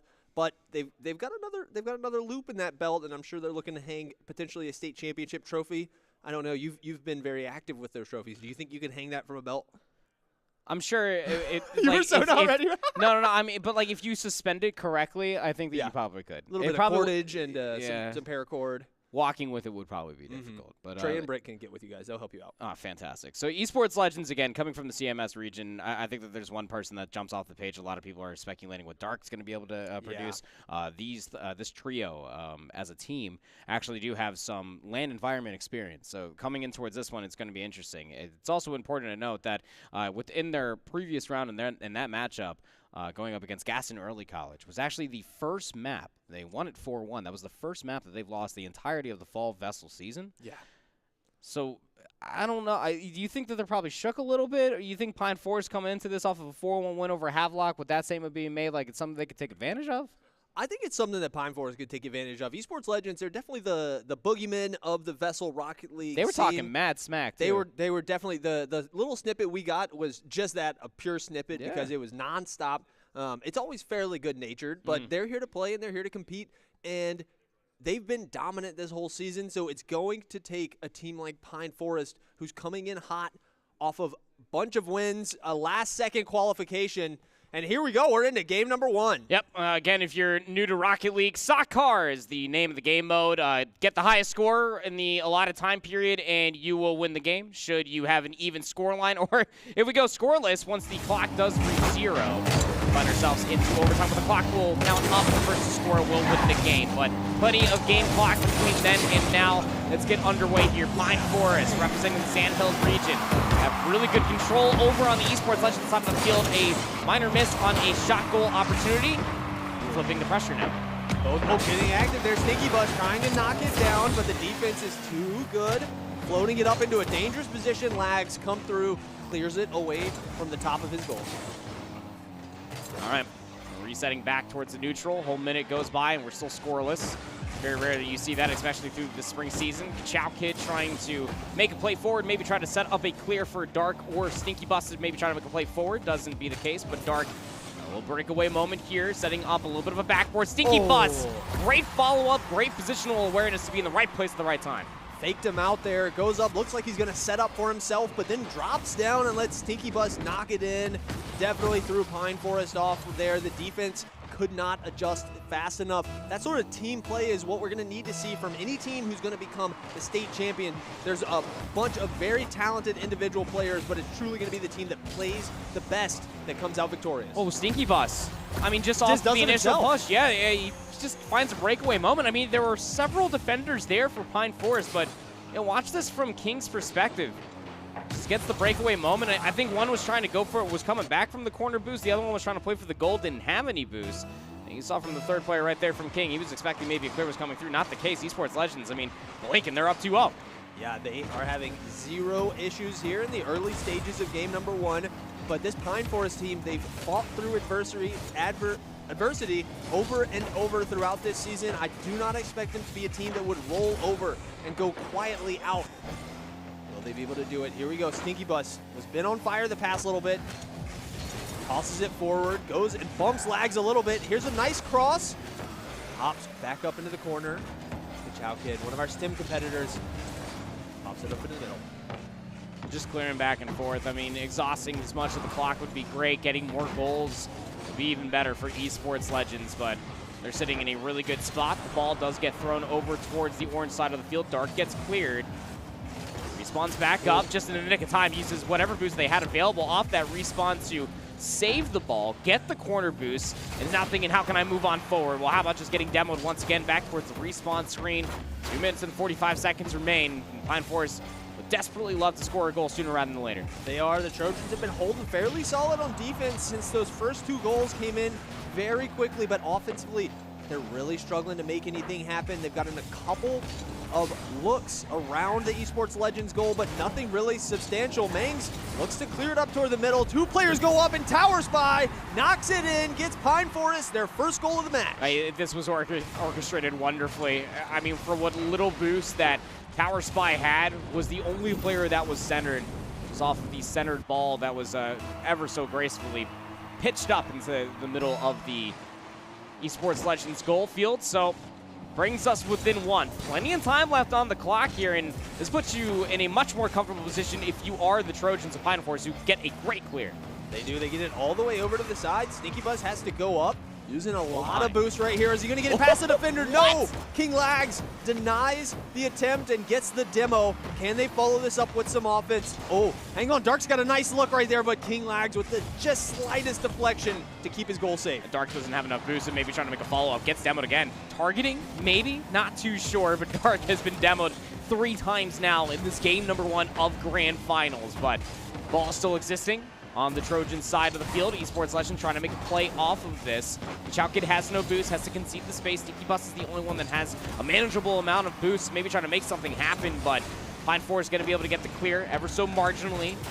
Trying to at least get it fully over towards the orange side of the field. Stinky Bus is there for the clear.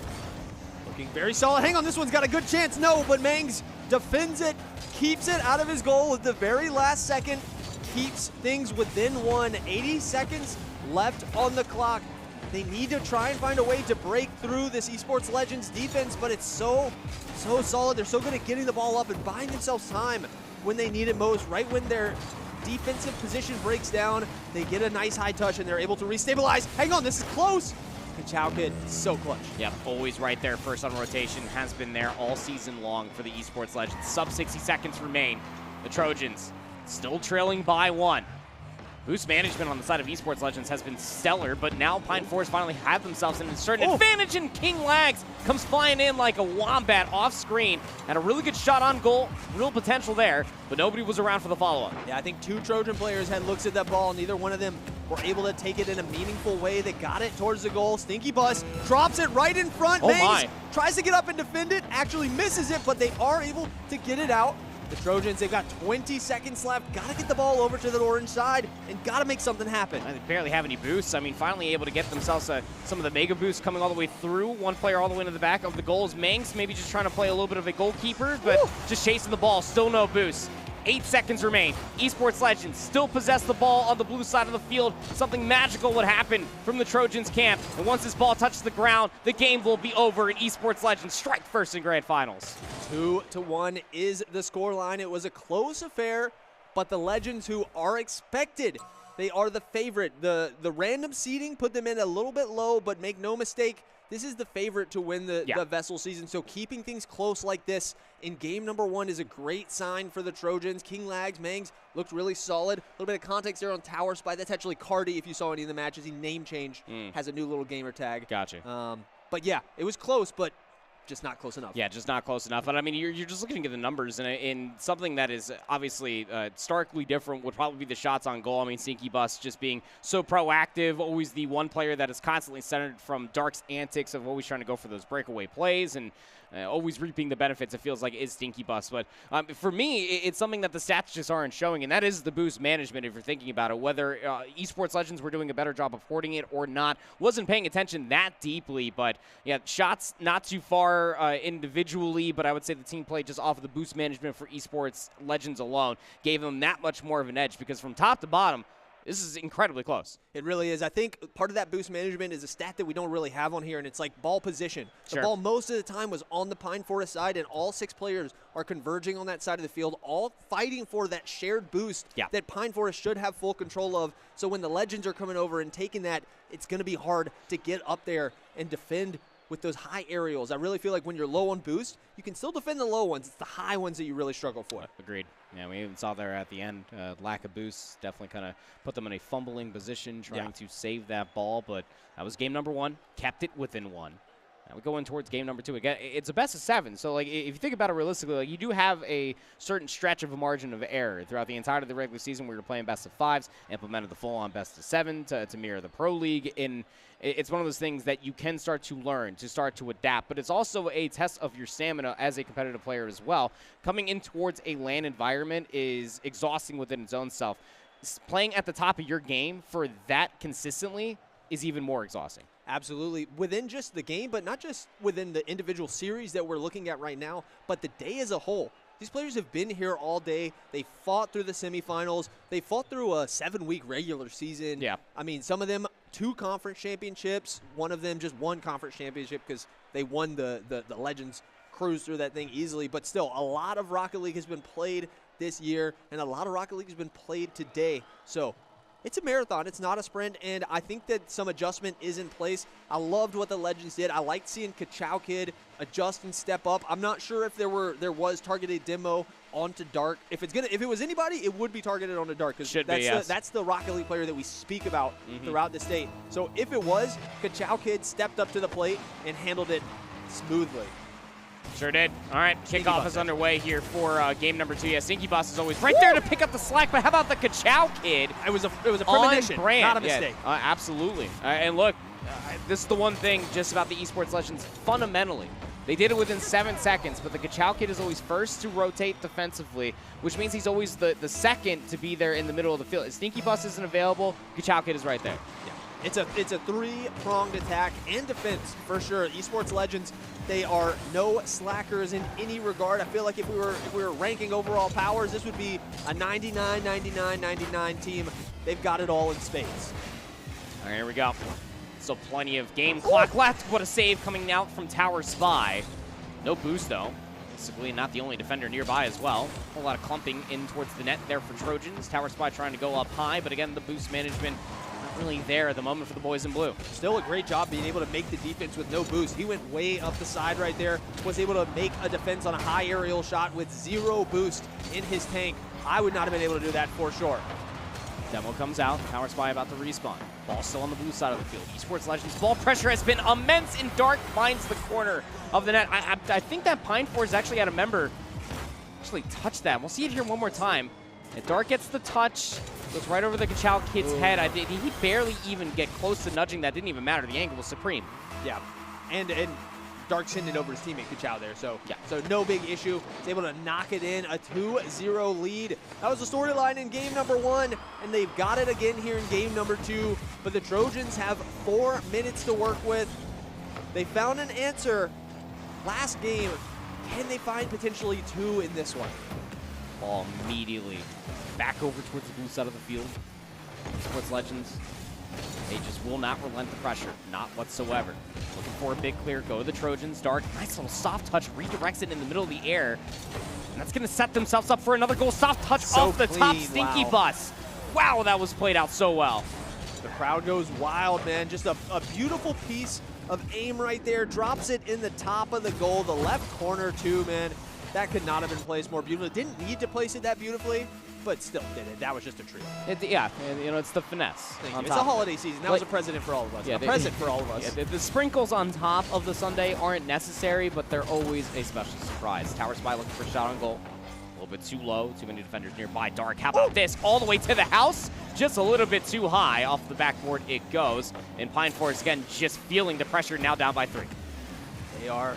It's always on the back foot. Every time they get a look forward, it's just quickly shut down. Tower Spy up here on the side. Sneaky Bus contesting, popping it over to the corner. Oh no, Dark with a nice touch. He's got great angles. He's following it up. He taps it forward. He's gonna let it bounce in. It was a 3-piece combo. And the Legends get their 4th goal of the match. My word. Boom. I mean, like, Dark had the play, but I mean, you do kind of have to talk about it. Like, King Lags just misses a little wildly there off of the barrel roll. Yeah. And it sets up Dark for a no-boost finish, little tap-in for goal number 4 in game number 2. And they're looking to continue on with the gas pedal streak as the Kachow Kid started this ball touch off wonderfully, but back over towards the orange field, or side of the field it goes, excuse me, Pine Forest. I mean, desperation got to be sitting in yesterday. I think so. I think that's really what it came down to on that last play. When you feel the pressure, when you're down 3 goals, you take risks that you would not normally do. You go for things that maybe aren't the most objectively safe and the objectively correct answer, but sometimes you need a miracle to fight your way back in, and this is certainly one of those scenarios. 2 minutes and some change is not unheard of to get 4 goals, but it's gonna have to be good. Tower Spy starts it off with some good defense. You're gonna need to get it fast, but Dark, unrelenting. This one's gonna drop right in front of the goal. No, it's cut off by the Trojans. Yeah, really good defense being played by Tower Spy here, albeit the scoreline. Tower Spy realistically always there first to help out the Trojans' defense and maybe try to bolster for a clear. The Kachow Kid trying to do the same thing for Esports Legends, thrown back over towards the blue corner. From the Esports Legends about to be coming and flying, and that, of course, is Dark. Soft touch off the wall, redirects, needs one more touch to go in towards the goal, and Dark will find the 5th for Esports Legends. Can't wait to see the replay on this. I'm not sure, was it Dark or was it some outside person who hits this after it pops up? It's someone, was it Lag I there think it was coming King through? Lags, yeah. Once again, taking a big risk. I won't even fault it that much. The ball is right on the edge of your goal. You got to make something happen. Got to try to clear it. Otherwise, Dark's just going to let it roll off his hood in. Lags also gets demoed right there on the kickoff. Laying your entire body or car on the line is maybe here for Rocket League, just trying to stop the ball from going to the net. Also, it's just the trajectory, the manipulation of the ball itself from Dark in that moment, just very tough to be able to gauge where it might be landing. A minute 25 left here in game number 2. Something miraculous, out of this world, experience-esque would have to happen for the Trojans to work their way back in. Start with some good defense, and it's going to have to continue potentially with some good offense. Here we go. King Lax gets a nice touch to the middle, but Stinky Bus very solid right there. Ranks gets it to the corner, but they're not able to get any real purchase on this ball until Tower Spy has a look. A little bit of a pop down. Lags. It was on target, but 2 Legends were there to defend. So beautiful. Another touch, and once again, 2 to defend. They don't take any risks. You saw right there, Esports Legends, a little picture-in-picture moment. Their small talk got to be supreme as the ball gets cleared once again. 40 seconds remain. Even getting a goal would be really good for the mental state going in towards the inevitable game number 3, Justin, with the ball still back over towards the blue side. 30 seconds to go. Big demo right there onto Kachow Kid. Could a 3v2 look be the one that they need? But no, the Legends, numbers, forget them. We're going to contest even when we're down a man. 20 seconds left. The pressure still constantly on. Tower Spy using a lot of boost. No, all of it to try and get over. But the ball does not leave this corner. It does not leave this side. Can the Trojans make something happen? That one was placed well, but Dark not going to give them even a consolation present. Regular time ticks. Can the Legends keep it up? No. That is going to be the game. Game number 2 goes the way of your CMS Conference champions. The Legends dominate 5-0. It just, wow.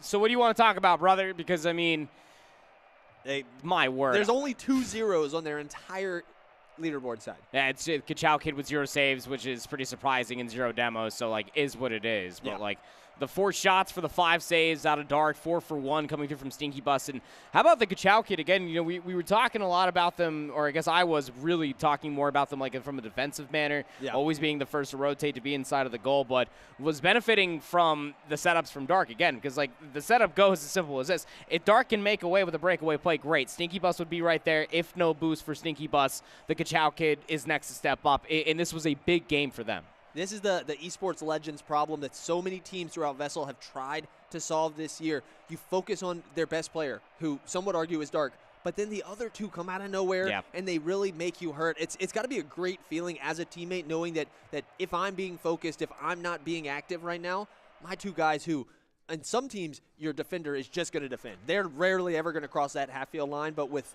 3 superstars like this, you've got plenty of help. 41 more ball touches. You can see the extra shots on goal as well. It's just one of those things we were talking about realistically about like the 3 minute to go mark where the Legends just had that much better ball control. It just always felt like it was on the blue side of the field. And, that room for error I was talking about with the best of 7, the ice is getting only thinner. It's getting warmer. The pressure is definitely surmounting. You're down 0-2. What do you got to do if you're Pine Forest?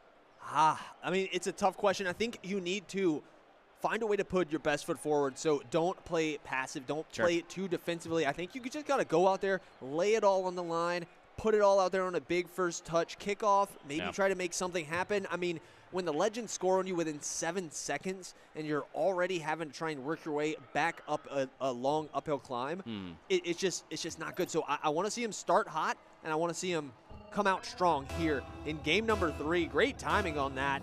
Pine Forest, their backs are against the wall, not all the way, still potentially one little bit of wiggle room to work with, but the Legends are off to the races. Dark starts out on the side wall. He was looking like a NASCAR driver, catching that curve, catching some speed. Good, really nice Paul popping up to the left side. Stinky Bus got some boost to work with, got some space ahead of him.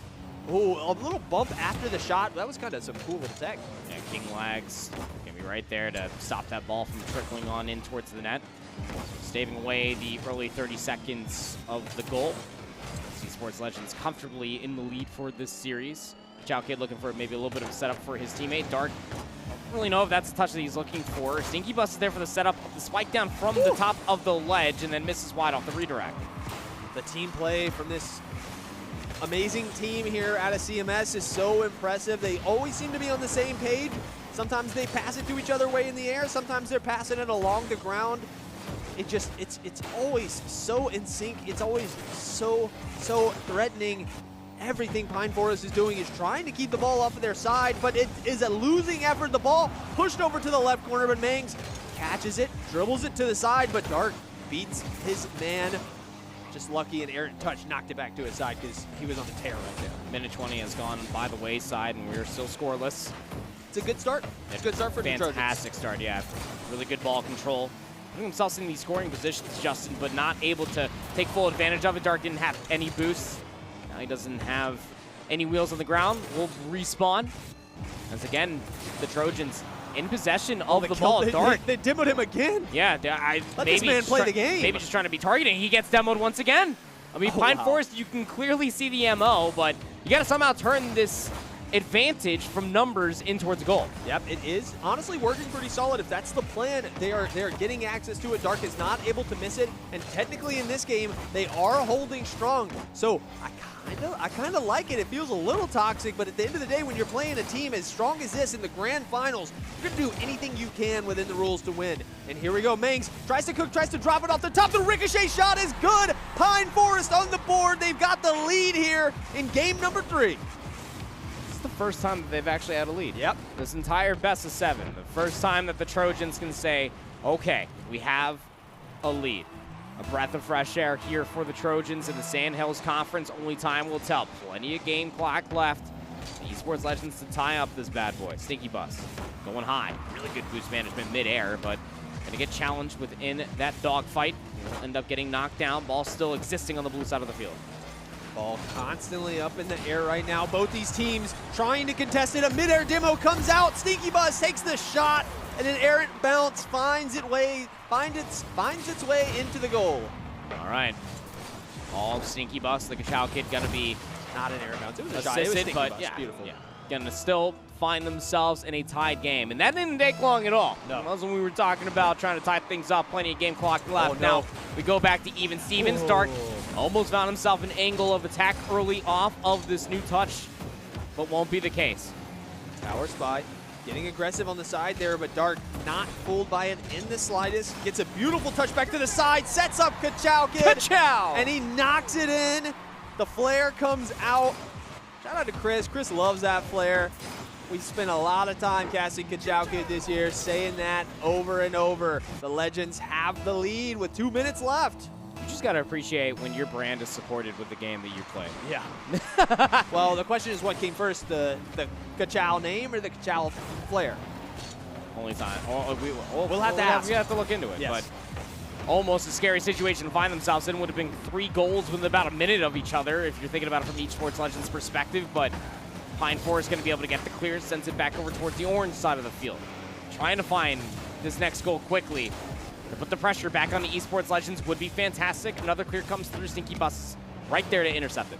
So solid. I feel like you never see any player out of Esports Legends making kind of a dishonest miss where they go up for the ball and they're clearly trying to get it and they just fail. You never see that from this team. It's one of their strong suits. It's one of the things that they do so well. Tower Spy, he's flying so fast around this stage, using every bit of boost he has, trying to keep up with the players in front of him. This is a very interesting reverse hit coming through as... Okay, we're good. Not too sure. Wanted to pause that moment. Doesn't matter. About to be 60 seconds remaining. Esports Legends still have the 1-goal lead. Ball back over towards the blue side of the field. Ka-Chow Kid trying to set something up for his teammates, but he's only alone on this play. Dark now here to assist his teammates. Not really a whole lot off this play. The Ka-Chow Kid again for another shot on goal. Playing so aggressively are the Esports Legends, but the best defense very moment might be the best offense. Yes, they held strong, multiple strong attacks coming in, but the line did not falter, and they're back on the offense. Oh, it was in front of the Legends goal for a second there until Stinky Bus grabs the ball, flies through the air with it, gets demoed, but Ka-Chow Kid finds the opening and knocks it in. Once again, when the focus is on one other player, the other two never fail to step up. Dark drops it in front of the goal, and Ka-Chow knocks it in. Yeah. Beautiful. Got to think that this puts it well without a reach. Got to get 2 goals within 30 seconds. Very difficult to do with how Esports Legends have been playing defensively all season long. Only time will tell. Have to average a goal every 10 seconds now. 20 seconds remain. Ball back in towards the blue net. The Ka-Chow Kid, relentless. With authority. Said it doesn't matter what the mat says. Sure, you could plausibly score 2 goals in 20 seconds, but guess what? You're not getting 3. Ka-Chow on the board. Game number 3. It's been a highlight reel for Ka-Chow Kid. You see some smiles out of the camp of the Esports Legends right there. Just understanding fully they are in the driver's seat. 15 seconds remain, and Esports Legends will be on championship point.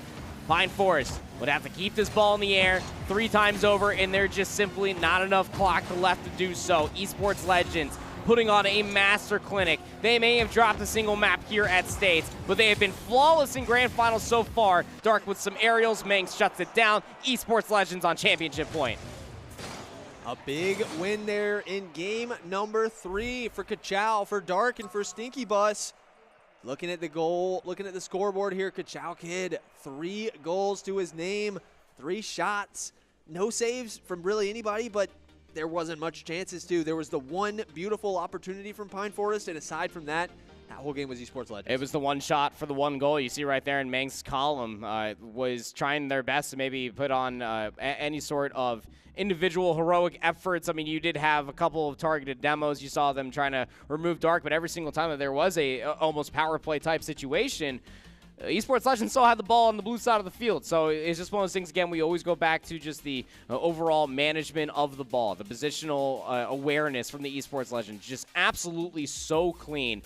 Again, the 4-1 win will tally up a 3-0 lead in this best of 7. Get to 4, you're our state's championship. But even the ball touches, again, the ball may have been over on the blue side of the field, but technically Pine Forest touched it a whole lot more. Yeah, they're just much more efficient. I'd also like to see this particular part of the scoreboard broken down by what half of the game it was, because that first half of the game was very Pine Forest. I'm not going to call favored, but even at least. They had a chance.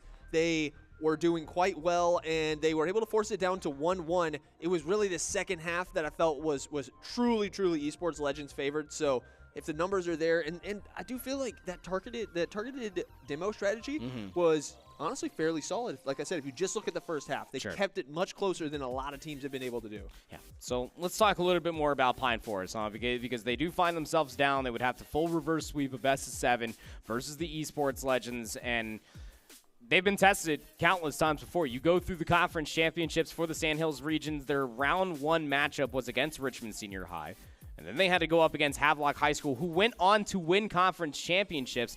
And then they find themselves in a situation where they have to re-qualify all the way back through the LCQ, where they've gone through so many other competitors. Audrey Kelby, who also lost to the Esports Legends. They had to face off against Havelock A, at least in one shape or form, I believe for a warm-up earlier today.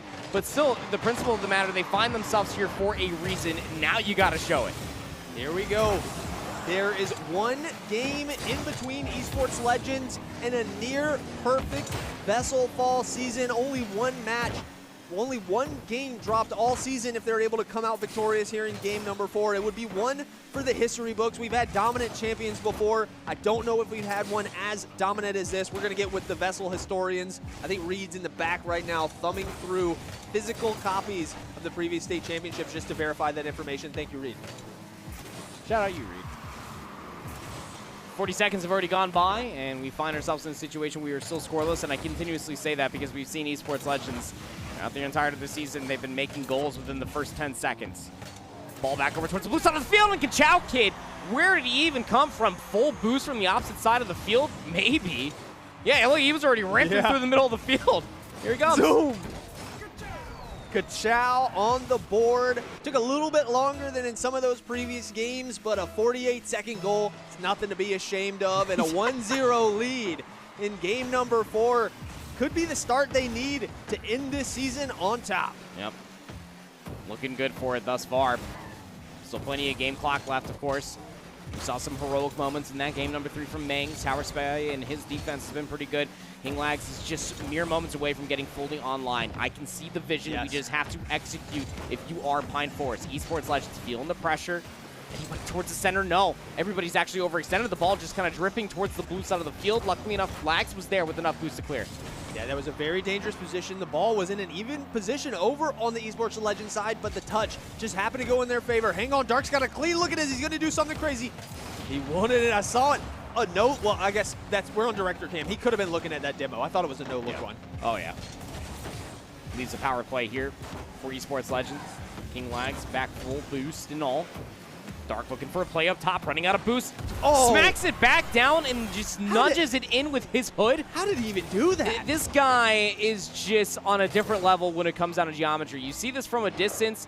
Smacks it back down. Mangs thought that it was going to be coming even level with where they were already hovering. Not the case. What a play out of Dark. I was going to say that Kachow Kid looked like a magician in the last goal because he appeared out of nowhere, but that was Dark looking like a magician. I've never seen a ball behave like that. Does he have magnets underneath the field? What is going on? Magnets. Magnets. Just a big fan of magnets. Yes. Not a collective one, just like magnets. 3 minutes remain. Esports Legends have a 2-0 lead. And Pine Forest, again, we keep fighting ourselves here almost like a broken record, Justin, where something's got to happen. Oh, yes, and King Lags gets demoed right there. But Tower Spy, it's funny, when we see the demos happen, sometimes an opportunity comes. Oh, but Stinky Bus denies it right there. It looked like they were going to make a last-second defense. The ball kind of stalled out right on their goal line. Mangs hits it, but Stinky Bus cut it off. No. Perfect timing. You give these guys just a mere inch, and they turn it into a country-size Walmart. Not a country mile? No, country size, just a country, like a full-on country. Like that is how big, like bigger than the Grand Canyon, brother. Like, and there's some big countries out there. I'm saying. 2 minutes 30 though. Have to expect that something might come out of this. Almost shot a goal coming through from Dark off the backboard themselves. Not the case though. Pine Forest get the minor cleared, but the ball's still on the blue side. Dangerous position. They're able to force their way and get it out of the corner that they've been stuck in for so long. Tapping it forward, but Dark almost feels like he knows where the ball is going to go before they even hit it. This player has such good anticipation. Mangs, nice touch up towards the side. It's going to be off for the goal, but maybe a follow-up. Dark closer to scoring a goal for the other team than they've been all game, but it narrowly avoids disaster. Yeah, geometry can either help you or almost come back to bite you in the tailpipe. Yeah, it's a real war of numbers and angles, I'll tell you that much. Minute 45 left. In between Esports Legends winning with a clean 4-0 here in Grand Finals, and Pine Forest maybe trying to force it towards a game number 5. Only time will tell. Quite literally, Dark. What a play. What an angle off the backboard. Anybody nearby? The Chow Kid almost able to get the angle. Stinky Bus has to be there on the first rotation to defend. It's got to be so both difficult and easy following up on a player like Dark. Sometimes he sets it up for you so beautifully you don't even need to have your hands on the controller to knock it in, and sometimes he hits such an insane angle. You're just like, how am I supposed to predict that, bro? I wish I could tell you, man. I wish I could tell you. Just sub 90 seconds now. Off the backboard. Great touch. Setting things up. King lags. Couldn't get high enough to try to swat it down. And now the boost is just a little bit too far gone. Mangs has enough boost because they had to go all the way back towards the goal. Maybe try to find an angle for Tower Spy, who takes the corner boost away, but time's running low. 50 seconds left.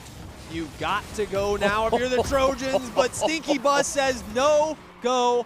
There is no path through this this potential champion that we have. They're up 4-0.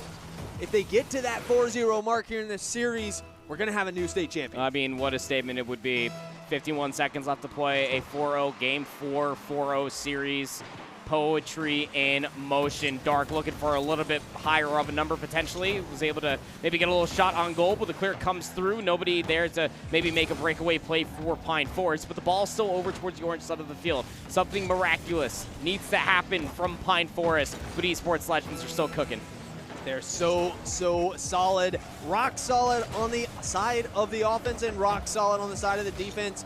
They've got it back over here on their side. No, hang on. Can they get it over? Just a slight little turn there to interrupt the play. So beautiful. Yeah, again, just good ball awareness. Angle was there. Maybe try to get off the backboard for somebody to center. 8 seconds remain. Esports Legends, they can smell the gold, the trophy about to be in their hands just in 2 more seconds. And Esports Legends, through the last little bit of heroics from Stinky Bus trying to find a moment, but Dark will just punch it through for 5-0 in game number 4. It's a flawless grand finals. It's a flawless season. The Esports Legends, your VESL Fall 2024 Rocket League Grand Champions. Congratulations to Dark, Ka-Chow Kid, and Stinky Bus. Your Fall State champions. They dropped 1 map all season long. It was dominance top to bottom. Amazing, amazing players. Amazing, amazing plays. Yeah, fantastic plays being there, being exemplified continuously from the Esports Legends, and you could just clearly see why. I mean, the CMS region, they have so many good participants throughout every single season that VESL has thrown on so far, but Esports Legends high and above the best that we have to offer here for Rocket League. It is cemented here on our Super Saturday, Justin, and just look at how aggressive they played. It felt like that the tipping scale was getting more and more aggressive for the Esports Legends ever since that 2-1 win in Game 1. It was a dominant performance in Game 4. I feel like this was the one where Dark finally was able to shed the training weights that were being put on him by the opponents. They were able to actually play the game, not get demoed constantly, and he lit the scoreboard up. He put it in when it mattered, and he brought Esports Legends to the Grand Championship. Sure did, yeah, Dark. I mean, massive shots on goal, good saves, good rotations. You can only say amazing things. Just the consistency for these guys through the entirety of the fall season was just so good. And Pine Forest, look, commiserations to them. They put up one hell of a fight. I mean, this was probably the biggest stark difference as far as scoreline is concerned. Not necessarily as final, like, total tally score, but for what these stats do look like, that Pine Forest actually just got quite literally ran over in a game. Definitely commiserations to them. An amazing performance. Nothing to be ashamed of as a last chance qualifier. Not even a conference champion, but they make it all the way to the state champions, the state championship. But it is going to be your champions, Esports Legends, taking home the trophy for the fall VESL season. Number 1 in CMS, number 1 here in states, Esports Legends. Hoisting the trophy high, got to be feeling darn confident about themselves. Getting some pictures, of course, there at the end.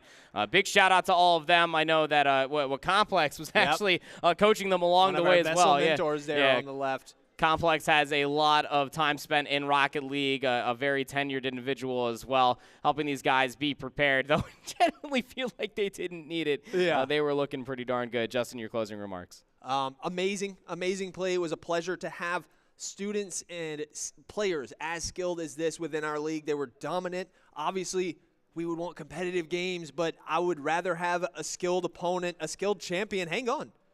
Rock, paper, scissors. Oh, it's a dub right there. Let's go.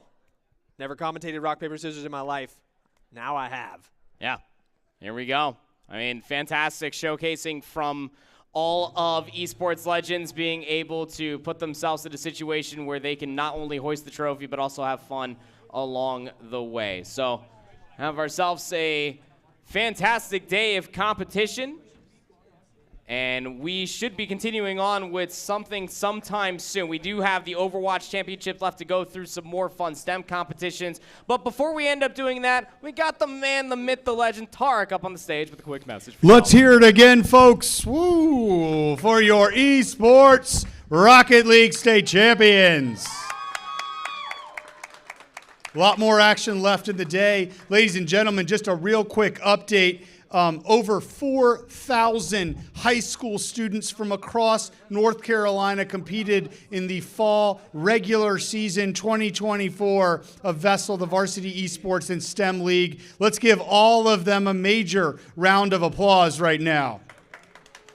Now, each of them competed in esports. They did STEM competitions. They went through curriculum to win in those competitions. What they did behind the scenes, though, was earn micro-credentials for their careers, whether it was in gaming and learning techniques there or in STEM and robotics and agriculture and all of those things. So all those kids have now career-relevant assets to include in their resume, and part of this right now is the Notwork's resume competition and the announcements of the winners there today taking home gold. We have 2 awards. The first, most hireable, goes to Kat Darby. You can see great experience on this resume. Also earned micro-credentials and won first place across the state of North Carolina in not 1 but 2 3D printing competitions. Let's hear it for Kat Darby for the most hireable. And then finally, best design and creativity in their resume goes to, this name we've heard a lot all regular season, Becca the Destroyer. Not just great visual design, as you can see on that resume, but the tech skills and micro-credentials that were earned, advanced technology specialist, and digital creation and marketing expert. These are aligned to the industries of North Carolina and the companies that are hiring, and they are having fun while they're getting real-world micro-credential experience and resume building awesomeness. So one last time for your state champs in Rocket League and all those who participated in the fall season. Thanks so much. Give it a round of applause for those folks, for the esports winners, for the esports legends. We will be right back. The next thing coming at you is going to be some Overwatch action. Stay tuned.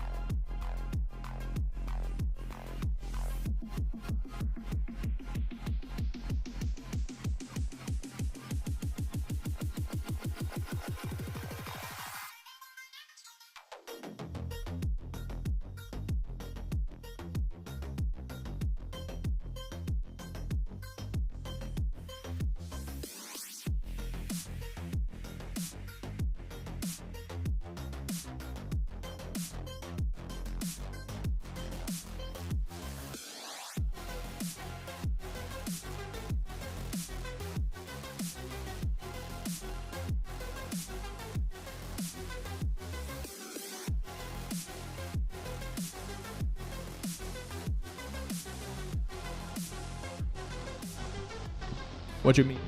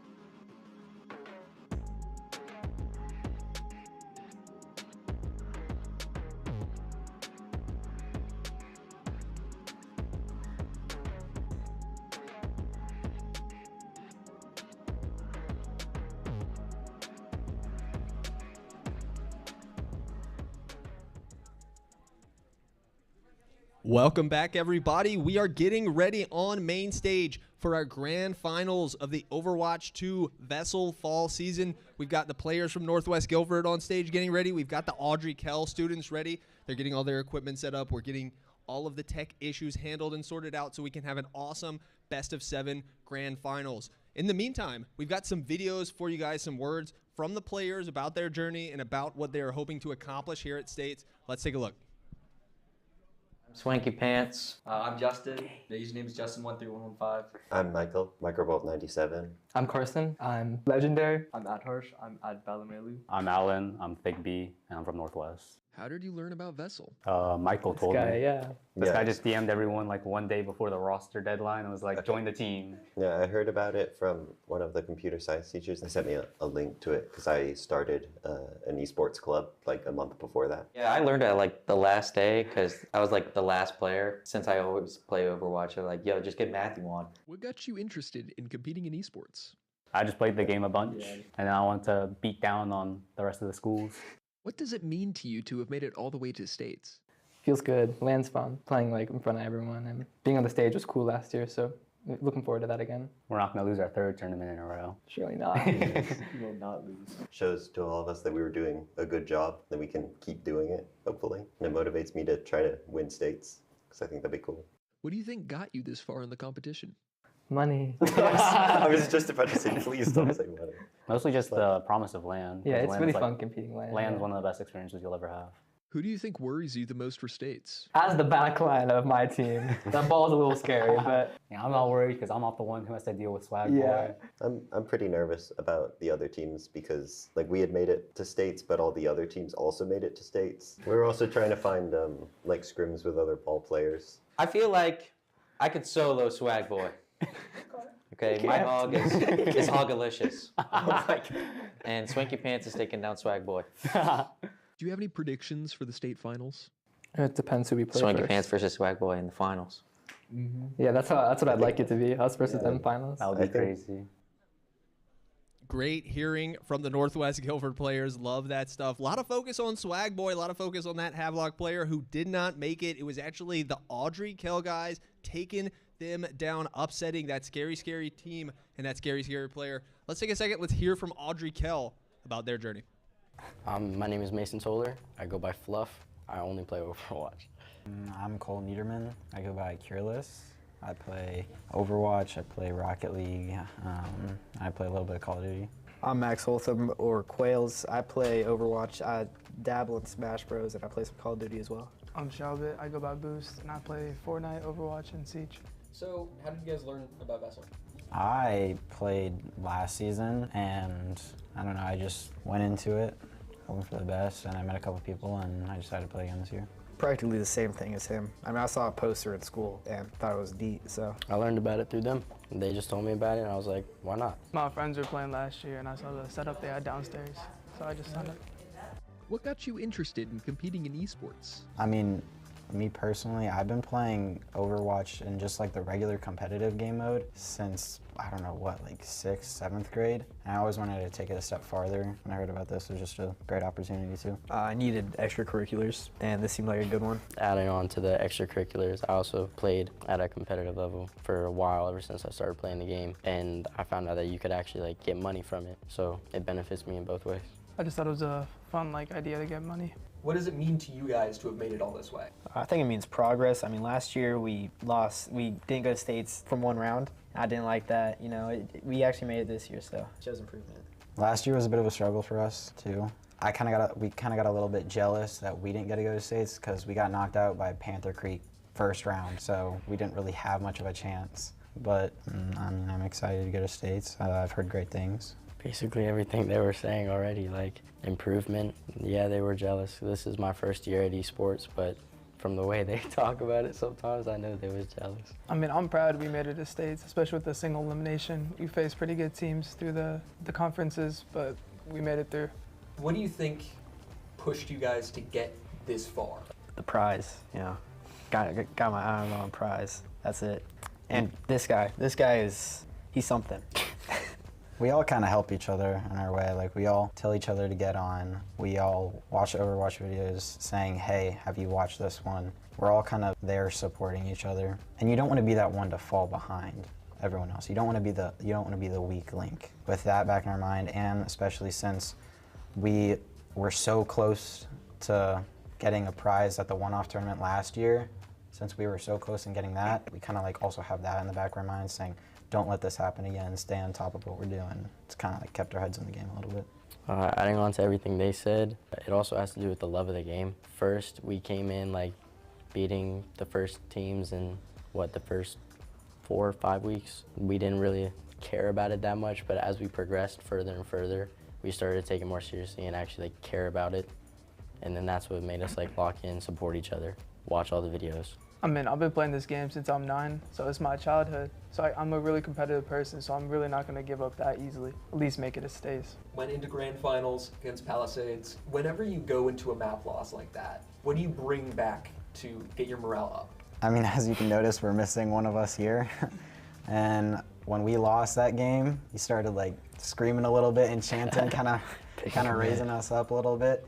And also another thing, like our coach or the person who's like helping us was like, you guys are really scared to push in. And then once he was like kind of helping us, giving us confidence, and we realized we were like, oh wait, we got this. We played confidently, we committed, and we won. I was playing horrible that first map. I had to lock in, listen to coach. You know, it was barbecue chicken from there. Yeah, definitely, like from all the coaches' help. Once we saw that we were able to beat Palisades, it was good from there. We were set. I mean, so the main reason we lost that first game is because we scrimmed them a few weeks earlier. We got slammed. So we were just going into it thinking, oh, this is a super hard team. We're probably going to lose. We can just make it through wild card. But it's mostly just getting those nerves off and figuring out that we're actually better. Who worries you the most? I would definitely say Durham Arts, because we know they play a Sombra dive. They just have a different play style than any typical way, and we haven't gone against like a team like them. Most of the teams that we play against are poke or brawl, and we play a very like fast-paced game, and we have just a better brawl than most of the other teams that we play against. So playing against a dive is going to be a lot different, and we haven't really figured out how we're going to do that yet. So we're definitely going to be talking about it, and that Sombra is going to be a big problem on our team, but I know if we keep our synergy up, keep our communication up, we can easily take them down. We got a plan. What advice would you give people who haven't made it to states yet?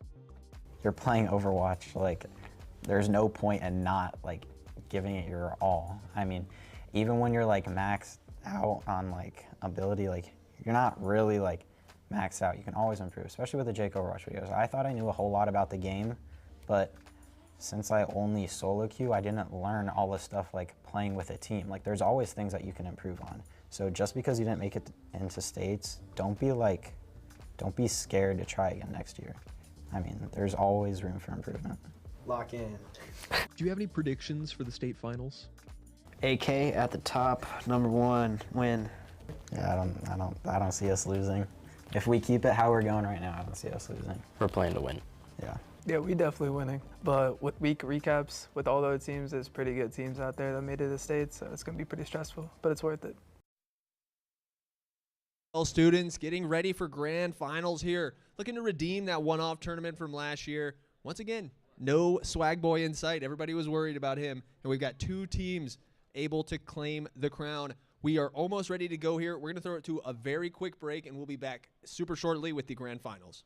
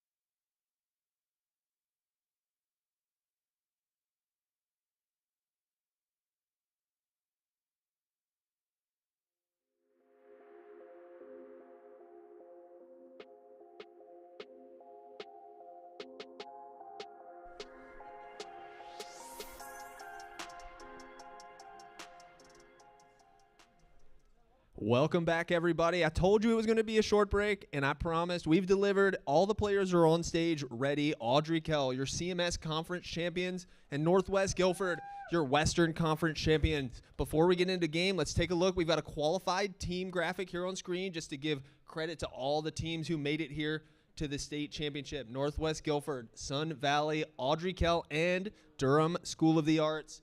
Let's take a look now at the bracket one last time before we get into match. That's the road to get here. Now we've got one best-of-7 standing between these two teams and a potential state championship. Let's throw it to the casters, and we will get into game right away. Awesome. Thank you so much, J-Dog. Yeah, it should be a real fun time here as far as Overwatch is concerned for Grand Finals. Important to note some very notable things. Of course, my name is Proper. Joining with me is Eli, the Hecking Ninja, for this Grand Finals in this very wonderful occasion on this Saturday afternoon. Northwest Guilford versus Audrey Kell. Northwest Guilford, throughout the entirety of the fall season so far, have not dropped a single map. That's incredible. And I think that on the side of Audrey Kell, they've only dropped one single map. Yeah. So for these two competitors to finally face off against each other, it feels like this is destined to be a bloodbath. This is going to be a heck of a match.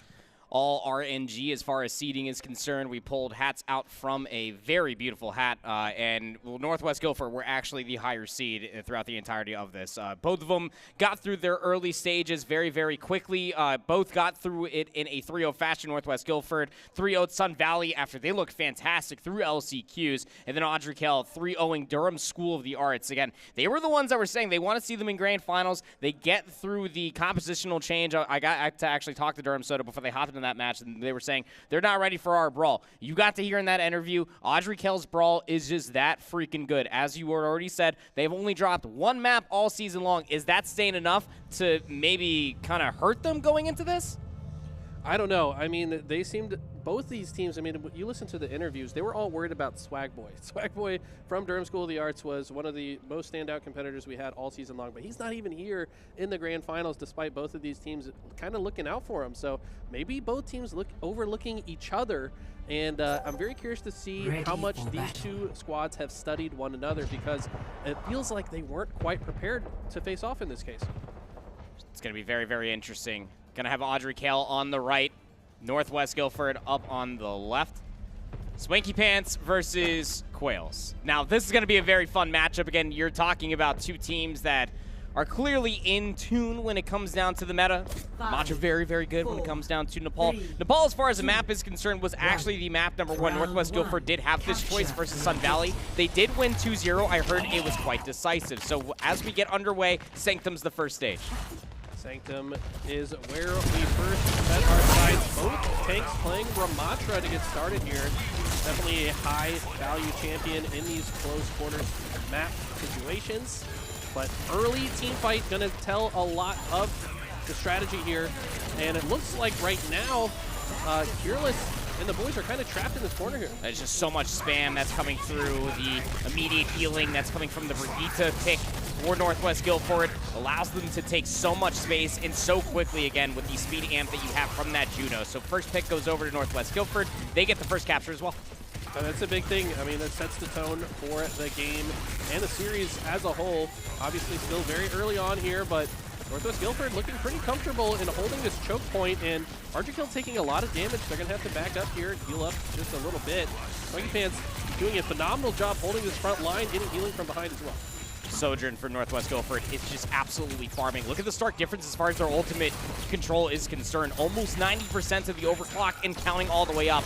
And it's just not allowing Audrey Kell to try to take space relatively cleanly, but you had to hit the green light sooner rather than later. Swanky Pants is getting jumped, goes in towards the big arms, has some assistance there from the Brigitte, incredibly low, but Audrey Kell just brute forced their way to the point, trying to work the flip. Northwest Guilford not going to give it up without a fight. Flip does come through, Ultimate's about to be online, but they lose their Sojourn along the way, and that's a good call for Northwest Guilford just to concede, wait for the numbers. Thigby going down is a big deal for Audrey Kell. Thigby was putting on a show throughout the entirety of the season.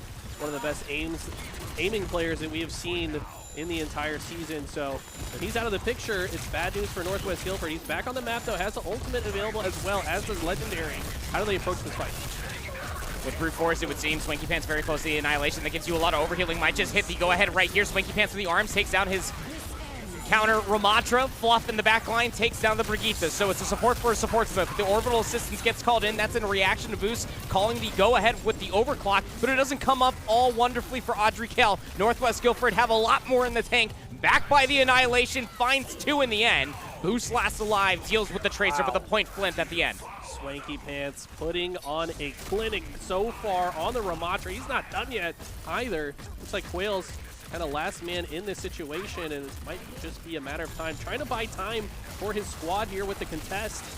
So far, looks like the rest of the squad is starting to show up, but seems like the damage has been done. Oh, Fluff is just getting jumped on. Quails, he was still alone. He still finds a pick on the Brigitte. Fluff goes down on the opposite side. Longhorns also falls. No supports alive on the point for Audrey Kell. They just have to somehow, some way hold, and they just simply do not have the bodies to try to do so. Boost is somehow able to take down Figmean towards the back line. The point did get flipped amidst all of that chaos, and it allows Audrey Kell to reset themselves. Oh no, does he fall to his death? He does. Kirla falling off the map here. And 74% has Audrey Kell, but it's now Northwest Guilford in control of the point, ticking up now, waiting for this next team fight. Audrey Kell have to be very careful with how they approach this next fight. They'd like to choose multiple entry points, if you ask me. They want to have I want to hold more space and make it more difficult for Northwest Guilford to defend against. Big ultimate online would be Keerless with that blade. Been a real nuisance all regular season long in the CMS region. Has been running amok in the back lane. When's going to be the go-ahead call for that? Would love to maybe kind of have the Kitsune rush, but it's just going to be a raw blade. Longhorns finds the first pick. Keerless isolates Thigby in towards the back line. 4 are dead. Last alive is Legendary, and he's gone like yesterday's news. Isolated, point flipped. Audrey Kell in control again. Unreal level of execution coming out from Audrey Kell. It's a perfect squad wipe now with full control of this point. Northwest Guilford with their last chance to earn control of this point. But look how well Audrey Kell holds this choke there. Had no way to get in. It had no luxury of waiting for your support to come back online. Who's about to have the one ultimate? Audrey Kell just holding them at the gates. Longhorns has the sound barrier. Somebody from Northwest Guilford was able to touch. Here comes the orbital assistance. Somebody is still touching the point, by the way, and Audrey Kell still have to focus on towards the front. Finally, Micro Bolt goes down. Any assistance towards the front, Keerless, cutting them down. Sound barrier bolsters those HP pools. Annihilation can only try so much, but now you're last alive. Your Swanky Pants stuck in a corner, nowhere to go. Audrey Kell backs against the wall, win 100-76. Wow, and the Ramatra spray on the floor there just to add insult to injury, but Audrey Kell putting on quite a performance in round number 1. Northwest Guilford kind of feeling like they have their work cut out for them. They looked good, though, throughout many portions of that round. Kind of forced into that last push there, ultimately falls short. Audrey Kell trying to make a statement early. So now we go over towards Village, or the second stage, or the Shrine, excuse me. I didn't get to fully see outside of the spawn doors, but yeah, over towards Shrine. And the one thing that you're going to quickly realize if you're watching at home, new to Overwatch, all 3 of these stages are very brawl dependent, and that's just the meta that we live in. Especially, I mean, Malga might not be around as much anymore. Orisa back in towards the mix, but Ramacha's still very, very good as we get underway with the stage 2 as Audrey Kell have that 1-0 lead. As I understand, there was a recent patch that did nerf Malga. This might be why we're not seeing them as much. We used to see that character quite a bit on this map, but right now both teams really favoring the Ramatra pick, and you're starting to see why. Look at this front line pressure coming out from both Quails and Swanky Pants, and Swanky Pants going to be the one that comes out ahead in this engagement, forcing all of Audrey Kell back, and kind of a similar start to the way they started round number 1. See if they can, this time, close out the point. It's just a real tough pick to lose at first glance, right? Longhorns being on that Lucio, you lose the utility of the speed. Wants to try to play around the tank, but in the brawl that is Ramatra, those arms will cut you down very, very quickly. Just look how fast Swanky Pants just eats himself in towards the back line, backed by the speed boost of the Juno, being piloted by Legendary. Thigby also swapped to the Cassidy throughout all this, maybe to try to help deal with Keerless in the front line, who takes down the Brigitte of Northwest Guilford. And now the focus fire will ring on true. Audrey Kell, just on the janitorial duty, will clean up Legendary, and they'll flip the boot. So impressive how patient Audrey Kell is. Yeah, they took a little bit too much damage in the early parts of that fight. They back up, they wait for their engage, and they do so at the perfect time to get 3 KOs, now have complete control of the point. Yeah, they gave up 24%, but I would wager that is worth it because they now have firm control and can set up around the point. That'll be an even game before Northwest Guilford end up even sniffing the point. Swanky Point trying to push a little bit further forward. Thigby gets caught in towards the backline from the overclock. Right click coming out of Boost, who's about to have into overclock online. Northwest Guilford trying to scrap at the front. About to have an annihilation, but they're down by 1. Audrey Kell just have to hold this choke point, wait for their abilities to reset, see how Northwest Guilford want to work their way back in. Annihilation about to be online for Quails. It would be mirrored. Swanky Pants under a lot of pressure. Does he hit Q here? The assistance is not fully around the corner yet. Now Northwest Guilford, all 5 players are nearby. Boost has the overclock online.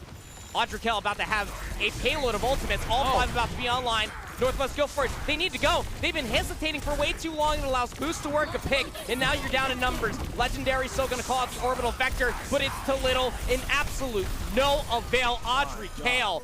Boost wipes the floor with all of Northwest Guilford. Incredible plays. The whole team working so synergistically. Only had to use 2 ults in the process. Still have 3 left for the next team fight as well. Guilford has 4 of their own into this next engagement. Got to be careful with how they approach here.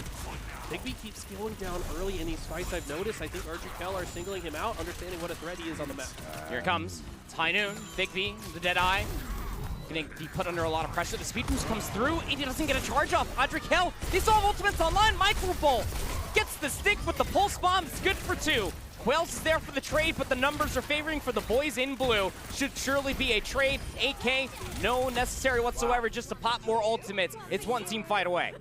Way to answer back from Northwest Guilford. Using 3 of those ults in the process. Worth it. Audrey Kell, though, have 99%. Just need to win 1 team fight. Have a lot of resources to work with here going into the next engagement. Blade online, couple that along with the sound barrier. You know, Swanky Pants would love to get out of the back pocket of AK's Lucio to find more value for their annihilation. The only ultimate online for Northwest Guilford. Microbolt has still been a problem towards the backline. Here comes the push. Annihilation might just be called, just to single out Quails. Assistance is here. Sound barrier rip. Boost also has an overclock ready. Cureless trying to get a position for a blade. Anybody in the backline can get isolated. They will die quickly. Swanky Pants, there's no assistance. Boost finds 2 in towards the back. Cureless's blade is just there for the ha-has as Audrey Keller just completely and utterly dismantling Northwest Guilford's setup. Anybody there to touch in time, Legendary might be able to proc overtime, but is on little to no HP. Fluff finds the last 2. Overtime Wick burns, and AK go up 1-0 in grand finals. What an impressive display of teamwork and coordination coming out from Audrey Kell. They seem very primed and ready for this moment. Felt like there was a little bit maybe too much focus on Quails there from Swanky Pants. You know, why focus the tank? You got to focus on the back line there. Ultimately, kind of spelled disaster for the rest of the squad there. Yep, sure did. I mean, Boosts, like, as far as like their picks are concerned, didn't switch off the Sojourn. It was just their play style that had to be adapted, just the way that you saw Thigby playing it towards the backline. Because you remember going back to Sanctum, the very first stage that we had on this map #1, it was a lot of Thigby on the Sojourn. I want to say going in towards the 2nd team fight, had the overclock online, that all it had to be was just a minor sidestep, some adjustments to come through from the enemy hit scan, and Thigby was kind of lost in the hit scan 1v1 sauce. Yeah, I mean, it felt like he was going down a little bit early in a lot of the fights. Like I said, I think that Audrey Kell know he's a danger on the map, maybe singling him out a little bit, as both squads are taking a talk with their coaches here. Maybe gearing up for the next match. Now, keep in mind, we have a pick and ban set up here, so the next stage should go to one of 3 different game modes. If you want to walk us through that, Andy. Yeah, sure. So Escort is already guarded for maps 5 and 7. So you are offered up the potential, if you are Northwest Guilford, who lost map #1, to go in between Hybrid, Flashpoint, or Push. Now, throughout all of those, you do have a certain series of maps. Flashpoint only have 2 maps. Push do have 3, and then Hybrid do have the 4 that you can pick at your disposal, whichever is the most comfortable for you. You know, funnily enough, when you and I were actually casting over the wildcard weekend during LCQ, and even during conference championships, more often than not, the map 2 has always been Kings Row. You're right. Yeah, we very often see Kings Row. We'll have to see if that is the decision for North Guilford True. And just like that, it turns out Andy predicts the future, because we're going to Hybrid Kings Row for game #2. I am but a humble oracle and a man that has too many hours in Overwatch. That's true. Yeah, Kings Row is a household favorite at the end Play of the another day. game, man. I simply cannot. I'm addicted. I really am. But Kings Row, it offers a lot of different potential of compositional variation, but most importantly, you know, we've seen this a lot throughout the entirety of the VESL fall season for 2024. It enables your hit scan player, and I think that that's going to be quite valuable for both of these two teams. I mean, Cureless had a lot of good impact, yes, and there was a lot of impactful players from Northwest Guilford, but the ones that have stood out so far has been the Boost versus Thigby. You're exactly right. I think Thigby probably a big part of the reason they're going to Kings Row to maybe enable that hit scan prowess that we've seen. I mean, I've been a big fan of watching Thigby's POV throughout the season. So impressive. It reminds me of like a Valorant player. He probably plays Valorant, I would guess, because how skilled he is just in raw aim. Yeah, very potential. Plays on a high DPI as well. I mean, people will remember AK through the spring season as well, when we were playing Valorant as well. So I think it's one of those things that, yeah, absolutely. Probably playing a multitude of different hit scan type games, but we've also had a lot of different players that have been playing a lot of different esports as well. You even remember, like, going back through the interviews, like, a lot of them were saying, just like, oh, I also play this game, but I also play a lot of different games. You and I were picking out a lot of different, like, Overwatch players that were also playing Super Smash Brothers, Rocket League. There was at one point where we had to actually, like, hold a match ever so slightly during LCQs just because one player that plays for Rocket League actually plays for the Overwatch team. I think it's Microbolt, who's on Northwest Guilford. He was he had to wait for his Overwatch match so he could play Smash. He was towards the end of the Smash bracket as well. So a lot of multi-talented gamers here on the main stage representing their regions. Northwest Guilford, the Western Conference champions, going up against Ardrey-Kell, the CMS Conference champions. And both these teams coming into this series with a nearly perfect record. But now, facing off against one another, one of these teams will finally face their first loss. So far, Ardrey-Kell the favorites with a 1-0 lead, but this is a best-of-7. We have a lot of room to play. I would just like to add the extra ounce of severity to that comment you just made. That's the first map that Northwest Guilford has lost the entire fall season. Just throwing it out there. The only map at all. Correct. The first impressive. and only, yeah. So Ardrey-Kell coming in and saying that we're supposed to be the team that's undefeated. They didn't lose a single map. That's a bold call right there. But here we go. Looks like Ramatra going to be the same picks on the tank side of things. And Microbolt back on the Tracer. Anything else that sticks out to you as far as character selection goes for this map? Well, it's going to be Northwest Guilford on the defense first, as we saw them rolling out over towards that first point. Thigby will be on the Sojourn, but nothing out of the ordinary, right? Ardrey-Kell, Cureless, over towards the May. And that's going to be an interesting transition, especially for the brawl, because Northwest Guilford, to your point, Microbolt on the Tracer is going to be looking for the pinch. So if Ardrey-Kell can isolate and burst, it's a real tough spot to be in if you are Northwest. Okay, getting back into familiar territory, this Ramatra on Ramatra action that we have seen since this series began. And this is going to be very interesting. This first point, notoriously a bit difficult to capture on the attacking side. So we'll have to see if Northwest Guilford can earn it quickly or if Ardrey-Kell are making work for it. Trying to at least find one pick. You can find a pick here on this first point, and Northwest Guilford would inevitably have, or Ardrey-Kell would, excuse me, inevitably have the numbers, but 1-for-1 trade. Took down Boost as far as the DPS. You can see what it means immediately. I mean, you just got to concede the space from here on out. Northwest Guilford just trying to still hang around. Maybe they could try to work a pick. Microbolt in towards the back. The 1v1 versus Akiriko. Finds the pick. Has the favor towards the recall. Incredibly low, running out of blinks. Resets the fight. The second segment being worked on currently. There are some numbers on the opposite side of this ice wall that might be able to contest. Hold on a second. They might think about it. It's a little disjointed. Last segment's not caught yet.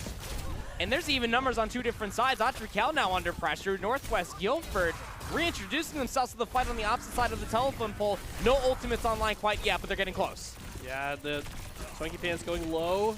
He's going to have to back up here. He does get taken down, though, and that's bad news for the rest of Northwest Guilford. There's no longer a sponge for damage at the front line. They're having to retreat, and I don't think anyone's going to escape, except looks like Advil will find their way out, but Ardrey-Kell really making life difficult right now. They are pushing this already. Yeah, I mean, once the point was captured, you were just there too long. I would say halfway through the third segment, you were there too long. Where you could have potentially held here on second around the bookstore. It's a very, very tough bend to fight from.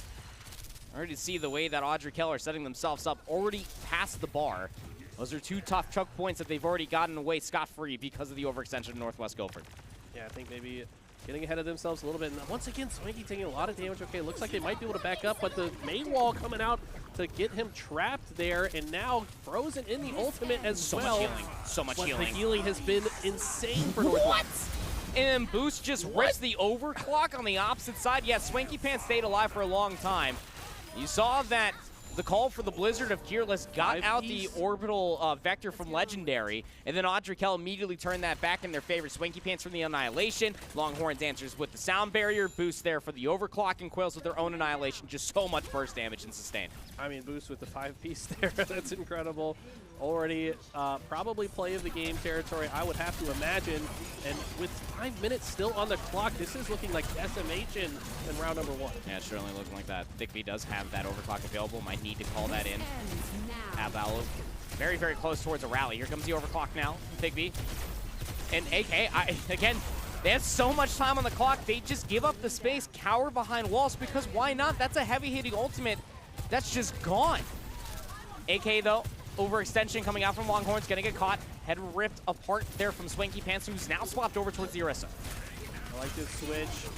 Getting into this other part of the map makes a little bit more sense to be fighting here with Orisa. Now Audrikel taking their time here once again. Their patience has been so impressive, especially in game 1. I think that when they recognize their team fight is not looking good, they're willing to back up.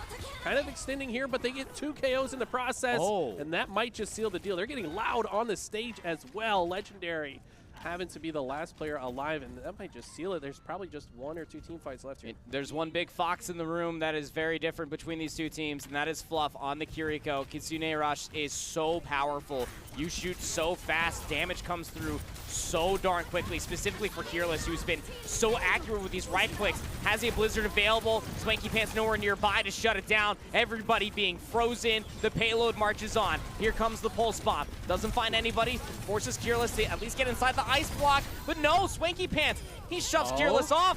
Numbers might still be here. Boost has the overclock, trying to shut things down himself, but Microbolt says, nah, we'll hold on for a little while longer. Wow, that was so clutch out of Microbolt. Kind of the last man standing in that engagement somehow comes out on top. I saw this man warming up against the bot, just 1v1ing on this Tracer, and his aim is immaculate, just putting on a clinic.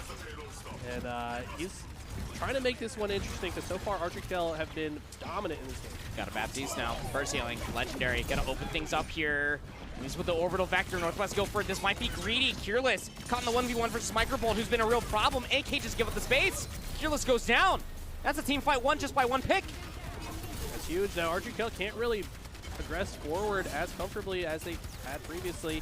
Still have an ultimate online on both sides here. See how they opt to use them here. Resources so important here in these in-game moments. That could be a big mistake coming through from Swanky Pants. Already throwing away the spiral. It's a whole lot of damage he can't shut down as the fight's getting ever so closer. Quails. Annihilation online. Longhorns probably wants to save this sound barrier for something that's going to be heavy hitting, and that might just be sometime soon. Thigby does have their overclock available. Microbolt getting ever so closer. Here comes the Terror Surge, specifically out from Swanky Pants. Keeps everybody locked up. Longhorns there with the sound barrier. Now Audrikel with the overhealing trying to push forward, but they lose boosts along the way. Northwest Guildford, they have themselves the numbers. Annihilation, backed by the Kitsune Rush. Audrikel, they fly forward. Quails gets the trade on the Thigby. Fluff also able to take down a few along the way. Just so much damage. Microbolt, no! Not like this. I mean, it was a 1v5. It would have been clutch, but AK shut it down. They'll capture all 3 points on Kings Row with time to spare. Minute 56 remaining on the clock. That was a pretty comfortable approach to the end there, but could have been cleaner. They did fight back on the side of Northwest Guildford, were able to stop it at least a few times along the way to mitigate the damage, but now back against the wall, have to put on a better performance on offense this time. Can they do it? At least you, I mean, when we got into third, it was 5 minutes. After the extra minute 30 got added on towards the board, it's just like the efficiency of the team fights, backed up by the overextension at the main archway from Northwest Guildford, just gave so much egregious ultimate charge over towards AK, and it just allowed them to quite literally snowball the rest of Streets, which is why you saw such a massive time bank. But more or less praising just the composure of Northwest Guildford from diminishing that 5 minutes down to a minute 56. I mean, like, it doesn't seem like a lot, but it was definitely a dent. It was. They won multiple team fights in a row. They got picks early to force Audrikel to slow down. when they were charging relentlessly prior to those picks. So can they keep it up here? Now it's going to be Ardrikel having to defend. And typically, from what I've seen on this map, just capturing the point in the first place seems to be the hard part for a lot of squads. So very curious to see if Ardrikel can put on a better display of defense here, as we saw in the previous round. All right, Northwest Guilford, you know what you have to do. Capture all 3 points with time to spare. Less than a minute's not going to be good enough. Can't have it end in overtime, otherwise you're not going to get a second chance to maybe try to capture the points. But Pants is on the Malga. Digby's over towards the Reaper. I mean, this is as brutal of a brawl as recent patches memory.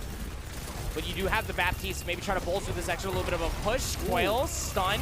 So much healing in armor. Sustain coming through from the Ramatra of AK that Northwest Guilford, albeit finding so much damage, cannot find a kill. Focus so much on the tanks in the early goings here. Boost sitting back comfortably, trying to get some damage down. It's such a potent damage dealer for so much of this series already. Keeping an eye on Swanky Pants here in the front lines. Still trying to be worried about where Thigby was located at. He's looking for another shadow step. He gets up towards the top of apartments. It's going to force a certain amount of respect. Does Boost just jump their way up there to maybe try to deal with? No, just sidesteps Microbolt inside Hotel. Yeah, we'll be seeing you. But Thigby was hoping for a pinch. Lost his DPS duel on the opposite side. And well, Northwest Guilford, they've already lost a minute plus, just trying to go back to the drawing board. Yeah, there's been multiple engagements in a row, and now they're staggering as they have players come off spawn. They have other members falling. That's only going to slow down their progression here. Ardrikel knows this. They should be looking to take advantage of the moment, try to stagger another kill before those other players get back into the fight. Look at the ultimate bank about to be online for AK, man. Got to have a sound barrier, overclock. Fluff has the Continue Rush. There's a lot of damage that's coming. There's Swanky Pants. Oh my gosh. He got melted. Calling out the Immortality field almost immediately. About to have at least an Ant Matrix online. You've already lost your Reaper on this push. Kearless has been on the Reaper and is finding just so much value in towards the back line of Northwest Guilford. AK, they have 5 ultimates. They won that team fight with none of them. Wow, do you see that aim? That was incredible. Yeah. Somehow landing the shots. I mean, it's not easy to land shots on Reaper. Got to kind of be in tune with the flow, the cadence of each of the guns firing individually. But having no problems, and like you said, Ardrikel has so many resources to work with. Gotta wonder if Northwest Guilford are gonna have a chance here. Have all 5 ultimates about to be online as well. Cage Fight's gonna have to be a big one. Can try to isolate maybe one of the supports there with the Death Blossom as well. They're so incredibly low. Death Blossom's gonna be ripped by Northwest Guilford. He ends up taking down Fluff. Boost finds that trade. Death Blossom by Kearless on the opposite side, backed by the Sound Barrier AK. They turn the numbers ever so in their favor. Wow, just like that. Only 2 ults burned on both sides. Next fight could be just as explosive, and like you said, time kind of running out here for Northwest Guilford. They've only got 1:20 left to score or to get the first checkpoint. And the Widowmaker swap. This is, I'm an upsetty spaghetti DPS player, and I don't know what else to do, so I just need to click on the 4 heads. Here comes the Cage Fight out of Swanky Pants. Any sort of setup on towards the back end. Have the orbital vector, it's a lot of damage. But where's the eliminations? Thigby takes down Boost. On the opposite side, a lot of util has to be thrown in towards this Cage Fight, but Kearless does get the better of Swanky Pants. Quails, Annihilation, running over everybody from Northwest Guilford. Quails is on fire so far this series. Unbelievable control of this champion, and you see why he's hard locked on the Ramatra. I have not seen him switch off, and why would you? Yeah. With abilities like that. All right, Northwest Guilford just don't have an answer. Last fight territory here, 30 seconds. The only ultimate you have online is going to be an Ant Matrix, and it's put on the corner. You can't even really use it to try to capture the point. You're just hoping for AK to overextend, and Quails offers you something on a silver platter. The hook comes through. The pick soon to follow. Kearless does find the initial blood, but still Northwest Guilford, albeit taking down the tank of AK, cannot find their way forward. Kearless is just ruining their day, running them over. 10 seconds remain, and someone has to touch. Yeah, they've got to get in here to contest it at the very least, just extend their life in this game. Here comes the dash forward. Digby's over towards the Genji. Will get the touch. Deflect means that he can reset himself. Buys enough time for his teammates to come back through. Microphone's got a pulse bomb. Found a lot of value with that in the previous, but Quails shuts down the pulse bomb. Here comes the Sound Barrier. Death Blossom by Kearless. Overclock by Boost, and it is just too much damage to bear. Northwest Guilford can barely even get out of their spawn on the map number 2, and Ardrikel go up 2-0 in the series. Unreal control here from Ardrikel, and we're talking about going against a team that had not lost a single game. coming into this, but wow. What a performance by Quail specifically. But here's the play of the game coming in from Boost on the Sojourn. Let's take a look.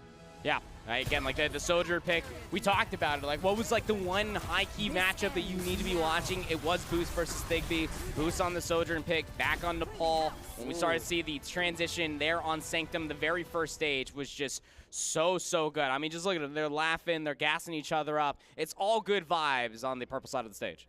All smiles. And these are the guys that said they've been watching those Jake Overwatch videos. It's kind of starting to show here as the level of teamwork and coordination is crazy. But see, we might have a bit of a bathroom break. Yep, definitely seeming that way as got a lot of explaining to do if you are Northwest Guilford. Again, we were setting things up in such a way that they have not lost a single map so far. This time they get in towards grand finals, and they finally end up losing a map here twice on over, as some players are going to be resetting themselves, going towards the bathroom. Northwest Guilford are going to have their choice again as far as the mode is concerned. We're going to throw things to a very short break as we get the players all set up for this map number 3. It's 2 in and all in AK's favor. We'll find out the conclusion of this best of 7 series on the other side of this break.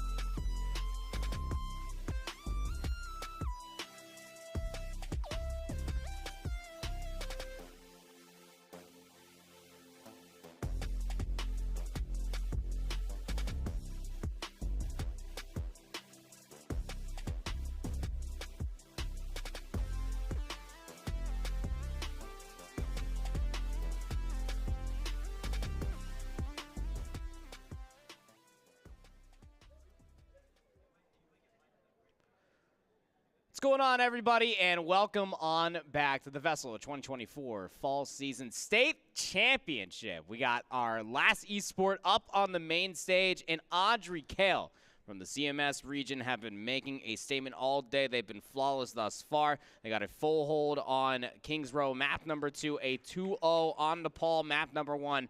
Northwest Guilford find themselves down in a tough way, Eli. Something's got to give here.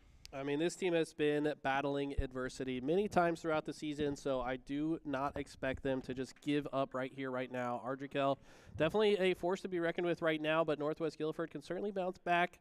Maybe they're just looking for a better map to do so. Sounds like we're going to be doing push on Coliseum, I believe. Yeah. How you say that? Regardless, can't wait to see how these competitors bounce back in this one. And the brawl composition has been working really well for AK. Northwest Guilford have tried their might at their own brawl comp. We've seen the Ramatra mirror. You even talked about like our opening duel on Kings Row. The first point was a Ramatra 1v1, but realistically, I think like the biggest thorn in their side or in the back line of AK directly into the foreheads of Northwest Guilford has actually been Boost. The Sojourn pick has just been so electric. It's been left Thigby with more question marks around their head. Yeah, I mean, I think Boost had the 5-piece in that last game, did he not? Correct. It's pretty hard when someone is on fire to have an answer to that. He's going to start off on Sojourn once again. Microbolt on the Tracer was making some waves here and there. Thigby now taking the Junkrat out. I think this is more of a map decision here, maybe lobbing those long-range projectiles, trying to get some chip damage away as the front line takes over. But no, it could have been the Jake Overwatch videos as well. Could have been the inspiration. Well, he's already switched off of it, so both of us are wrong anyway. So instead, it's going to be the Genji.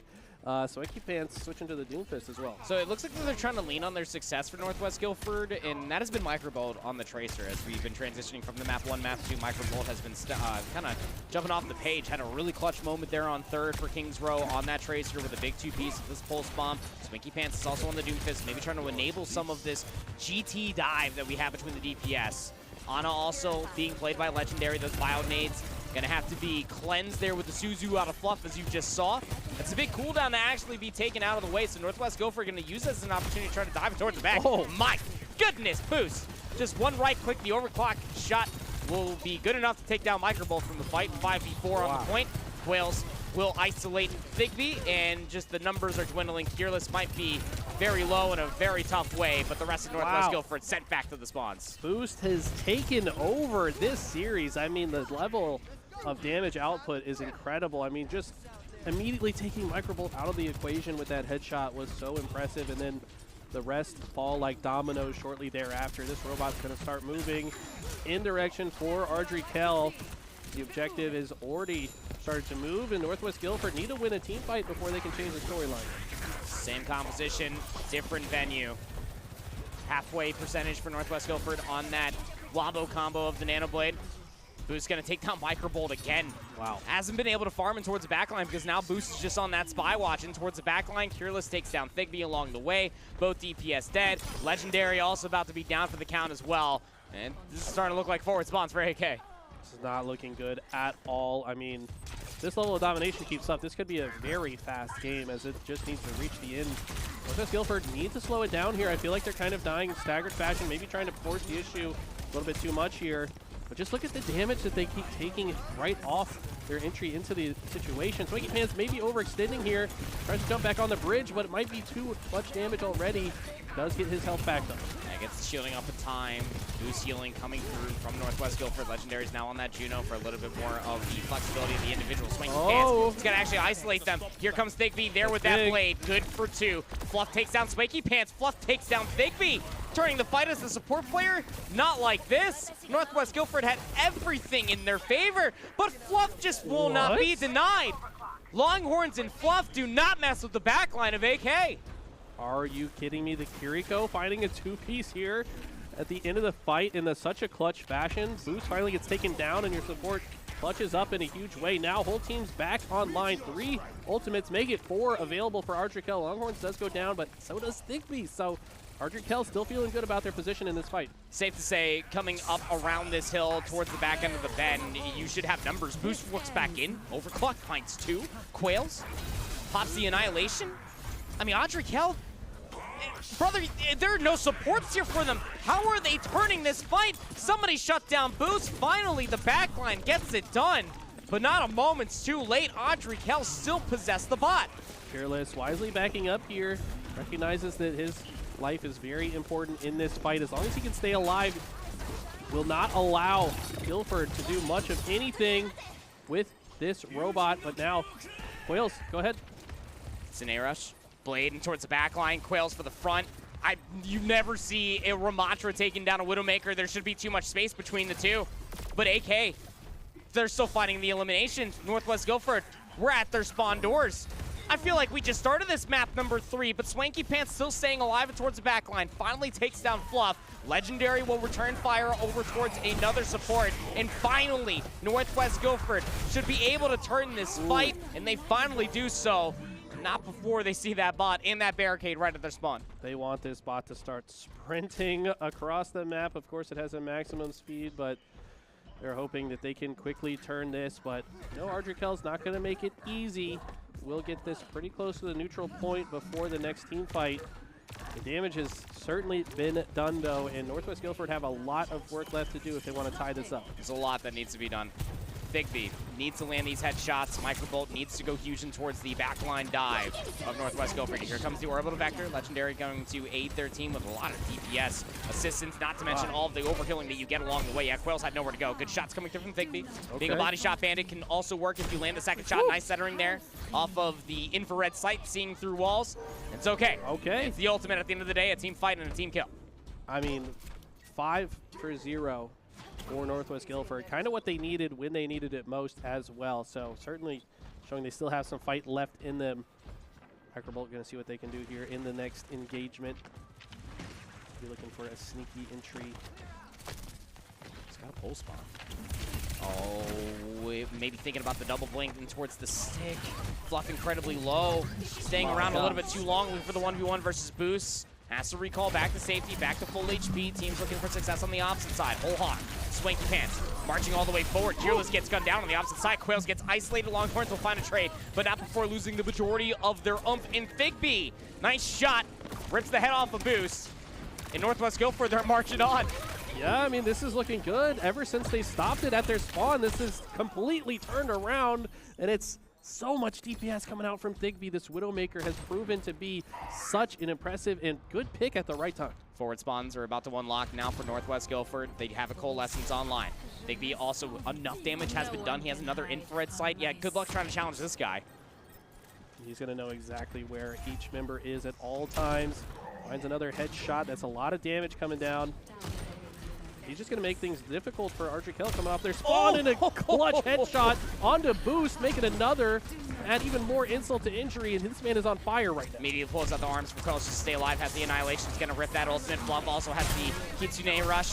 Here comes the Coalescence down from Northwest Guilford. A lot of overhealing, a lot of damage, and it basically nullifies everything to do with the Annihilation besides Quail still staying alive. The only ultimate about to be online would be the Overclock. Couple that along with the Kitsune Rush could also be a very high-powered ultimate combination.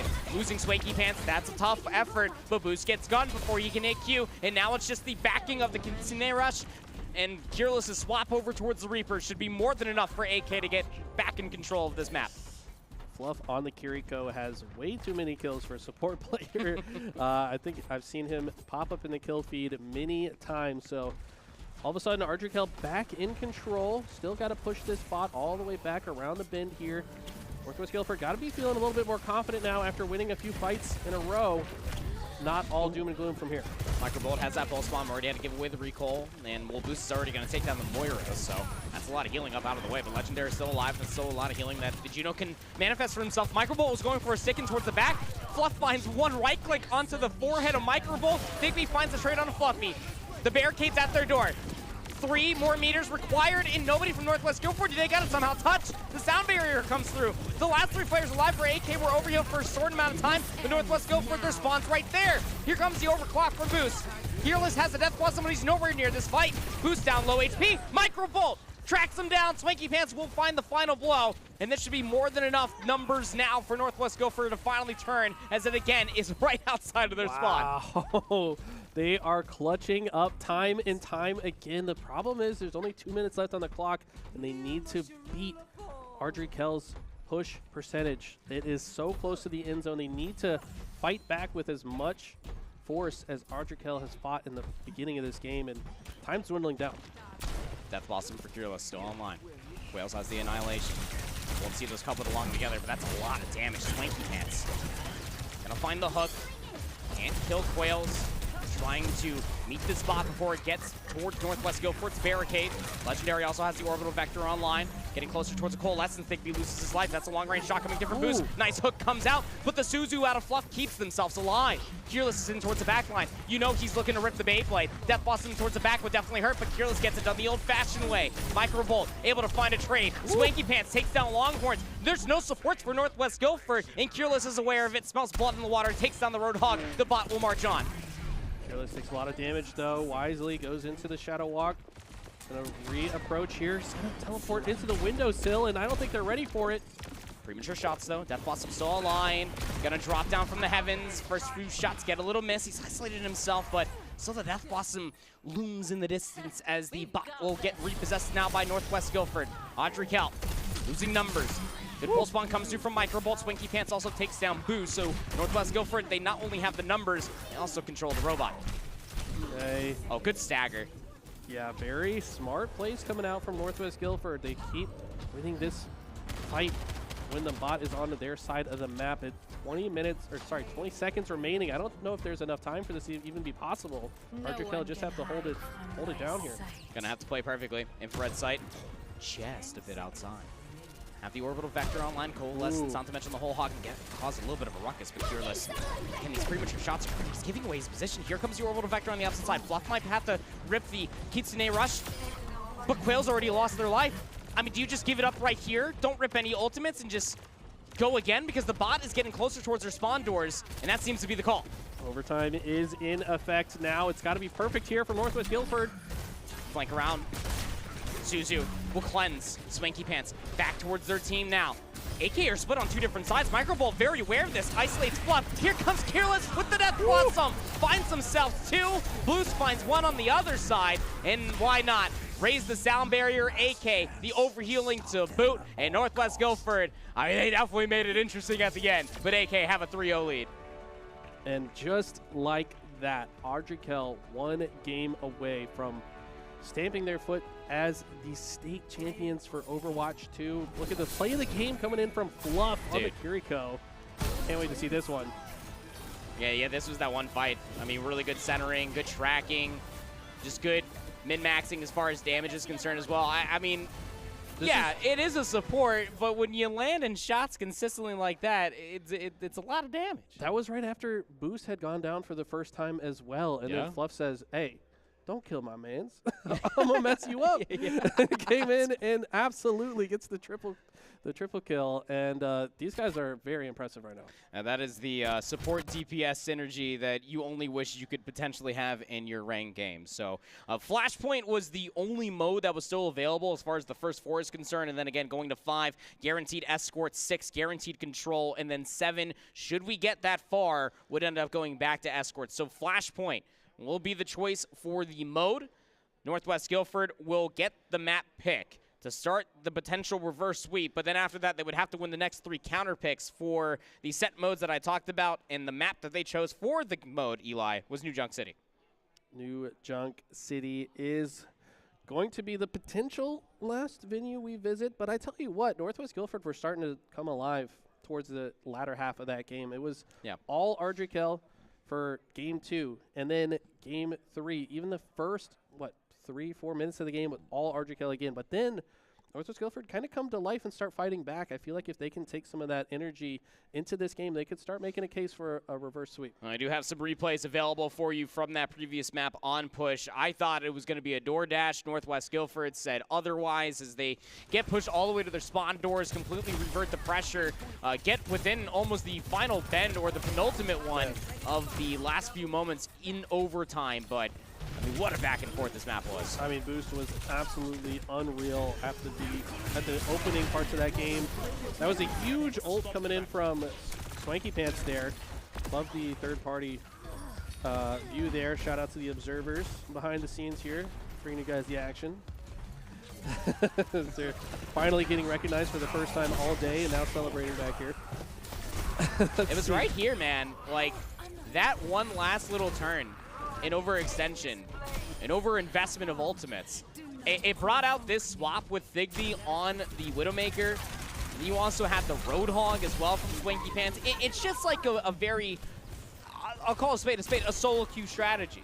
And it was starting to work, but like you need to find a way to enable these kind of antics, right? Because clearly the Ramaja 1v1 is one thing, but you have to try to enable Thigby to be able to find as much damage as Microbolt does in towards the back. I think Cassidy's the pick, and playing in the Brawl might be fine, or it just might have to be the Reaper. Whatever it may be, this jointment is so easy for AK just to isolate a target and run him over. Yeah, Thigby started catching a lot of steam after switching to the Widowmaker. Starts clicking a lot of heads, doing a ton of damage, but ultimately they weren't able to follow up on it and turn it into a meaningful difference, as I feel like they could have, you know, with different picks, like you said. Maybe a little bit more synergistic composition, what they need going into this game number 4. Back against the wall. They don't want this to be the last game they play in the VESL fall season. At least give us a showman. Yeah, well, absolutely. I mean, it's been a hell of a run thus far, but it's one of those things that if you're Northwest Guilford, you have to almost like look at yourself that you made it this far being flawless. The Western region ain't nothing against you, and then you come in towards states, and finally the first pushback that you see is the conference champion, from the CMS region. So losing 3 straight, not something that they're used to. Yeah, generally speaking, CMS showing that maybe they were the strongest region, at least for Overwatch. You know, it was Ardrikel. They lost a game to one of the other CMS teams, but so far not losing a game to any other region. They 3-0'd Durham School of the Arts, featuring Swag Boy, the talk of the town, now up against Swanky Pants. I feel like Swanky Pants and Swag Boy kind of have a lot in common when you think about it. Both tank players, got some swaggy names. One's swaggy, one's swanky. You know what I'm saying? Are they? Is it the same thing? Kind of, I think. I think swanky is like old school swag. You know, I'm what gonna I have mean? to ask one of our younger producers. He'll know. He knows exactly which one I'm talking about. We need a historian. Is it the same thing? It's about the similar. same. So I feel like swanky's like an old man's term, though, isn't it? Like from the 50s, like a swanky.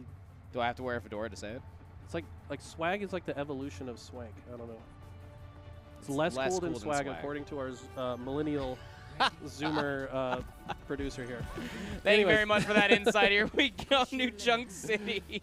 Map number 4, the potential final map of the fall state season, and venue has been absolutely electric all the way back from our very first game that we had in grand finals to this very point in time. It has been a wonderful day. Shout out everybody who's been hanging out continuously. It has been a fantastic day of esports and STEM competition. Is this the end of Northwest Guilford? It could be, but I just wanted to shout out all the friends and family here to support the players on the stage. Give yourselves a round of applause. It's been incredible to see all the support for these young gamers who are just out here to have some fun and have some friendly competition in North Carolina. Let's see. This could be the last game, but Northwest Guilford don't want it to be. And like I said, I feel like they're coming to life now. Flashpoint very similar to the map 1 of Control. The biggest difference, we don't change stages. It stays on the same map. Very close to a very familiar game mode called King of the Hill. Nice hook out of Swank Pants right in towards the trap. That's a quick way of a Hogman taking out a Frogman if I've ever seen one. Northwest Guilford starting off strong. They did this in games 1 and 2, though, winning the first couple team fights. But, I mean, this is good. They've now killed Boost twice already in this game. Just kind of shut him down, maybe recognizing that he is a player they need to take care of. In that last game that we just watched, it was only when they were able to take care of Boost that they were able to get control of the map. Maybe that's the name of the game here. I think it's safe to say, Eli, very difficult to find value if you are eliminated. Yes. Yeah, it's great strategy so far as Northwest Guilford are about to be at 50% here for the first Flashpoint. Nice hook. The timing just didn't work out to actually pull Quails around the wall, but still, Swank Pant's going to be able to reap the benefit. And this is very close to Sanctum, the very first stage. As Boost is dead again, they'd be very close to the overclock first. A lot of healings coming through. We're about to have a Coalescence as well. 30%, and Northwest Guilford are going to go 1-0 up in the Flashpoint. This is so impressive. The bounce back, it felt like the tides were shifting towards the end of that second game. They started to come to life now, maybe a bit more comfortable in this game mode, this composition favoring them, but Archer Kell going to push in one last Hail Mary attempt to get control of the zone. Shout out to TBK with the football reference there, but man, this is an all-out brawl. Ardrey are not willing to go to the next flashpoint. They want to fight for it, and so far have done so successfully. Oh man, that is a very angry Omnic and a very angry Frog. Just pinned against the wall from a whole hog of Swanky Pants. This Roadhog pick has been absolutely electric, but at the end, the team fight to no avail. Northwest Guilford 100-0 on the first FP. So impressive to bounce back here. Okay, we've got ourselves a game. Ardrey now have to ask himself a question. What's going wrong now? I feel like it's mostly Boost falling early now, switching to the Cassidy. See if he can maybe make a difference here. Microbolt being a sneaky beaver, if you ask me. Moving around, sneaky beaver like. Seriously. I love the Chris Puckett reference out of well. Sneaky beaver. Nobody in the audience knows who Chris Puckett is. That is so untrue. A lot of ultimates online for Northwest Guilford. Ardrey also have a payload of themselves for an ultimate. Here comes the Deadeye from Boost. Be looking for a quick pick. Actually takes down the Moira, who had a Coalescence online. 2-for-1 goes to the kill feed. AK have the numbers. Nice tracking out of Boost. Yeah, we've been seeing that all day long. Takes down Microbolt. AK now working up some percentage. What's the gun in Valorant that looks like this? The Sheriff. The Sheriff. I mean, does this not look like a Sheriff player? I think you said before. You can't do that with a Sheriff. I think you said before this guy is a Valorant player, yeah? Pretty sure. I mean, it looks like it when he's using this gun. Look at the accuracy. Think he can hear us right now. He's trying to put on a show for us. Bigby under a lot of pressure, has some healing right behind him. Boost looking for something similar. They're being scrapped all over the place. Good read coming through from the flank on the Microbolt. He's taking some shots. Microbolt feeling the pressure. Here comes more assistance.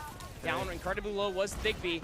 Boost is stuck here in this 1v1, even through the stun. Gets the better of Thigby. Kearless takes down Swanky Pants on the opposite side. AK get closer to 100. Okay, now they've got multiple entry points to this flashpoint covered.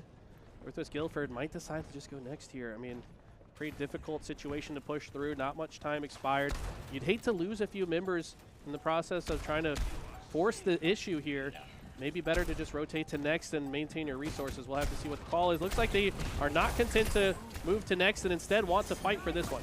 Force the overtime. Coalescence should be the tip of the spear for this push. AK.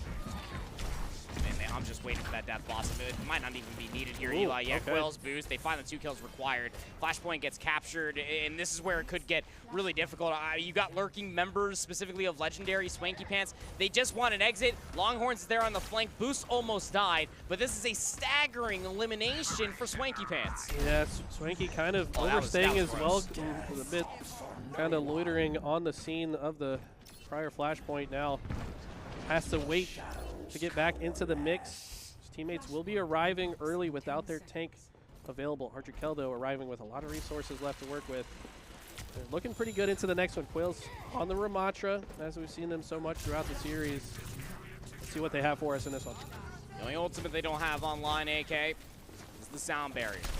Microbolt's getting closer towards the Bulls Bomb. It's been a real problem in the back line, and well, that's going to allow Thigby to pick the head of Boost clean off. Bluff is right there for the trade, showing up in the kill feed again. Support, by the way. Fearless has a Death Blossom ready to go. Coalescence will be ripped. The answer in response is going to be the Annihilation, backed by the Kitsune Rush. Legendary will take down Fluff on the opposite side. It's a pinstripe kill feed. Whole hog invested by Swanky Pants. Trying to help his team to get closer towards the point. And Longhorns was so close to the sound barrier, the hook just yoinked Kearless from the flank. And Northwest Guilford get the flip. In a situation where they needed it most. Finally get control of the situation. Ardrey back in the position where they need to push forward. They've been very successful in this position in prior games, but they have not dealt with this hog in the process. And so far, the Roadhog has been a major difference maker on Swanky Pants. Hooked just a little bit wide. He did not even mean to hit that shot. But that is the benefit of just shooting a tons of shrapnel and a shotgun spread, I suppose. Hook comes through on a Kearless. He'll shift step his way out, but losing Longhorns just means you gotta wait until he comes back because he has a very potent ultimate for this upcoming fight. Love the way they're approaching this, taking some space forward. Not too much though, don't need to overextend. Trying to get a hook pulled into the rest of the team here, but Quail's moving right on ahead, not fully engaged though. And somehow Kearless finds one on the Thigby. What is this man's doing? Takes down Thigby, mid-overclock. Kearless just shadow steps towards the back line, isolates the Moira. No further ultimates needed. Okay, Swanky Pants recognizing the situation. Can't really approach.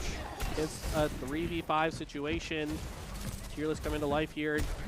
Has the Death Lotus online as well. Everybody from Northwest Gopher that's alive is still stacking this upper area of the point. 80% and counting on up. AK, your point, and have the Death Blossom plus the Deadeye available. Two very heavy hitting DPS ultimates. Plus about to have the Fox Rush online as well. Same for Northwest Gopher. Last team fight here for this FP. Here comes the push. Quails getting closer towards the Annihilation. Careless with the Death Blossom towards the backline. Microbolt there for the trade. But Careless Death Blossom goes huge. Finds two. An AK flip it in their favor. This should be a team fight 1 and a 2-1 lead in the map 4. Wow, just like that. Now they are so close to closing this out. Have the lead. Game number 4. Back against the wall is Northwest Guilford. How do they approach from here? They've got to be patient and calm in this situation. They can't press the issue too much. Don't force it. Just play their game here. Boost still has that Deadeye. Quails is about to have an Annihilation. You win this opening team fight, could be massive to set up around the point, especially with Northwest Guilford. Only hanging around with the 3 ultimates, but the whole hog has been finding a lot of value for Swanky Pants. Microbolt's been struggling, especially in the latter half of this map thus far, Eli, on this Tracer, but he's looking for a flank. That's the Pulse Bomb ready.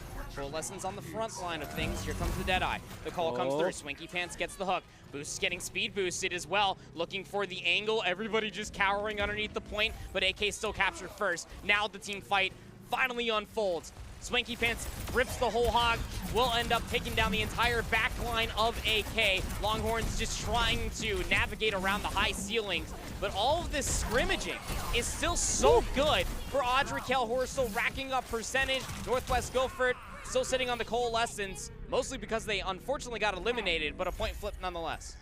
We see the emotes coming out, I mean, feeling themselves in the moment. Hey, you're at the state championship. Why not have some fun with it? Swanky Pants makes a good play there and keeping his team alive. I mean, to be honest, they lose that fight, and this is starting to look a lot more grim, but certainly have life now. Sound barrier online.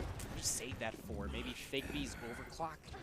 You have the Coalescence, you could maybe answer it back for. You could just bolster this man on your screen, Quails. Try to march on forward with the Annihilation, very heavy hitting ultimate. AK thinking about how they want to re-enter themselves back into the fight. Here comes the arms. Coalescence just to help Swanky Pants stay alive. Here comes the sound barrier on the opposite side. Quails now with the Annihilation. A lot of focus up towards the front, but it's all on the Swanky Pants. He's taking so much damage. Fluff now in towards the back line, takes down the opposing Kiriko. Quails all around the back line will get traded by Thigby. But AK, they flipped the point along the way. Northwest Guilford back to the drawing board. Unbelievable play by Quails there. Just literally holding W, no care in the world, no regard for human life.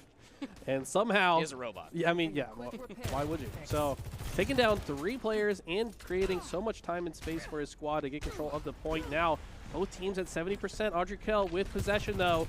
This next fight is so important. Sorry, he's an Omnic. I didn't want to upset my Zenyatta mains out there. So here we go. 85% for AK. Watch out for Tearless here. He's got the Death Blossom. Boost is so low. Overclock rip by Thigby. Back by Legendary. Keeps in a rush. Here for Northwest Guilford. Tearless up top. Death Blossom gets ripped. It's a 1-for-1 trade. Pulse Bomb in towards the back. Microbolt takes down Fluff, and you feel like there's still a chance. Swanky Pants on the Ramatra is bolstering this entire push. Longhorn's incredibly low. Quail's still alive.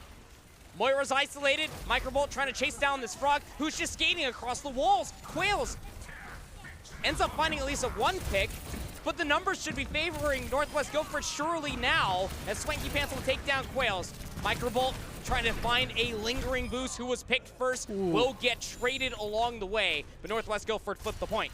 Somehow Boost picks off Microbolt there. I did not even see where he shot him from, but Boost also goes down shortly thereafter. Great push all around, though. 99% has Audrey Kell, but have to win another fight here. Fearless tries to teleport in and Rift Walk his way out. Deadeye's coming through. Bang! Finds 1. No healing now for Northwest Guilford. This might be the last team fight of their season, depending on how it ends. And it's all on Microbolt, who takes down Boost, but no heals available. Audrey Kell flip. Audrey Kell get the last flashpoint, and they will win Grand Finals in a 4-0 statement. Unbelievable effort from Northwest Guilford in the end, but it was just too much power. Swanky Pants, though, consolation prize, play of the game. To see the whole hog put to work here. This has been so impressive to see all these competitors, honestly. But, I mean, look at this. This was very impressive hook. Ultimately was not enough, though. Ardrikel looking so strong. Yeah, we talked about maybe trying to enable Thigby. The Roadhog was a real problem, especially on the reintroduction for that last team fight. A couple of overextensions being exemplified by both teams, but at the end of the day, it's AK all day. Your 2024 Fall VESL Overwatch 2 States Champion, Audrey Kale, man. I mean, what a day for them. They come in towards this entire weekend with a chip on their shoulder. Maybe losing that one map might have stained their record, but they go completely and utterly flawless on the day. I mean, once you get to LAN, it's a different story. The cream truly rises to the top, and these guys were, I mean, immaculate. Their teamwork, their chemistry, you saw how much faith they had in one another. We saw in their interview the camaraderie between this group of young players as they hold the trophy. Congratulations, guys. Soak in the moment.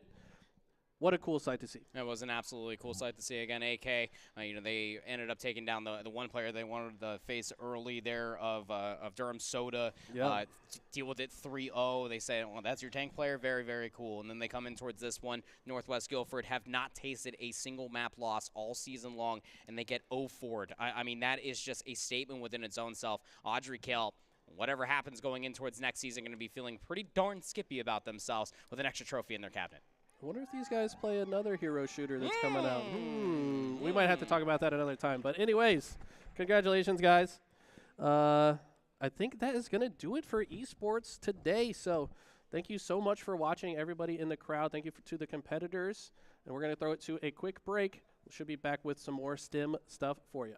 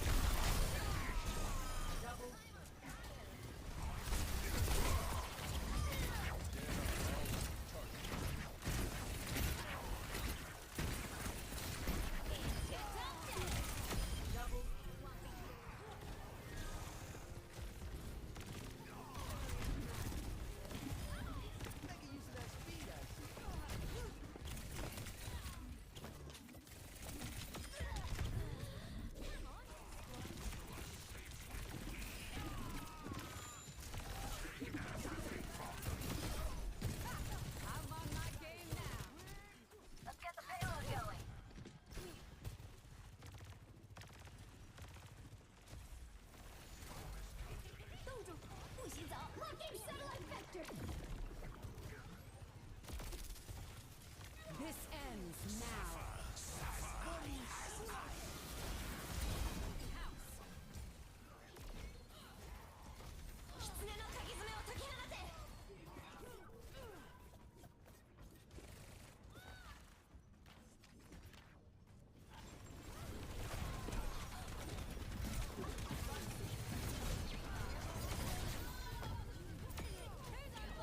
This ends now.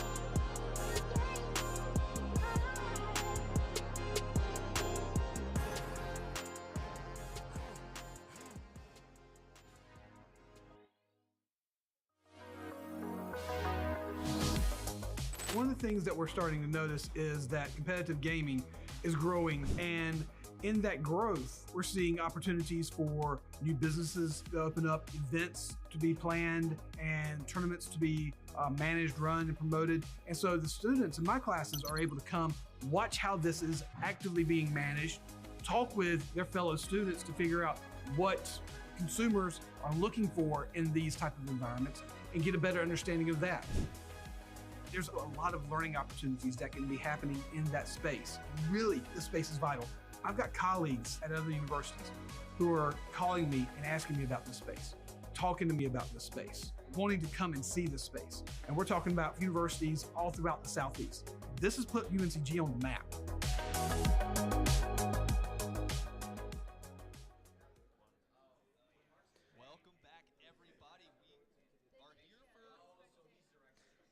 What's up, guys? It's Jay here. I'm one of your producers on the broadcast today. I am an alma mater of UNCG Esports, and I just wanted to talk a little bit about the program. It is a wonderful school, but it also has wonderful programs such as the UNCG Esports program, which includes the club, which is student-led. It's a great, great resource if you're interested in the social life of your college campus. But also, we have so many different teams at UNCG. When I was there was about 14 different esports teams. I played on the Apex Legends one, of course. It's my favorite game. But there is a UNCG Esports minor. It's part of the Esports Studies degree. And it is a wonderful, wonderful resource if you're interested in interdisciplinary courses, as well as interested in the gaming and esports industry, even if you're interested in the business side of things or the game dev side of things. So discover the future of esports at UNCG. From tournaments to career development, we've got it all. Visit esports.uncg.edu and get in the game. Thanks, everybody. Welcome back, everybody. We are here for our last few STEM activations of the night. First up, we're going to be getting into the Unreal Engine Fortnite editor. I've got Ko here. I've got Dimps from Kearns Academy. He developed a game mode that we're going to see played in action here. Ko, tell us a little bit about it. You're good. You got it. So over the past season here, about 6 weeks, these students have been working really hard on learning new game engines, learning how to code from scratch. Some of these students have never started before, and this is where they start to learn, getting into something very fun called game design. And this is their pathway towards growing in computer science. It all starts here, and today we're looking at Fortnite. So our students have built Fortnite maps, game modes for other Fortnite players to play in. And tonight we are making VESL history by having the first staff versus state's audience members match here. Policemen, everything. Yes, we It's have wild. a resident policeman playing Fortnite. A round of applause for our volunteers. Thank you for your service. And now we have Dimstog here to tell us about the game mode itself. So the game mode is a 10-player free-for-all gun game. If you don't know what a gun game is where every time you get a kill, your gun progresses to the next gun. The first person to finish all guns wins the game. And there will be 30 guns. Awesome. All right, so now we're going to take a look at how our players and staff members are doing in the game mode. Let's see. Best of luck, everybody. Dimps, thank you so much. Ko, thank you so much. Ko, you can go back to your spot. Awesome job, everybody. Dimps, thank you so much. Best of luck in the competition. The judgment from our staff and players could get Dimps the state championship trophy here for STEM. We've got some casters on the desk. Here we go.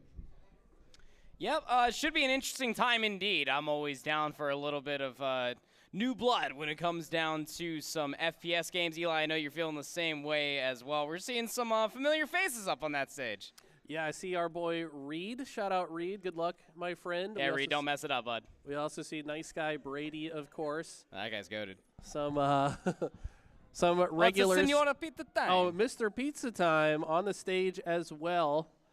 And some of our volunteers on the other side. Is that the security guard? Is he about to fry out? There's a cop up there. Security guard's about to fry you guys on the main stage? I mean, he's probably got more experience. Is he allowed to, like, are there doors in this game mode? Is he allowed to, like, kick down a door and say, like, put your hands up? Or I mean, that's kind of extra. I mean, the characters can probably do that, though. I didn't know if we were role-playing into this. Creative Unreal mode, right? So Unreal Engine, one of the most accessible dev tools in our modern era. And this was created by Dimps. So can't wait to see the game here. I'm a big fan of gun game. I've played it in Halo, played it in Apex. It's in a lot of different games these days, but I haven't seen it in Fortnite. So. No, me neither. But the 30 weapons, by the way. So that's That's a big number. I actually need more extremities to count that high. It's insane when you really think about it. Like that, you have to get through 30 different weapons. And again, the way that gun game does end up working, you have to get an elimination with that gun to be able to upgrade towards the next one. And with all the different pumps and the different tactical shotguns in Fortnite, I'm actually really stoked to be able to see what that 30th gun is. It's got to be difficult to be able to get a kill with if it's the 30th gun. I mean, I'm going to be honest, and some of the people my age might hate on me for this, but I love Fortnite. I'm not going to lie. I played it when it first came out. I know that's a crazy thing coming out of a 34-year-old's mouth that I love Fortnite, but it's true. It's a great game. I played it in the early days. I haven't played it in a long time, but I did play it in the early days. You know, double pump action. You know, there's some button combos similar to, you know, some other games that I've played. But, yeah, there's a lot of guns in this game. They've been coming out with more and more guns as time has gone on. So I'm curious. I mean, 30 sounds like a big number, but I'm pretty sure there's been like 90 different weapons in Fortnite. But we are getting the players in the lobby. So for now, you guys are just going to have to listen to two friends yap on the mic. We're not throwing it to a break. You are all being held hostage by this commentary right now. That is absolutely correct. And the only thing that we can commentate is the absolute stunning outfit that J-Dog has. I mean, look at that collared shirt. And the way he's holding the microphone, he's a professional. And very much so. Yeah. Looking like Can you hear us right now? I don't know, probably. No, he doesn't look like it. He's not cracking a smile or anything. He's very focused to make sure this game gets Like, up if there's and one running. thing you need to know about J-Dog, when he's locked, he is locked. He's locked in. He's locked in. We're just having a conversation. Don't talk about me.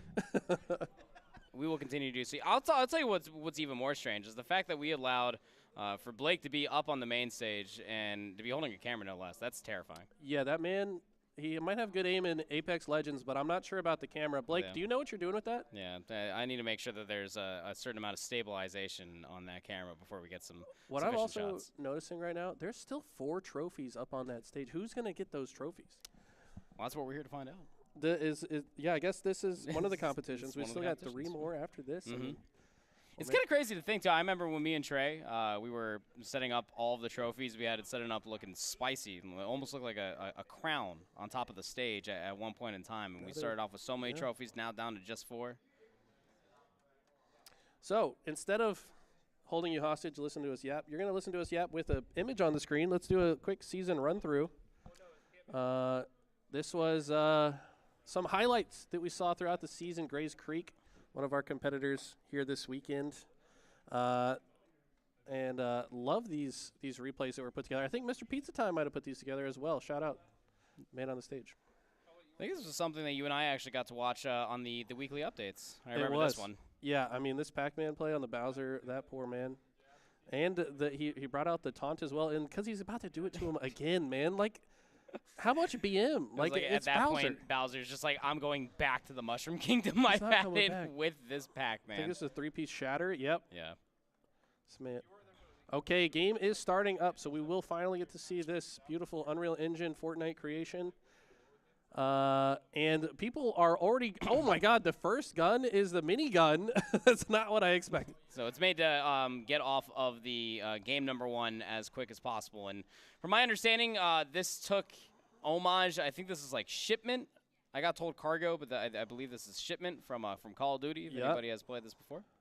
I mean, if the Cargo boxes are not obvious enough for you. Yeah, thank you. This is a great call out, yeah. And we're spawning on top of people here. Minigun, turns out, does a lot of damage very fast. Has a lot of recoil, though. Not so easy to control. And I wish I knew which of our friends from VESL were on the screen, but unfortunately, they're all just VESL players at the moment. It seems that it goes to the Tommy gun next. Got an assault rifle soon afterwards as well. And you spawn in with 50 shields as well. So, like, at the end of the day, if you've never played Fortnite, the TTK does take a long time. If you're not landing continuous crit shots, the Bloom can either be your best or worst friend, depending on how the gunfight does start if you land that first bullet. It seems to go SMGs galore after the minigun, though. I mean, if you can't get a quick KO with a mythic Scar, maybe Fortnite's not the game for you guys. I mean, heard it here first. We got the drum gun out as well. Mythic drum gun. This thing does a crazy amount of DPS. Looks like there's some bots that spawn into this as well. Not sure what the functionality of that was. But how dare you talk about I CJ know it's like gun that. game. Thank you, CJ. We have some extra professional advice coming in from the back here. As the Mythic Scar. Okay, I wonder how many people have advanced past the drum gun here.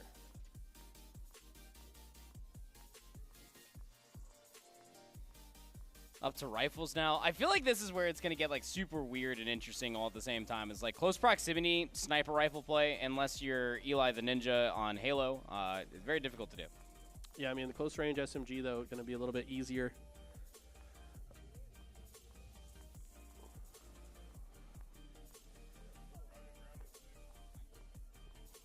So we're having some technical difficulties. Bear with us here. Still a really cool concept, just as an idea. I mean, gun game and Fortnite, I just candidly always thought that it existed. So, I mean, shout out the developer and for giving us all of his fun and action as it continues to unfold right in front of our very eyes. Is still trying to figure out some of the technical difficulties. Yeah, very snappy shots. I think the issue might be that the gun is not automatically changing. It seems like that player had the same gun for a while. So after the KO, the gun's not switching. So maybe it's a mythic scar, so I mean, I'd be content. Yeah, I know it's not like the objective of the game, but like I don't mind using a mythic scar forever. But turns out we do have a issue with the game, so we're gonna go to a quick break. Don't go anywhere. We'll be back.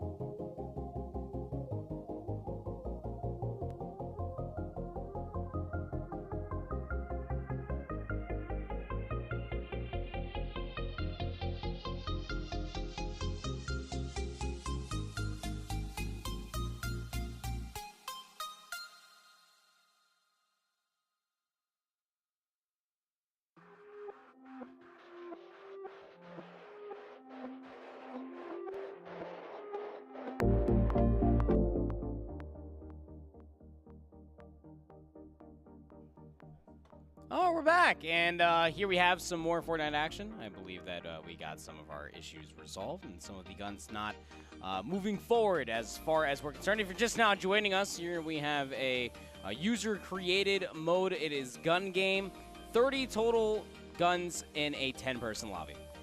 Yeah, this is a bit chaotic, a bit of madness, but I like this. This is a lot of fun. I feel like this is what games are all about. This is the type of game that I could play with some of my good friends and have a good laugh as we just enjoy some absolute chaos. Yep, that's legitimately it. Map may seem familiar. Is that player invincible? I think there's some invulnerability. This player is stuck on the SMG, cannot advance to the next gun, unable to get in a KO. Getting kind of sauced right now, if I'm being honest. Yep, just a little sauce. Is this CJ? This is probably CJ. Yeah, it's looking like CJ. Gunner, Stinger, SM. Oh, wait, someone's got a bow already. I feel like that's probably pretty far down the list. Again, 30 weapons as far as the gun game is concerned, but still, got to get off this SMG first. Good damage, but again, you spawn up with 50 shields. Got to get the reload going first. Has one in front of him. Oh. There's the kill. Up to the Scar we go. Oh, this isn't the Scar. This is like the combat rifle, I think is what it's called. I got juked by the emblem. It looks pretty similar, yeah. Maybe we can take a look at another competitor that might be a bit further down on the gun progress. Nope, this player's stuck on a Mythic Scar. Probably not this one either. Yeah, that's got to be CJ. It just might be. Some players are already shooting rocket launchers. Okay, that's the legendary missile rifle. I wonder how far down the rocket launcher is within the list as well, because again, between the two POVs that we have at our disposal, like they're still around the ARs and the SMGs. Just watching the kill feed, seems to be like rifles to SMGs into rifles into shotguns, and then I think like the launchers are like mixed in some of those as well, as we saw the bow quite some time around. Friend Hunter crossbow. Oh, there's a nice little rocket shot. Has the rocket launcher, the reload, can't find the next, but that was a nice little string. Yeah, nice string indeed. See a crossbow on another competitor. Let's see, okay, here's the rocket again. That one's gonna go wide. Clearly not a Halo player. Gotta shoot the ground next to your target. How about the wall instead? That's gonna do it. And some kind of hunting rifle now out. Yeah, a bolt action. DMR Ooh, versus the crossbow. Trying to move around, dance with the rifle. We'll find the kill. Now it's over to the attack shotty. They're on fire. All of a sudden, they have come to life and need to land the shotty shot, though. This player is being a very difficult target. And this player's still stuck on the Mythic Scar. Got off of the tactical shotgun. Now it's over towards the double barrel. Sawed off. Finds good burst damage, but not enough for the one pump. I don't even think that you can do that anymore with this gun. I think they actually brought it back recently. I'm going to one day convince Andy to play Fortnite. We'll see. Might be a tall task. 118 going to be the damage there. 200 is the total health here. This player is spawning outside the map. Nope, that's going to be the end of the first round. Looks like the dual Fiend Hunter crossbow might have been the last weapon there. That might be the... Whoa. And this player's cheating. And this player is phasing through the map. So okay. I think, yeah, that's going to go ahead and do it. That's our first full round of gun game. And, yeah, I think the bow might have been the last one. Again, very hard to be able to string one of those eliminations very, very quickly when everybody's shooting at one another. All right, J-Dog, tell us who won. I think he's figuring it out as well. It wasn't Reed. There's no way Reed won anything, right? Yeah. Whoa. It might have been pizza time. I don't know. Was it Mr. Pizza Time? Thank you. Okay, well, thank you to all of our volunteer competitors. Yeah, big round of applause for all of our competitors there playing through a user-created gun game mode in Fortnite via Unreal Engine. Definitely a lot of fun. Still a lot more action to unfold here. This is our VESL Fall 2024 States. Don't want to go anywhere. We're going to throw things to a very short break. We'll be back with more action.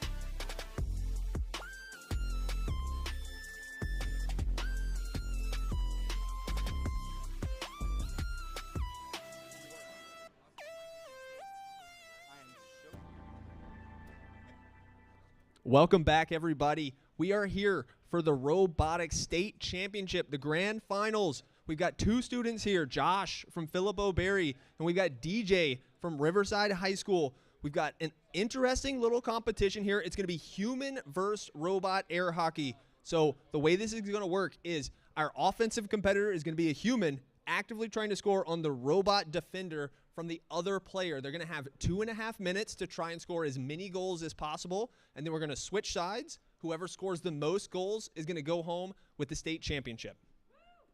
All right, so let's get our first competitor up. All right, who wants to call? We're going to flip a coin. The call is tails. It's over the table. Hang on. Hang on. I don't know which one it is, Co. Referee? That is heads. It is heads. Defense or attack first? All right. He chooses defense. DJ does. A clever strategy. I would have done the same. So, Josh, setting up for his 2.5 minutes of offense. This is a very interesting format. Human versus robot. Stories have been made about this. We're good to go whenever. Don't listen to me. I'm just going to ramble back here. The robot has the puck. 3, 2, 1, go. Timer has started. Oh, we have puck retrievers. Nothing wrong with that. 1 goal in. 1. Keeping the offense going. Kind of stalls out over there. The robot, nice 2 goals. Angles are so important here. Oh, a flurry of attacks from Josh. Firing away here. Oh. You got time. Don't forget to breathe. 3. Keep it up, Josh. Oh, nice. There we go. The 4th one. A little bit of assistance. Put it in a good position, and the robot finish it up. 5 goals here. Starting off well. We're coming up on 1 minute in. Yep. 6. Is that 7? Yeah. 7 goals, 90 seconds remaining here for Josh. Gets it in. Nice. A great shot. Staying composed here. Using stamina to his advantage. Also the creativeness of nice. Oh, Oh, it does not count. It does not go fully in.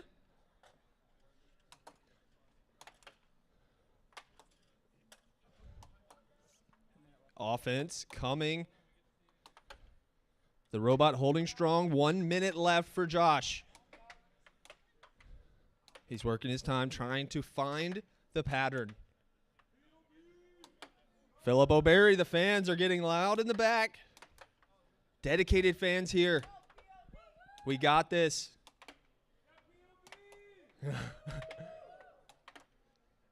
All right, a little bit of time left. We're closing in. 30 seconds remaining here. The offense staying. Defense is holding here. This robot, he's got moves. The Riverside robot. Oh, sneaks one in there. 15 seconds left. And now we're at 10. I'm going to count us down. 6, 5, 4, 3, 2, 1. Time. Great play there. Great offensive try. 11 total goals for Philip O'Berry. Josh, was a solid performance. We're gonna take a second. We're gonna flip things.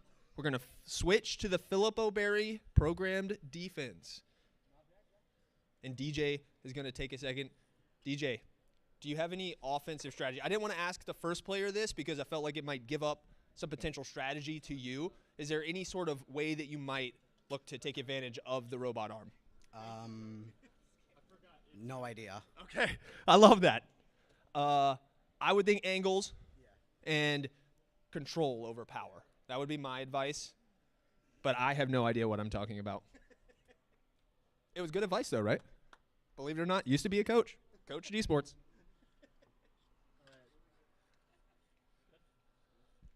All right, here we go. Timer has started. DJ starting the offense. 1 goal in very early there. The POB. Oh, another goal. Oh, he's found an angle. He's found something to work with. Maybe an opening. He's still trying to get it in through the left side. I feel like he saw something there. Might be trying to exploit a potential weakness in the programming. Oh, a slow sneaker. Snuck that one in there. Looking really good. Oh, the ruling is no on that one.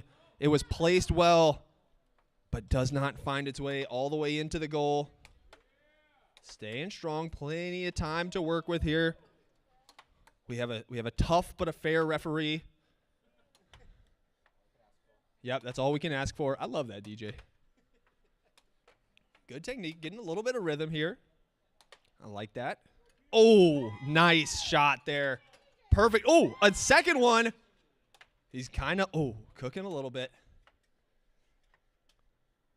Loving that left angle. I like that too. We're just over a minute in. 1 minute and 15 seconds remaining here for Riverside. Can DJ get it done? Can he claim the state championship? It was an early spree of goals, but the POB defense actually coming alive here in the second half. A lot of time on here. Just under a minute remaining. Nice. Finds his way in through that left side again. Our puck retrievers are on full standby here. Oh, nice. Another goal. Here we go. 40 seconds remaining. I like the right-handed player trying to work the left angle. Oh, actually switches it up there. I like that too. Nice shot. We're at 9 goals right now. What's our time? What's our 11? 11 is the score to beat. If he can get 12 shots in, he's going to claim the state championship.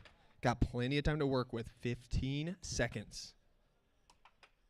We're down to 10. The Riverside crowd, the POB crowd. Time to get loud. 5 seconds remaining. 4, 3, 2, 1. Time. And there you have it. Victorious Josh from POB. Commendations to DJ from Riverside as well. It was an awesome match. Josh, come on up here. I think we're going to give you your trophy. You want to give it to him? Sure. Yeah. Here we go. Yep. All right, as the grand champion. Congratulations once more to Josh from Philip O'Berry, your state champion for robotics in the VESL STEM competition.